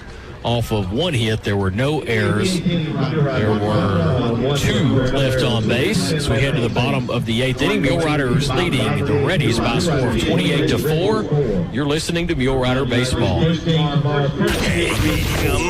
Waldo, Magnolia, Columbia County. You may not be thinking much about retirement, but it's never too soon to start preparing. Talk to an Edward Jones financial advisor. Ethan Young, Mark Woods, Steve Hardy, or Laura Kroll. Edward Jones, member SIPC. Offenhauser and Company Insurance has been an integral part of South Arkansas for over 138 years by providing quality insurance coverage including home, auto, business, health, and specialty insurance from the finest carriers with an in-house claims department and the very best of service. Offenhauser is proud to help sponsor SAU Mule Rider Sports. Offenhauser and Company Insurance. Offices in Texarkana, Atlanta, Mount Pleasant, San Antonio, and Austin, Texas. Your insurance leader since 1882. Stay healthy in 2022 with Doctors Chambliss and Davis. They see patients of all ages from newborn to elderly. They also do primary care, weight loss management, DOT physicals, cool sculpting, BioT hormone physicals, and more. They're open Monday through Thursdays from 8 till 4 and Fridays 8 till noon. The Office of Chambliss and Davis is now accepting new patient applications with most insurances accepted, including United Healthcare. Follow Doctors Chambliss and Davis on Facebook for details. Doctors Chambliss and Davis, 1701 East North Street in Magnolia. Become one of the many satisfied patients who use Prince Pharmacy in Magnolia. Refilling your prescriptions is easy with Prince Pharmacy's new mobile app. You can also refill or transfer prescriptions on their new website, PrincePharmacyRx.com. Prince Pharmacy still has their 24-hour refill line, too. Call 234-7292 anytime. Prince Pharmacy also has a convenient drive-thru and free delivery in the Magnolia city limits. See how they make a difference at Prince Pharmacy in the Southern Medical Group Clinic at 211 East Stadium in Magnolia.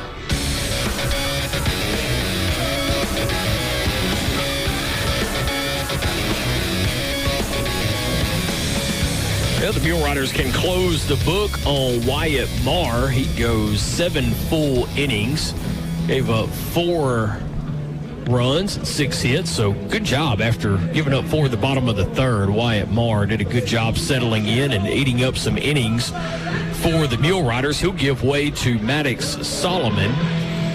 Solomon, a 6'3", 235-pound junior out of San Antonio, Texas, by way of Seminole State College.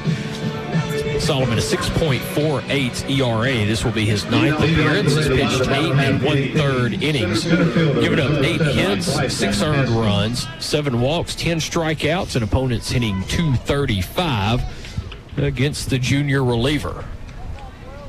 It will be the 6, 7, and 8 hitters due up for Henderson State here in the bottom of the 8th. Solomon's pitch a little bit low for ball one. So you got Richardson now at first base. You got Jackson Duke behind the plate. Didn't hear, and I really don't see any new faces besides Jacob Martinez in left. 1-0 pitch. There's a called strike. I think Haskins disagreed. Your Riders trying to record 6 more outs. Pitch fastball. Thought was going to be called a strike. The umpire started to call it a strike and then said, nah. Marr gave up 6 hits, 4 runs, all earned. He walked 5, struck out 6. Pitch that one low and away. 3-1 is the count. So he flirted with a little wildness. Did not hit it. Wait, hit one batter, excuse me. Threw a few wild pitches. Solomon's pitch low for ball 4. Leadoff man is aboard with a walk.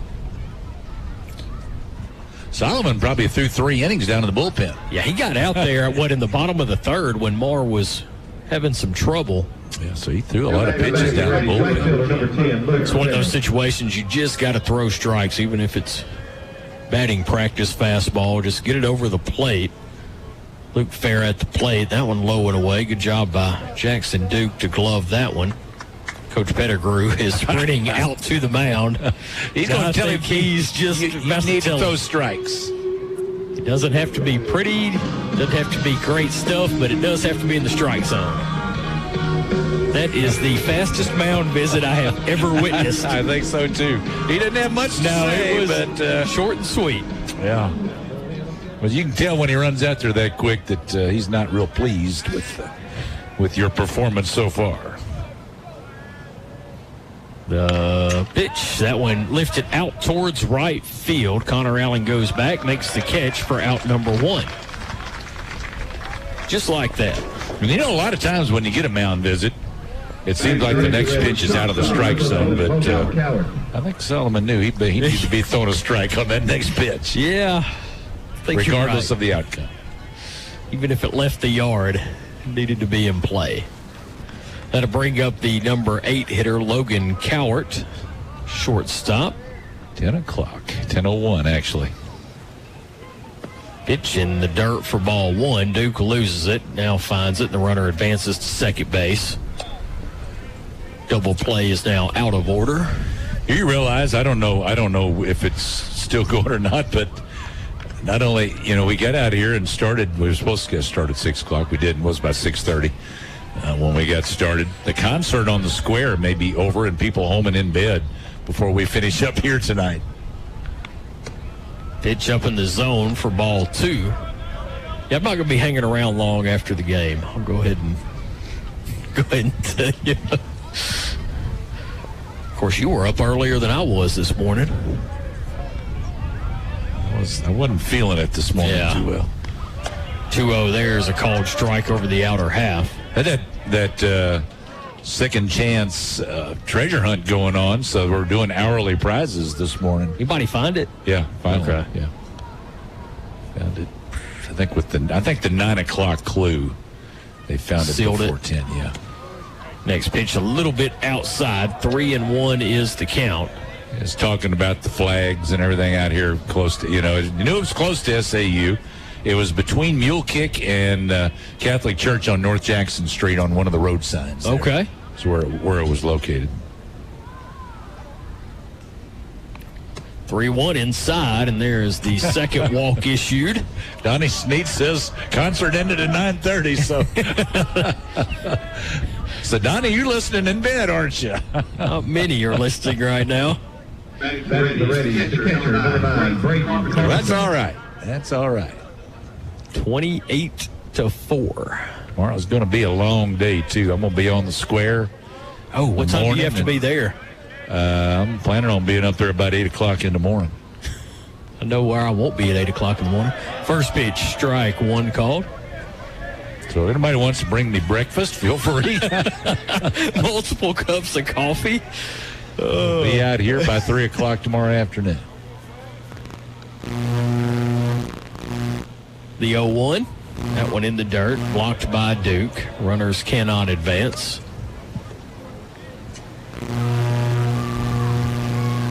Yeah, while you're doing that, I think I will be lounging in for a little while. I need a sleep in morning. Like sleep way in. Way deep. That one lifted towards center field, hit fairly well. Manny's going to have to drift back a couple of steps, makes the catch. 4 out, number 2. 2 down. Runners do not advance. They remain at first and second. Now 2 down in the bottom of the 8th.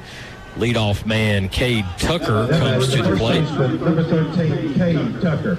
Cade Tucker started the game as the designated hitter and then moved to first base. Once Stevens, who started at first, came in to pitch. Don't be surprised if we don't face Henderson State again tomorrow at 3 o'clock. Thinking the same thing. Pitch, fastball, good one. Called strike 1. And don't be surprised if they don't come out guns blazing. Playing a little better than they're playing today. They just, they got in a situation where their pitchers couldn't throw a strike, and then when they had to throw strikes, Muir Riders were clubbing it. Pitch low. Count goes to 1-1. So it's a tough loss for them, but they're a team that can battle back from that and have a big day tomorrow. Maddox Solomon, a look out at second.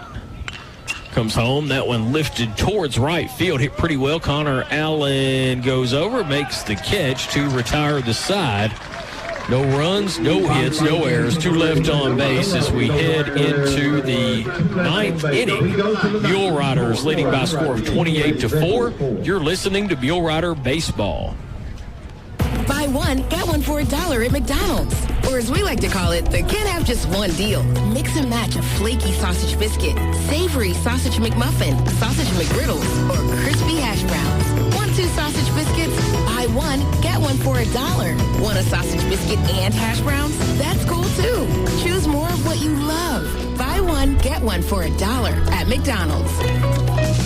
Prices and participation may vary. Valid for item of equal or lesser value. Cannot be combined with combo meal. The Greenhouse Cottages of Wentworth Place are located in the heart of Magnolia, Arkansas. Wentworth offers award-winning services. Their cottages are homes large enough to comfortably accommodate 12 elders with private rooms and complete baths surrounding a shared living room, open kitchen, dining area, and spa. They recognize the importance of performing our jobs with compassion and providing comfort physically, spiritually, and emotionally. Celebrate National Nurse Home Week with the Greenhouse Cottages of Wentworth Place. Visit cottagesofwentworthplace.com.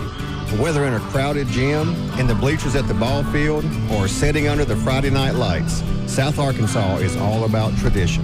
Since 1903, our tradition at Bodcall Bank has been to create lasting relationships with our customers and community partners. Local traditions, local leadership, and local decisions.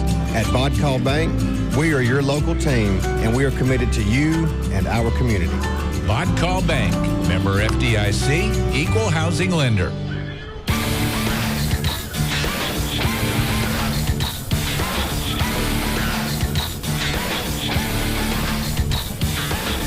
Going to the 9th inning, Southern Arkansas with a 28-4 lead on the Henderson State Reddies. Brandon Nickel leads off the 9th inning for SAU, needing only a single for the cycle.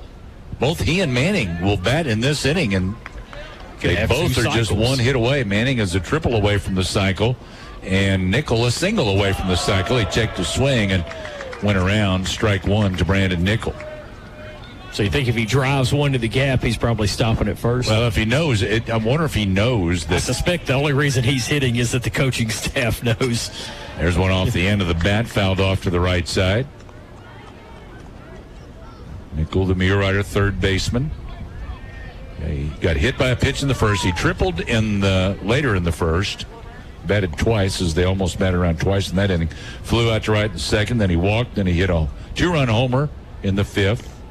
There's a swing and a miss. Hit by a pitch in the 6th and a double in the 7th, and Nickel strikes out, so he does not get the hit.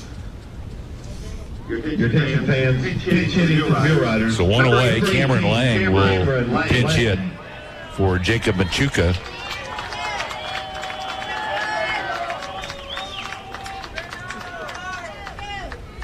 So he's pinch hitting here in the ninth inning, top of the ninth.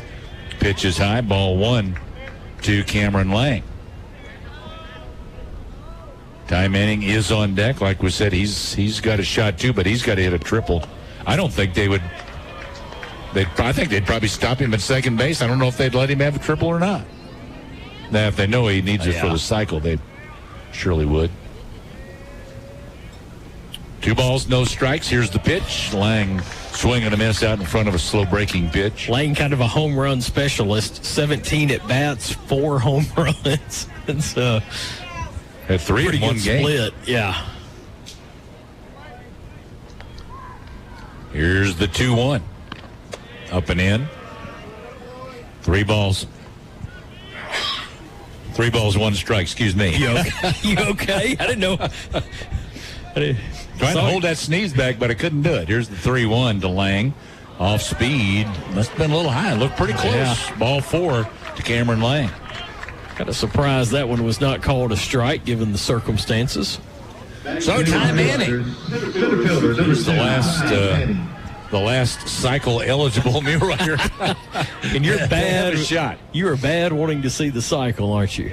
Well, it'll make things easier as far as picking a People's Bank Player of the Game. Because otherwise, we got some ciphering to do. We do. The pitch to Manning, he almost hit him. I don't know. Mine may be the guy with 1 official at bat. I don't know. I'm just saying. He had a grand slam. So. Correct. He got things going. There's a swing and a miss by Manning. Who's that on deck? That's Will Richardson. He pinch hit for Burton last inning. Drew a walk. 1 ball, 1 strike to Ty Manning. 1 on, 1 out. Top of the ninth. Here's the pitch. They bounced it up there and off the body of Manning, and the runner Lang takes off to second base. It bounced like at least 3 feet in front of home plate, if not more. Yeah, way out in front of him, and he just all he could do is turn his back to it. But Lang down to second base on the wild pitch. Stevens pitch upstairs. So 3 ball, 1 strike count to Ty Manning. I think he's got the green light. Yeah, I was going to say, he has the green light here. Yeah, not trying to rub anything in, but if kid has a chance to hit for the cycle, you want to give him that opportunity. 3-1 pitch. Ooh, called strike. Yeah. Looked like a high strike there. He says, son, I want to give you every opportunity. That's right. I'm going to call that a strike so you get another pitch. So it's full count to Ty Manning. Here's the pitch. He took it up and away for ball 4. So Manning takes the walk. He wasn't up there swinging to try to go the other way. He hit it down in the right field corner and get a triple out of it. He took the walk that was offered him. Back-to-back walks with 1 out. And Will Richardson to the plate for SAU. Jacob Martinez moves on deck. He had come in for Lyles defensively. There's one hit in the air out to right field. That's carrying well. Lands at the base of the wall off the bat of Richardson. A big turn, but they get it back in a hurry. So Richardson is held to a long single. Out to right field. Coach Pettigrew put the brakes on. He's not trying to embarrass anyone. No, you're right. Richardson hit that one well. Yeah, he did. Opposite field. He really gave that one a ride. Number 6, Jacob Martinez to the plate now for SAU. Gets his first at bat. First pitch is strike. He swung at that, didn't he? He did. Fouled it back. 17 walks issued by Henderson State. The pitch to Martinez, up and away. It's a 1 ball, 1 strike count. Connor Allen due up next for the Mule Riders. SAU has scored in every inning but one. There's a ball hit to the third baseman, steps on the bag, throws across. Wow. Short hop, and they got him over at first base. The double play. 5 unassisted, and then across to 3 for the double play, and down go the Mule Riders in the top of the 9th inning. Ready, score. So in the inning, no runs on 1 hit, no errors, 2 men left on for SAU. Go to the bottom of the 9th, 28-4 SAU. This is Mule Rider Baseball on Magnolia's Country 99.1.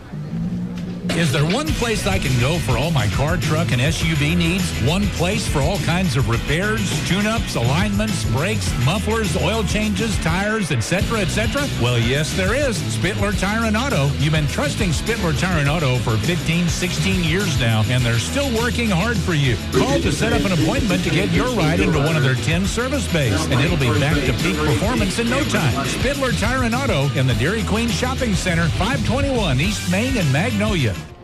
Big day of closet organizing, toddler yoga, scavenger hunts, jigsaw puzzlings, and sledding down the stairs? Get Pizza Hut's Big Dinner Box. 2 medium, 1-topping pizzas, 5 breadsticks, and your choice of pasta or wings. Sealed for your safety, all in one box. Choose contactless delivery or new curbside pickup at pizzahut.com. The Big Dinner Box. From our hut to yours. Ask for contactless and curbside. Availability of contactless curbside delivery areas, charges, and minimums vary. Delivery charge non-tip. This week's At Your Service featured item is aluminum foil. This aluminum foil is 18-inch by 500 feet and continues to roll in a cutter box. At Your Service has 3 options for aluminum foil: standard, heavy duty, and extra heavy duty. Call 870-234-5173 or visit atyourservicestore.com or stop by and shop local at 1506 North Vine in Magnolia. At Your Service, we know the power of clean.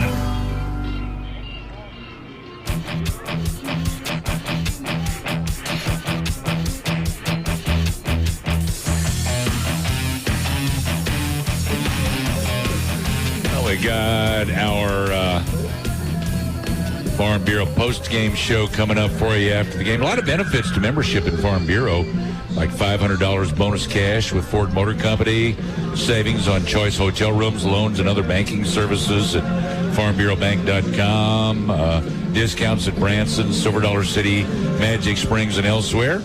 Go to arfb.com for more information. Grayson Stevens. Now, if you're going to bail on me, you do. We're going to have to. Well, I can probably handle that. I think I pretty much know your. Oh yeah, I've already made my. Reddies will send Grayson Stevens to the plate in the bottom of the 9th inning. First pitch from Solomon. I have no doubt it will be overruled, but. Well, if you're not here to plead your case. Maddox Solomon's pitch. That's in there for a strike. Solomon, let's see. Did he come on last inning? Yes, he did. He started the 8th. This is second inning of work. Facing the 2, 3, and 4 hitters. His pitch. It's fouled off to the left side, out of play. 1 ball, 2 strikes to Stevens. Dylan Thomas due up next, then Caden Argenbright. The inning that the Reddies got those 4 runs on the board, that was the 3rd inning. They scored 4 runs in that inning. There's a foul at the plate, and that was really Yeah, that's about it. That was really the only inning that Wyatt Morrow really struggled big time. I mean, he walked some other batters. He had some other batters that he walked, but didn't give up a whole lot of hits. So not a bad outing, other than that 1 inning for Wyatt Marr. I think all in all, Coach Pettigrew will be very appreciative of that. Stevens fouls it off to the left side. He went 7 innings, gave up 6 hits, 4 runs. They were earned. He walked 5. He struck out 6. So yeah, not a bad night's work for Wyatt Marr. He only gave up 1 extra base hit, just 1 double, no triples, no home runs. With the wind blowing out, that's a pretty good accomplishment. Yeah, you're exactly right. The way it's been flying out of the ballpark. Pitch to Stevens down in the dirt. Count 2 balls, 2 strikes to Grayson Stevens. So, yeah, Wyatt did a good job. He'll should pick up a win here tonight, barring a major miracle comeback here. Yeah, that would be national news worthy. 2-2 pitch. That's lifted in the air out to center field. Moving over a little bit toward left center Manning, and he hauls it in for out number 1 here in the bottom of the 9th inning. 1 away. Dylan Thomas to the plate. So Wyatt Marr will go to 9-1 on the season. Not bad. 9 wins in 14 starts now on the season. So it's kind of thinking about Henderson State. I was told that the teams opted to stay in El Dorado. All of a sudden, this game gets over at 10:30. There's one foul back out of play. By the time they load up, get to El Dorado, and then go to sleep, and then get back here for an 11:30 Well, there were no rooms. game. The rooms that were reserved for the tournament were in El Dorado. Right. But they had an. From what I understand, talking to their AD yesterday, he kind of gave them the option. Do you want to drive back and forth from Arkadelphia? Or El Dorado. Yeah. And they chose El Dorado. Yep. Which, it's like I said, about a 45-minute drive. They can load up on the bus with some pizza and eat their pizza on the way to El Dorado. Yeah, but it is going to be still going to be a short night. Yeah. For radio announcers too. Especially you. You've got to be on the square. Gotta beat it up. I may come by and heckle you, but it'll be 9:30-ish. Pitch comes. That's hit high in the air out to left field. That is deep, too. It's Martinez back at the wall. That carries over the wall out in left field. Dylan Thomas goes deep to left. A solo shot to make it 28-5. Yeah, first home run of the night. And again, wind blowing out towards left center, and Thomas takes advantage. He got all of that one. That's home run number 7 of the year for Dylan Thomas. And that'll bring Caden Argenbright to the plate. Number 6, Caden Argenbright. Skippy got it right. Only took him to the 9th inning. We don't have to. We can criticize Jeff now because we know Shannon's in bed. That's true. Here's the pitch. It's down low for ball 1 to Argenbright. David Vilches is on deck. She would probably have informants, though, if we talk about Connor. Yeah, we'll talk about Connor. Connor's an SAU golfer. I would never talk about Connor. Other than in a good light. And I think he helped you escape from a speeding ticket once. That was Zach. That was it Zach? That was Okay. Zach in the car seat. That's been a lot of years ago. The pitch to Argenbright, foul back, 2-1 the count. Of course, with your immaculate driving, I'm totally shocked that you would have been in jeopardy for any kind of moving violation. Just supposedly the Warren policeman. The determining factor on not giving me a speeding ticket. But when you make that curve in Warren, coming into Warren, all of a sudden it's 45 miles an hour. There's a swing and a miss, strike 2. And so it snuck up on me there. You know how it is when if you're riding in a car with you, Jeff and Shannon. There's a lot of conversation flying there. So the cop stopped us, and I was my friendly self. 2-2 pitches high, ball 3. Despite the fact that both Shannon and Jeff were encouraging the officer to write me a ticket. Yeah. He looked and saw Zach in the car seat, and he said, "Well, I'll let you off. Slow it down." 3-2 pitch is down low, ball 4. So Argenbright draws the walk. 1 on, 1 out here in the bottom of the 9th inning. David Vilches comes to the plate for Henderson State. Wearing the collar. He's 0 for 3. He does have a sac fly. 28-5 SAU here in the bottom of the 9th inning. Here's the pitch. High fly ball. Out to left field. Martinez coming in. Now has to back up as the wind catches it, but he still makes the catch out and left. Yeah, good job. That wind definitely a factor out there in left center. In fact, Martinez pointing up at the flag saying it kind of blew it back on me. Now batting the Reds, center fielder number 7, Bryson Haskins. Still blowing out, isn't it? I don't know. That wind is kind of, the flag is going around. Yeah, there we go. Now it's straightened out. Haskins at the plate for the Reddies. They're down to their last out.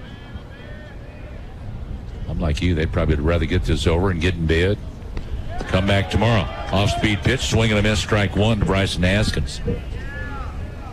So the Reddies will play Northeastern State at 11:30 in the morning, and then the winner of that game will play SAU at 3 o'clock or shortly thereafter. Here's the 0-1. That's in the dirt, gets away from the catcher Duke, and down to second base goes Argenbright after the wild pitch. And if SAU will win that 3 o'clock or whatever time it starts game, it's over. Mule Riders win. Yeah. But if the other team wins, then they got to come back Sunday, and because it's a double elimination, so that would only be the first loss for SAU. There's a high fly ball out to right center field. That should do it. Manning and Allen come together. Allen says, I got it. He does. That's a Mule Rider winner. A fly ball to right off the bat of Bryson Haskins. Southern Arkansas wins it 28-5 over the Reddies of Henderson State. Stick around. Got our Farm Bureau postgame show coming your way. This is Mule Rider Baseball on Magnolia's Country 99.1. As a Farm Bureau agent, I believe it's my job to keep you safe and secure. I like to think that Farm Bureau agents like me serve a higher calling, protecting you and your loved ones and everything families in Columbia County care about. It's what motivates me every day. I'm Jeff Hansen. Call me at 870-234-1966 for a quick auto, home, or life insurance quote and to learn more about how Farm Bureau insurance can save you time and money.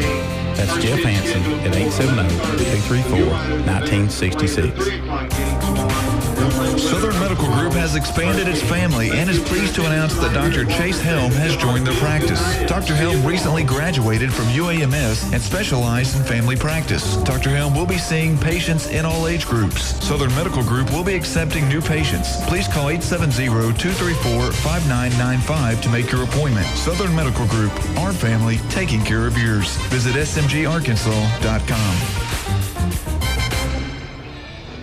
Let's be honest, you deserve the best. Jimmy John's in Magnolia makes freaky fast, freaky fresh sandwiches near you using only the freshest ingredients. Stop by and order delivery or pickup from the Magnolia location next to Walmart for a tasty sandwich today. And while you're at it, why don't you choose some chips or a cookie and a drink and make it a combo. Whether you're in store or in a delivery zone, we'll always make you a tasty sandwich. Become a reward member by downloading the Jimmy John's app. Jimmy John's Magnolia, open every day from 10 a.m. to 9 p.m.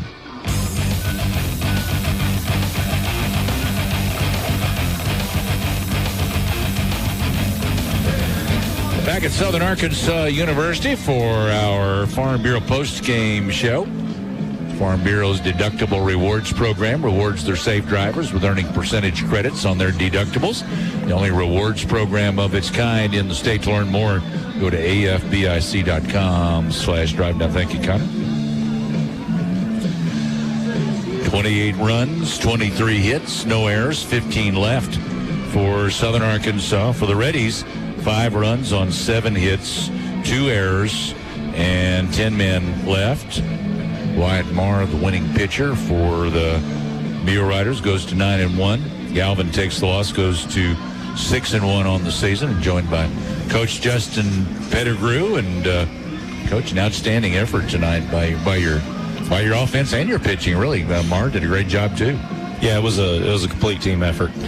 Challenge those guys from after last night, just talking to them about making sure that we had great energy, great focus, early in the game. Told them we were going to punch first.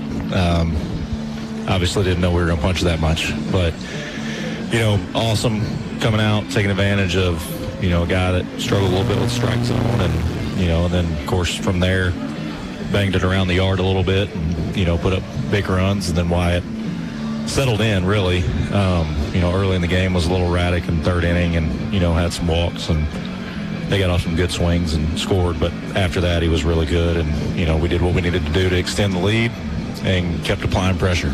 I would say the ready pitchers, like you said, they had a lot of trouble with the strike zone, hitting batters, walking batters. But then when it comes right down to it, you got to get the hits to bring those guys around, and your guys were hitting the ball hard. Yeah, that was the thing. I mean, Galvan's a good starter. I don't know what his record was coming in, but we hit him a little bit, here in Game 3, and basically it was a matchup between Mar and Galvan again, and Mar was ready for the challenge. Had a little bit of chip on his shoulder because they got to him a little bit, last time, and he did a really good job of maintaining focus and doing what he needed to do. And our defense played, outstanding. Those outfielders running down, balls out there. We got 3 center fielders out there basically, and it's fun to watch those guys go get it. Coach, I don't think I've ever seen a game where you had there in the 9th inning, you had the potential for 2 guys to hit for the cycle in the same game. I don't know that I've ever seen a game that had 2 guys hit for the cycle. Neither one of them made it, but still, they were in that position, and that's just incredible. Yeah, it was. And, I mean, you look up and down our lineup, guys did it. Offensively, if we weren't hitting, we were walking or hit by pitches, did a really good job of running the bases. That was something I was really proud of, being able to take advantage of first to third, stolen bases, an errant, throw here or there, just staying locked in and maintaining focus and doing, what we needed to do in all aspects of the game. I mean, our of course, the hitting was great, early, but being able to funnel the ball in the strike zone, and then when we did get it, do damage, like you said, and then running the bases, and then our defense and our pitching, and like I said, it was a fun game to watch, and complete team effort for sure. Kind of like having a game 2 where you've got an opportunity to bring some guys in and get them some at bats, kind of pay them for what they've done. They've been with you all year. Yeah, and the thing is, most of those guys that we've got in have gotten a chance to start for us. Yeah. I mean, really, you look around and the 4 guys that we got in there, that are on our roster for this week, those guys have started for us at some point this year. So that just tells you, what kind of depth we have. I mean, J. Mark, is a guy that has done a lot for our program, and just hadn't gotten the nod the last few games because we've had some guys that are really, swinging it well and doing what we need to do. And then you got a guy like Duke that, did a really good job catching for us while, Brett was banged up a little bit. And, Richardson started off the year for us, at first base. And then you just, continue to go down that list. And, those guys and even,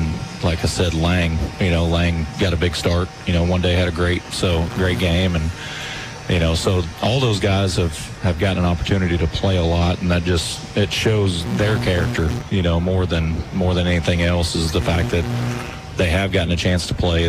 Most of them have done well, and like I said about this team, man, they love each other. They're playing hard for each other, and they're selfless. And it was great to get those 4 guys in there, because of what they mean to our program for sure. Either one of these teams, you got Northeastern and you got Henderson State. Of course, we've seen Henderson State a lot this year. You know that they're capable of bouncing back from something like this and coming out and playing good baseball tomorrow. But it's got to feel good to be knowing that you're going into tomorrow without a loss, and somebody's got to beat you twice. Yeah, it is, and that's we'll focus on the game ahead of us. We don't know who it's going to be, so we'll make sure, just like we do at all times, that we'll be prepared to do what we need to do, and I say a lot of times to our guys, like, the other team doesn't matter. If we do what we're supposed to do, we'll be in a good position. And, no matter who we play, we're going to have a fight, but I also know that our guys are going to be ready to go, and I know we're not going down without a fight either. So we'll be ready to go, at 3 o'clock or whatever time it is. I know there's some weather, possibly rolling in, whatever, but we'll be ready to go whoever we're going to face. Yeah, well, we played so late here tonight that the folks that were at the Blossom Festival, they went and watched the concert, and they were home in bed by 9:30 and still listening to us out here. So there we go. That was good. So they got the best of both worlds, I guess. But yeah, I'll take another one just like it. Yeah, absolutely. Well, Coach, looking forward to tomorrow. We'll see you. All right, appreciate it. Have a good night. All right, thanks. Coach Justin Pettigrew joining us after the game. Your Rudders again win it 28-25 over the Henderson State Reddies to improve to 43-11 on the season, and the Reddies dropped to 39-16. Again, 28-5 the final for Southern Arkansas. Just quickly going to run through the lineup here. We've talked about Wyatt Marr's numbers. I think I went through all of his numbers, and again, he did a good job on the hill, and he does get the win. Goes to 9-1 for SAU. Galvin takes the loss to fall to 6-1 on the year. But going down through the lineup, you got Sutton, who was 1 for 4. He had 4 runs batted in the game. I mean, he had 2 sac flies. He had a bases loaded walk, and he had an RBI single. So he drove in 4 runs in this game. McGee drove in 4 with 1 swing of the bat, a grand slam. Plus he had 4 walks and 2 hit by pitches. So he was on every time, and he scores 6 runs. It says 5 on the see 1, 2, 3, 4. Yeah, okay, 5 runs. McGee scored 5 runs for SAU. Brandon Nickel goes 3 for 5 at the plate. Nickel had a 2-run bomb. He, like I said, came very close to getting the cycle. All he needed was the single. He had the home run, the 2-run homer. He had a triple, and he had an RBI double. He just lacked the single for the cycle. Jacob Machuca went 2 for 4 in the game, and he had 4 runs batted in. Manning went 3 for 7. He was the other guy we were talking about that had a chance of cycle. All he needed was a triple, but he had 3 hits, scored 3 runs, and drove in a couple. Burton went 3 for 5 at the plate, and most of his damage was done with singles and doubles. He had a couple of RBI singles, drove in. Had 1 RBI single, 1 2 RBI single, and one RBI double in the game. So Burton had a good game for the SAU, for the Mule Riders. 4 for 6 for Chris Lyles. He had the most hits of any Mule Rider and had a couple of runs batted in. Connor Allen went 3 for 6, scored 3 runs for the Mule Riders, and Riley Orr went 2 for 5, and he scored a couple of runs for the Mule Riders. So the bats were definitely on fire for SAU in this ball game tonight against the Henderson State Reddies. And Ryan, I'm sorry, but I'm gonna overrule you on that. I know Brett McGee. What a game! He had like I said, 4 walks, 2 hit by pitches, scored 5 runs. He hit a grand slam, but right under him in the batting order, you got Brandon Nickel, and like I said, almost had the cycle. He had a home run. He had a triple. He had a double. He drove in 3 runs for SAU. So I'm sorry, but I'm going with Brandon Nickel is our People's Bank Player of the Game, and People's Bank will donate to the SAU Athletics Fund in the name of our Player of the Game. People's Bank, the only bank dedicated exclusively to Columbia County. People's Bank, member FDIC. So again, Mule Riders 43-11 on the season. They'll play the second game tomorrow. First game at 11:30 between Northeastern State and Henderson State. They're starting at 11:30, again trying to stay ahead of the rain. And then around 3 or thereafter, probably 45 minutes after the conclusion of the first game, is when SAU will play the winner of the first game for the championship, with the Mule Riders having to be beaten twice by one of those other teams for the other team to advance to the Super Regional. 28-5 is our final here tonight. For Ryan Phillips, for Bailey Black back at the studio, I'm Dan Gregory. So long from SAU.